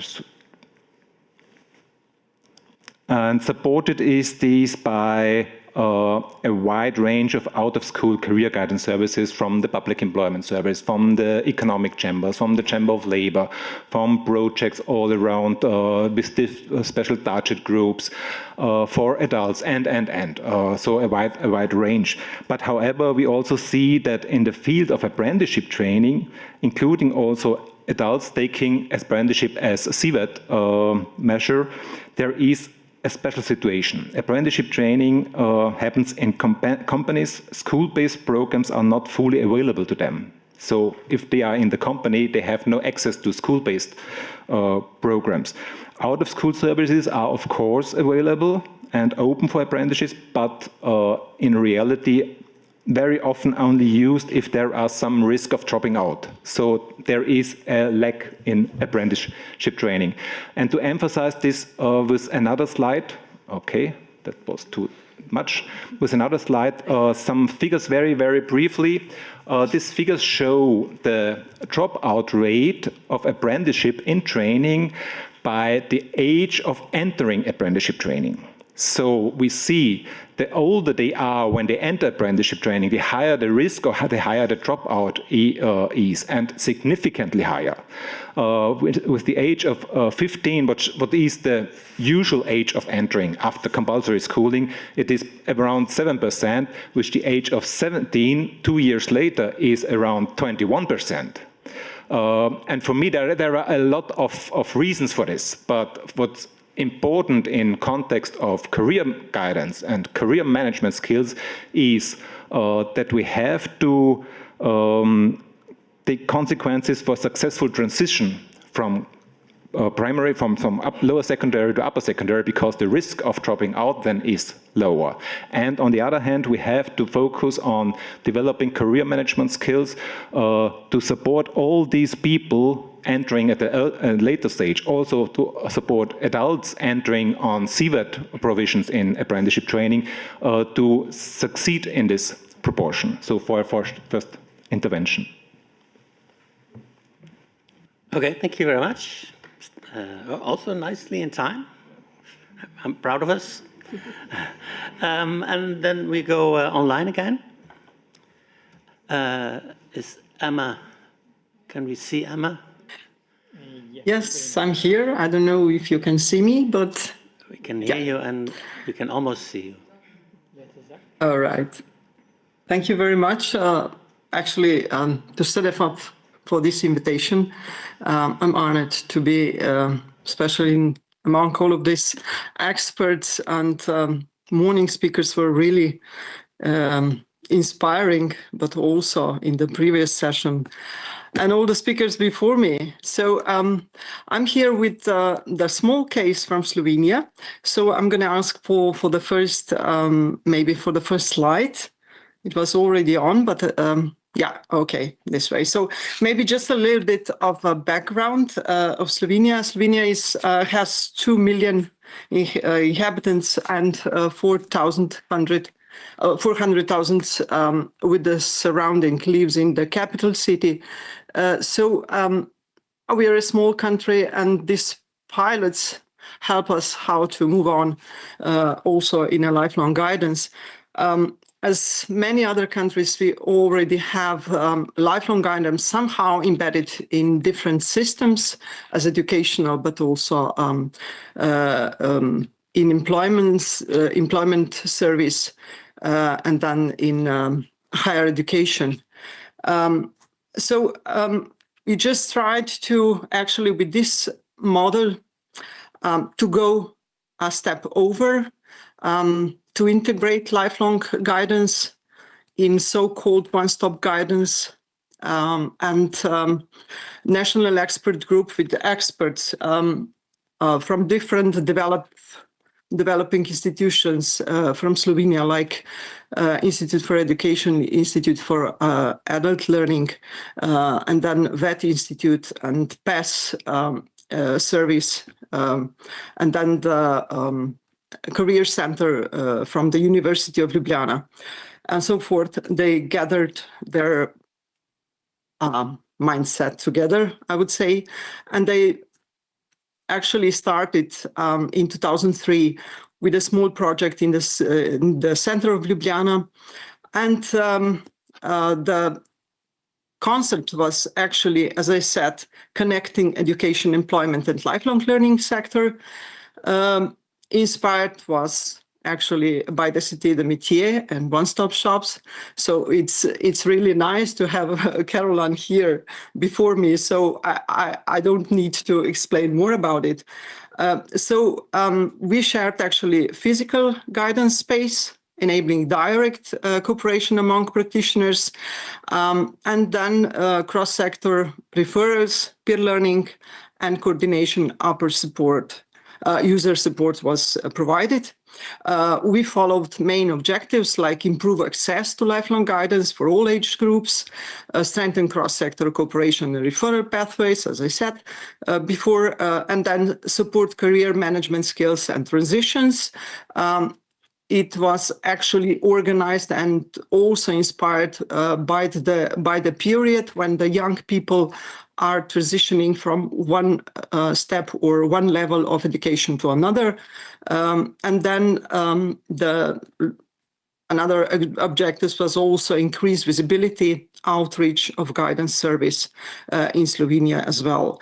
So all the networks that they were participating were public employment service, adult education providers from different institutions from Ljubljana, school counseling service, which means from the system, from primary schools, but also secondary schools counselors, that they're in a way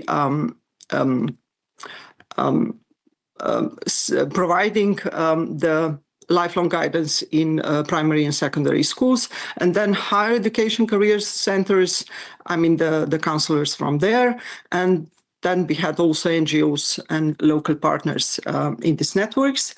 The pilot actually, at the first place in 2023, last for 10 days. We made 40 hours of afternoon delivery, which was a decision to be more flexible, and because all the guidance that is provided in different systems and in different settings are mostly provided in the morning. And then we had 30 counselors from 6 networks, as I already said, almost 100 services delivers, and then the user were pupils, students, adults, especially unemployed. And then we delivered similar, I mean, the same model in 2024 in the community center in Ljubljana, and then in 2025, which was one-day event and organized by PES service in Slovenia, and where were actually employers and job seekers were meeting. So the lifelong guidance meeting point at that place was for different target groups was really useful. And we could say that these activities could meet alignment with the framework in access and inclusion. So we were looking for that to follow these goals, and cross-sector integration and coherence, and then community outreach and lifelong perspective. But maybe we could just go a little bit further to finish this I finish this presentation to a second slide. Following sustainability professionalization and future development, you're also following accessibility and inclusion with free of charge service and delivery, no referral required, and then a centralized and low threshold access, flexible open hours, as I said before, and need to stronger outreach to adults. As far as we have in a country a special guidance system focused for adults, for different target groups of adults, which means that we are helping them mostly validation their knowledge, but also how to follow, how to continue their learning and education pathway linked to also to labor market. And then we join together practitioners and their training, and we prepare pre-event joint training for them, how to handle actually different tools and how to cooperate between different sector counselors. So finally, we find out that 3/4 were actually improved their readiness for the counseling in this setting. And then we had strong emphasis on peer learning among trainers, among counselors, and also the cross-sector competences were developed. Emma? And then... Emma? Yeah. Can you hear me? I'm too long? The time is running out a little bit, so if you could, maybe you can highlight the rest. The framework alignment, maybe, and the next steps. Maybe just the challenges that we had, how to institutionalize the model and then expand it regionally and digitally as well, and how to strengthen policy embedding and build sustainable lifelong guidance ecosystem across the country. That was it for now. Sorry for being a little bit longer.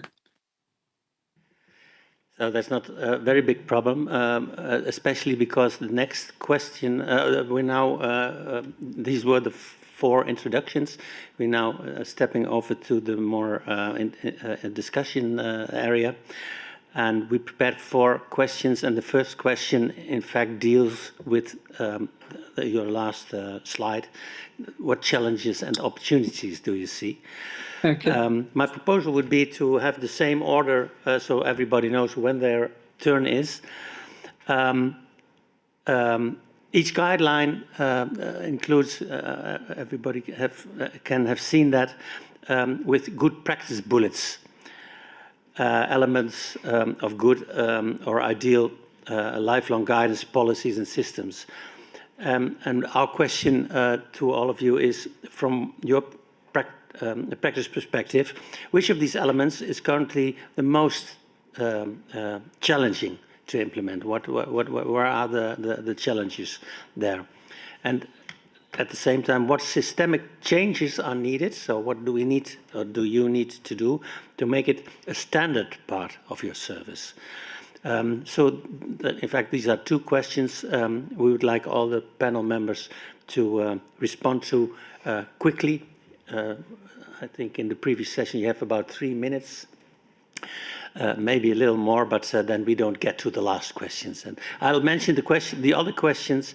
In the question set 2, we want to address the career management skills and how you address that from a lifelong guidance perspective. The role of artificial intelligence, referring also to one of the transferal guidelines. And the last question addresses career information and LM, labor market and skills intelligence, referring to guideline 6. But first, some challenges and maybe opportunities, hopefully opportunities. Caroline, Caroline, can I start with you? Yes, of course.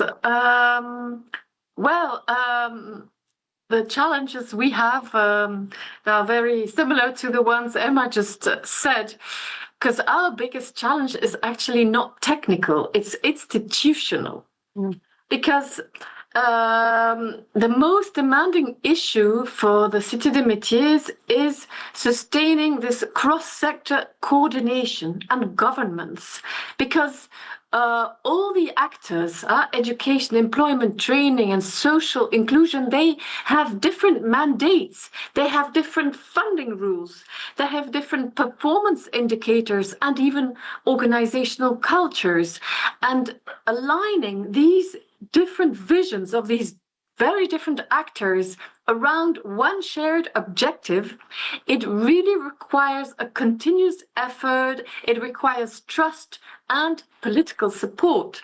So our major difficulty is really to sustain the model because our cooperation is very often based on project funding. And it's very good to do projects because they support innovation, but on the long run, it weakens continuity. And so effective services may disappear once a funding cycle ends. And another challenge concerns digitalization. Because we need digital tools, they are essential to widen the access, but they also risk excluding people with the lower digital skills or with limited access to computers. And so many users of the Cité des Métiers, they face precisely these barriers. So another challenge is the not digital versus human guidance. And it's because we're combining both that we remain inclusive. So in terms of systemic support, what, according to me, integrated lifelong guidance requires are clear and national or regional strategies, is really formalized governance frameworks, is a stable long-term funding, is interoperable information systems, and also the recognition of guidance as a public good. So in short, we need to move from fragmented services to coherent guidance systems centered on people's life transitions, on their careers. That's my input for this question. Okay, and maybe in addition, is there is that within reach, or do you say, well, this is almost impossible to realize? Is this a goal that is within reach for you? It depends who are the main actors. In the Cité des Métiers of Brussels, for example, the main actors are public actors. It's Actiris, my public employment service, and it's the French-speaking training provider in Brussels. And so we have stable funding. We have an in-kind offer of personnel, of staff, so we can. And the premises are paid by Actiris. It's just in our building. It's on the ground floor here. So we have very stable funding. But there are Cités des Métiers that have had to close their doors because of lack of funding. So it's very different from Cité des Métiers to Cité des Métiers because it really depends on the actors. And so it's our wish, but it's it's a dream we might have, but hopefully one day we can get perhaps European funding for the whole network. But this is perhaps just wishful thinking. But let's hope. Okay, well, you need a dream to make steps. Thank you, Francesca. Thank you. So before we had a very nice vision. Now we come a little bit to the other side of the image. But I'd like to highlight first a few things that work really well, which is first of all that all the schools in the last 10 years, they established guidance and integration units and strategies, which is a big success compared to the situation we had before.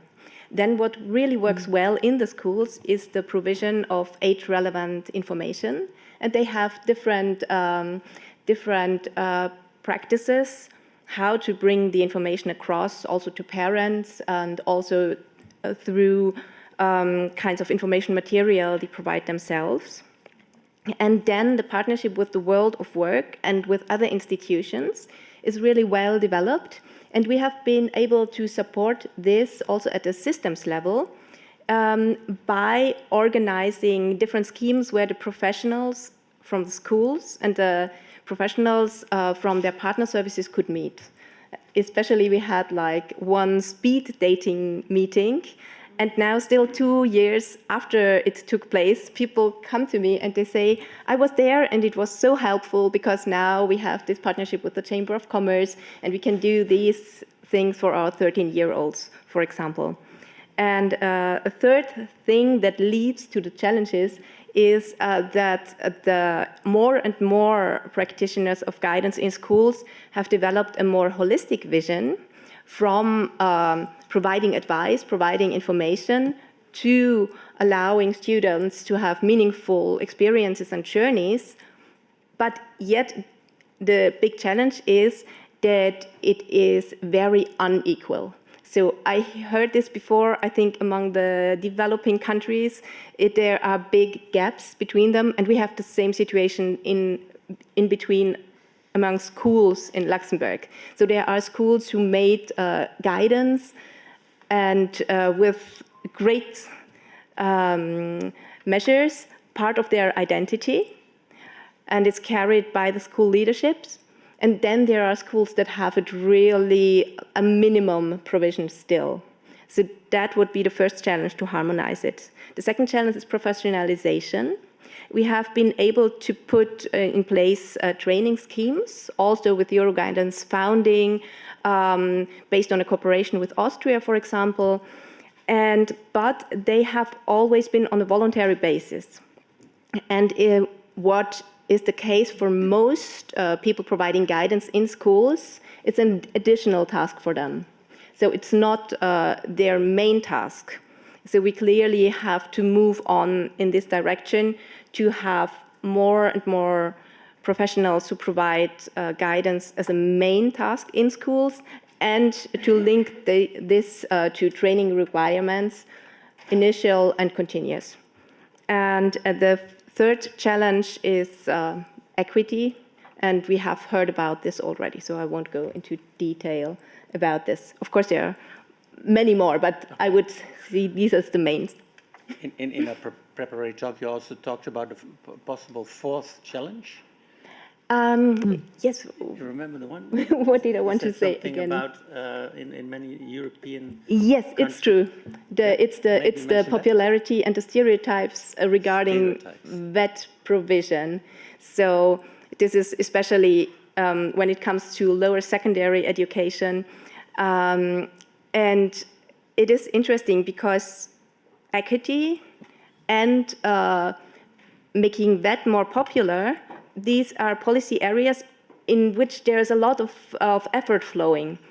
We have whole departments created and entitlement to measures for pupils with special needs or like coming from abroad in order to balance this out. But still, studies show us that their chances to succeed school are much lower. And the same is true for vets. So the chambers, the service for vocational training, they are investing lots. We have these skills tracks upcoming, and still it's like very stubborn social barriers. Okay, thank you. Now let's switch to. It's really easy for me at the moment because I just have to underline what Caroline and Francisco said. It's completely the same situation on a systemic level, and when we talk about guidance in school, career guidance in lower secondary level, but also in wet schools at upper secondary level. But my case is something different. My case is apprenticeship training. And I want to start with an opportunity in apprenticeship training that I really believe that apprenticeship training as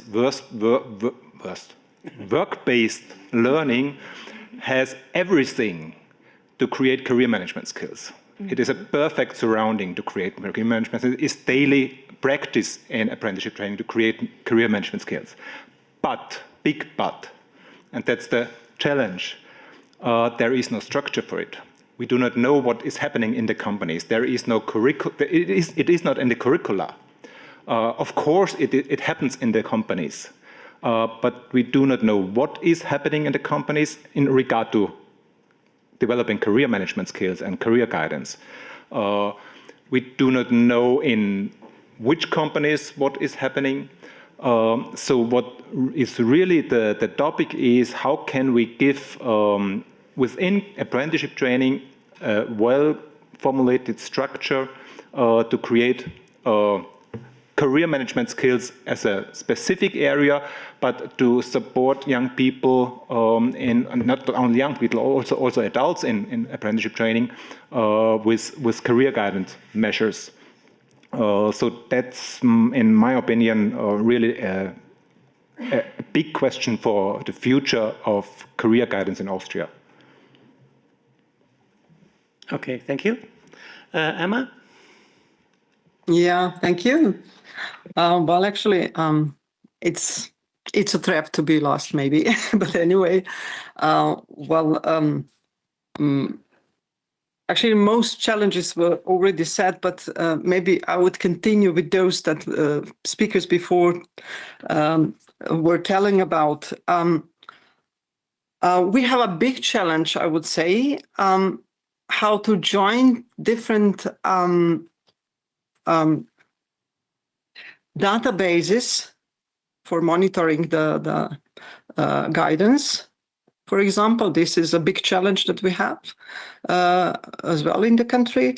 And it's also that this cooperation among sectors, especially education and labor market ministry, I would say should cooperate more together, gathering these databases, but also systems of monitoring the guidance. This I would actually put as a big challenge for us. And then is training. In our training of counselors in different settings, because we have, we could say, different standards. And it's also that we don't have separate study for counselors for lifelong guidance and career development in a country. So each sector is exposed to its own development, how to train the counselors. We used to have on a national level that PES service provided 9 months long course, but we don't have it anymore. And this is a big challenge, I would say, if we want to succeed quality and as we want to. Nevertheless, that entrance conditions for all the counselors that are educational level at a certain point, but we know that for different target groups, counselors should be trained and also should be trained for using different tools in counseling process and so forth. And then on a system level, I was kind of jealous in the morning when I had been listening the northern countries about the strategies that they have on lifelong guidance. We are talking about that on a national expert group for a decade, but in a way we don't actually succeed to put it in ears of policy decision makers to join together forces from different sectors to sit down and but also from different stakeholders to have this power and ambition to make it on a national level, which would be very much of help. But nevertheless, we have this Cedefop framework, which I'm certain in a way it will push some processes also inside of the country. Thank you. Okay, thank you all. That was exploring the challenges and the opportunities we can see now we have this framework. Now it's nice to zoom in. I think in this morning we all found that everybody agrees that guidance is not only giving information and helping people to make decisions, it's helping to navigate. I really liked the metaphor of navigating the north, the south, the east and the west, and helping people to use that compass and develop their own compass. So we have a question addressing these career management skills. So what are the specific tools or the methods in your practice you work with that addresses this, that empowers learners more than only helps them to answer questions? And how to ensure that career guidance can support lifelong development? So that's, I think, quite a difficult question, and still we have to address it in short time. And then also we have these separate sectors, but in the first 10 guidelines we saw that they all are intertwined and entwined and connected. So how do we connect these sectors? In the Cité des Métiers, I think you have quite a good example of that it's possible to be there for everybody. But how is it for the others? But maybe Caroline, you can start. Career management skills, it's something you meet. Of course, yes, it's really a key strength of the model of the Cité des Métiers, because career management skills, they are developed progressively and over time. It's not just a single one-off intervention. It's possible, but very often what we notice is that people come several times at different moments in their lives. They might come as students or as job seekers, or when they're workers and considering a change, when they've become parents, or when they're older. And so we see them returning to the Cité des Métiers with different questions. And that's also why we use several forms of support for career management. So you can just drop in without appointment and have a face-to-face guidance talk with an expert in the field that you're interested in. There are several thematic workshops that are being organized on skills, on career choices, on transitions. And so many group sessions support peer learning, so people can really learn from one another. And then if you can just come in and look up things yourself, because there's always a self-service documentation center, but you can also look up things online. So there are computers, digital tools at your disposal. And what we notice is that through this repeated contact, users, they don't only gain information, but they gain trust. And they learn to deal with their uncertainty. They also learn to explore and to get to know the different options and how to connect these options with their own skills and aspirations and turn them into opportunities. There are workshops, as I said earlier, on skills identification, career pathways, but also on emerging sectors. I will get back to that later. And what we notice is that they really also empower people. As I said earlier, they strengthen the confidence and the autonomy of people. So we see that the Cité des Métiers, they act as a permanent learning environment for career development. And in that sense, both in supporting employability and also adaptability of people throughout their lives. Okay, thank you. You raised a lot of questions, but I keep them for myself. Maybe later we can talk about that, because I want to hear all the panel members on this issue of skills. Mm-hmm. Good. So yes, the career management skills model that I've showed before is one answer, and we have like a whole catalog of different measures that can be used to develop the different skills areas. But I'd also like to highlight that to be truly empowering, the pupils need more than single measures here and there, but they need a stimulating environment where they can really make experiences, where they can try out different activities, where they can put themselves into different roles and situations, so they can discover what they really like. They can discover maybe interests, maybe passions, and they can also have experiences maybe of failure, but also of success. So they can find where do they, especially the vulnerable target groups, where do they have their sense of agency? When do they experience a moment where they can truly make a difference, where they can maybe create something that is of value for someone else? And then to have chances to reflect upon that, to draw their conclusions.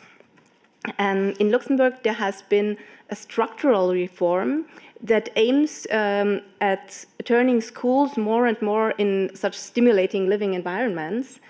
So there are different services in schools for psychological support, to support pupils with special needs, also for organizing out-of-school activities by youth workers, and our guidance and integration units. And they have been put together in one department, the socio-ecological department, where they should all work together, and with this aim to strengthen pupils in their whole development and to create a stimulating environment.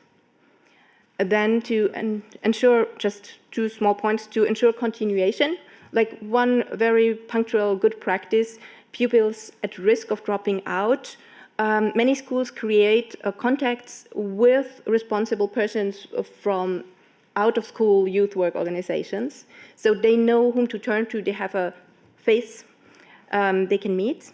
And also pupils at Maison de l'Orientation, every pupil is at every moment entitled to get counseling, and it's a good practice just to let them know that they are.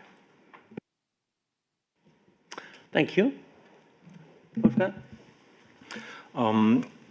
As I mentioned in my first introduction, the development of career management skills in Austria is very strong at the lower secondary level. It is really good integrated in career learning on the secondary level. But that's something typical for systems with a very strong focus on VET on the upper secondary level.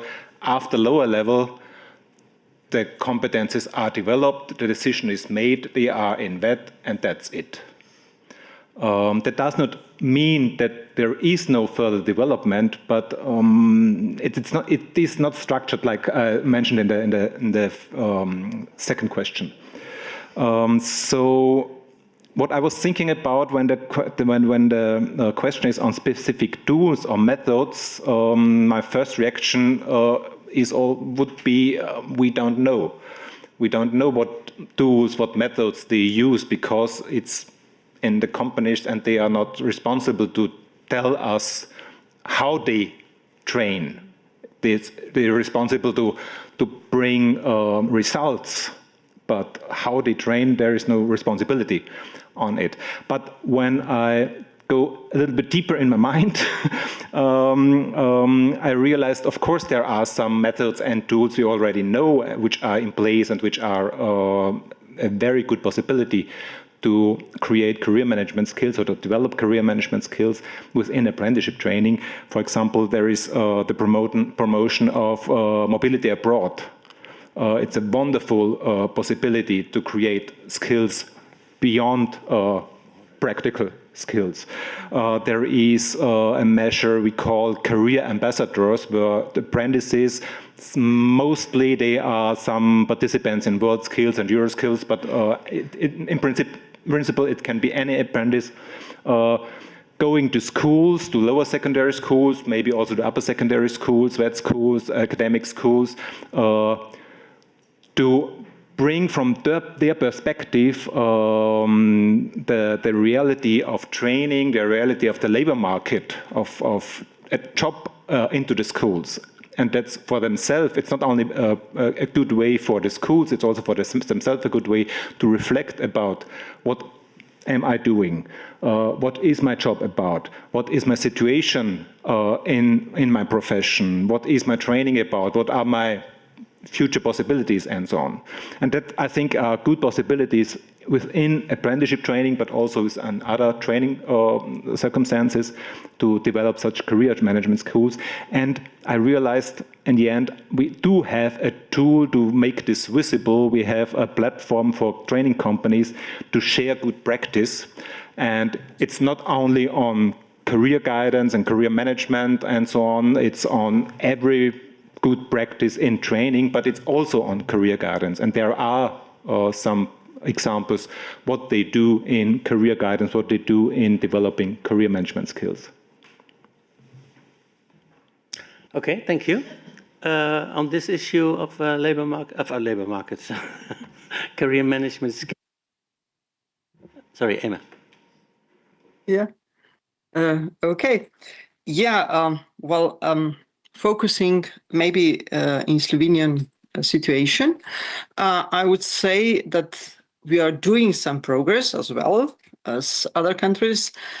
So it's also maybe the career management skills are related also to the reform, which is on the run from 2022 under the Resilience and Recovery Fund in Slovenia, where we are actually have a reform which is wide and spread it all out of the education system. And inside of it, we are modernizing the VET system on a secondary and a short cycle higher vocational education level, where is also the career management system and also lifelong guidance and career development is the issue at the top, which is underlined. And we also have on a secondary level, we're maybe a little bit similar than to Austrian system. I wouldn't say it's similar, but anyway, we could have some parallels. We have so-called training centers where people that are involved in a VET system are actually training for the working places. So it's kind of, you could say, organized department inside of the school centers, but very much linked to the real sector, to the economic sector and the companies on a local and regional level.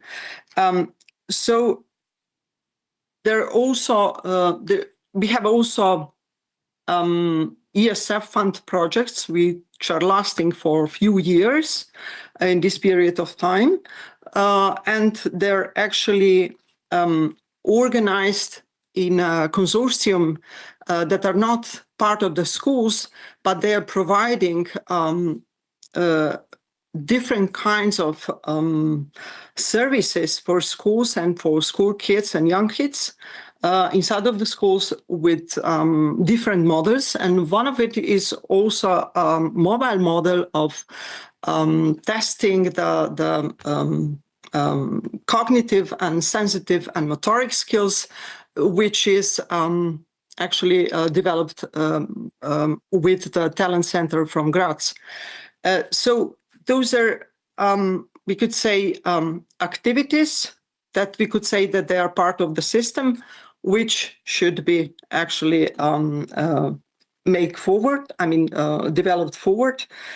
Inside of the adult education system, as I said, we have a specially developed guidance system which has protocols, and it has database and monitoring system and quality assurance system that helps different target groups of adults for free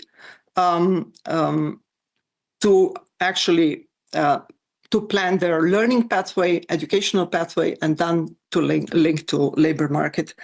And in a way, it is fragmented because these systems are very much linked together. So our case that we provide actually emphasize this connectivity and not only peer learning, as Caroline said, but also real connectivity between sectors and how to cooperate together. And we need to put it from the professional level or expert level to the political level. This is the challenge we still have. Okay, thank you. And it's going to last probably. Going to stay a challenge for a while, I guess.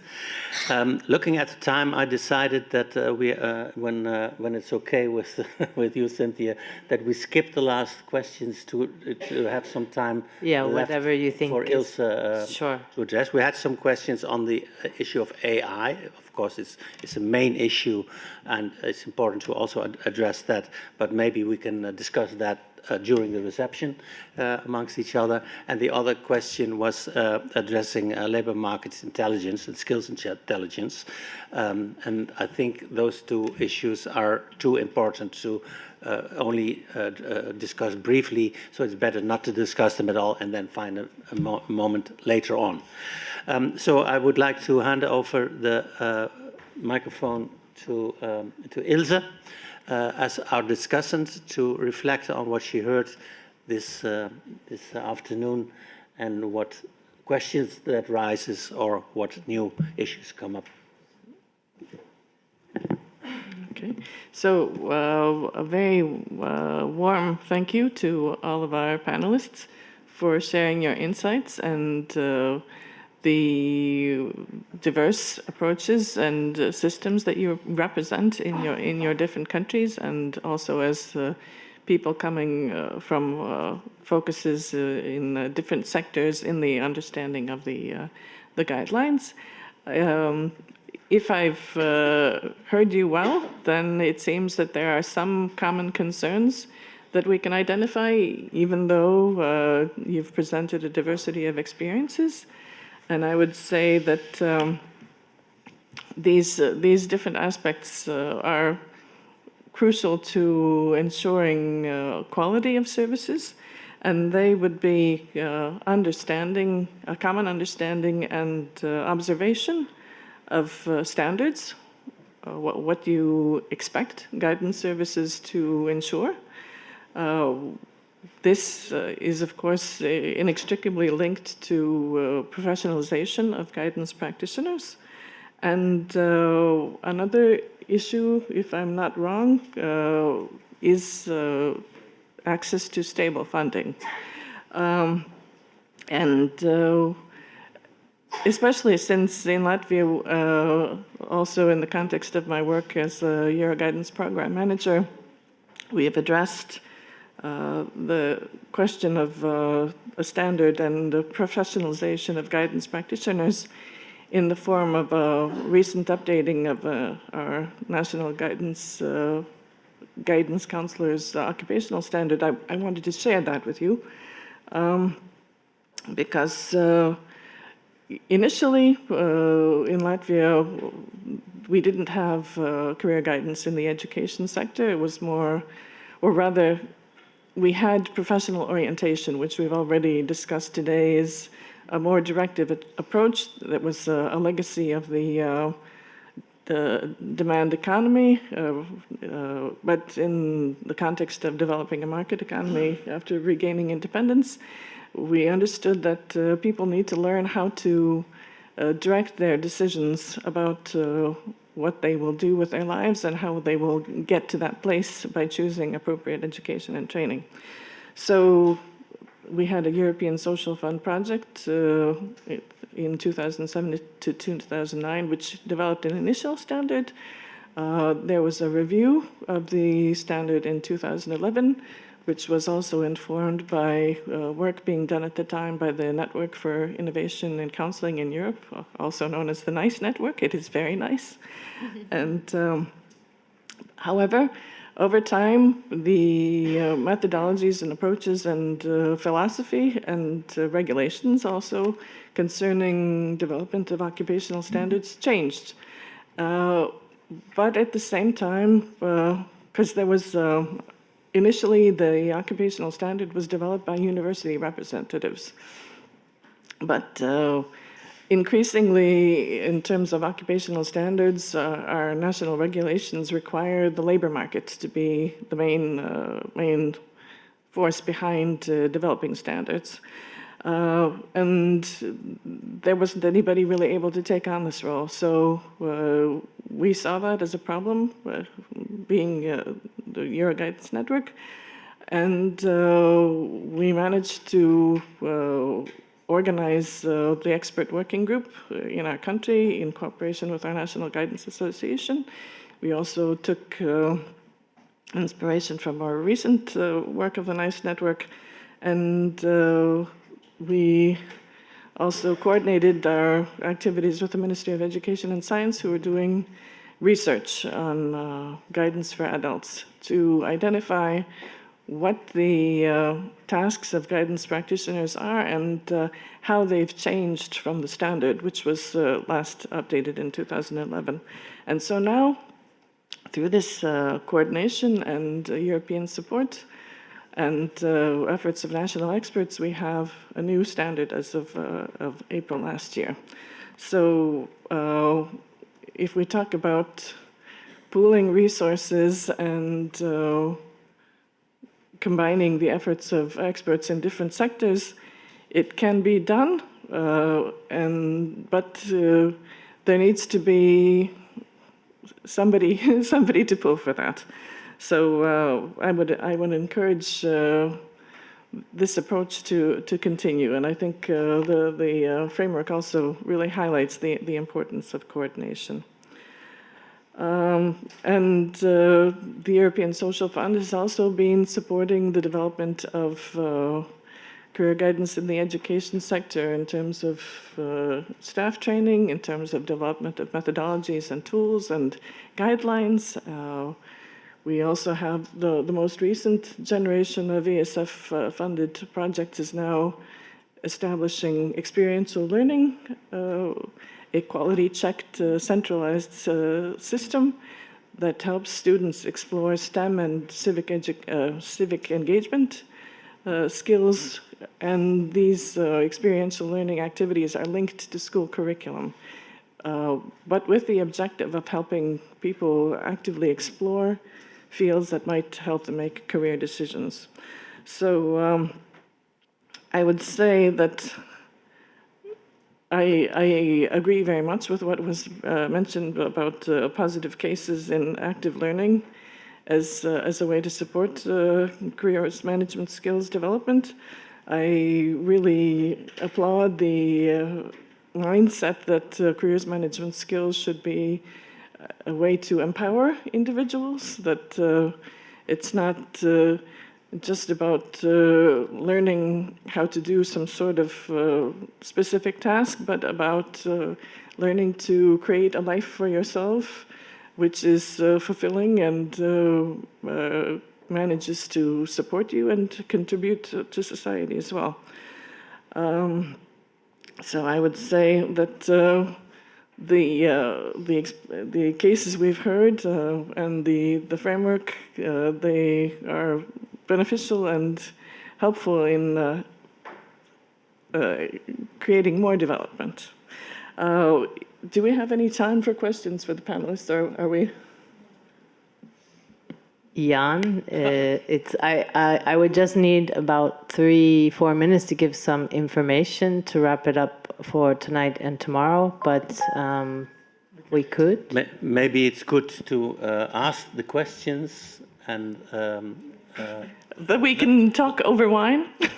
let the answers. Or I don't know what we're having. Sorry, it was just a guess. You can pose the questions, maybe, and see if one person wants to. If you're at a loss for striking up a conversation with a colleague standing next to you at the reception, you have a few options.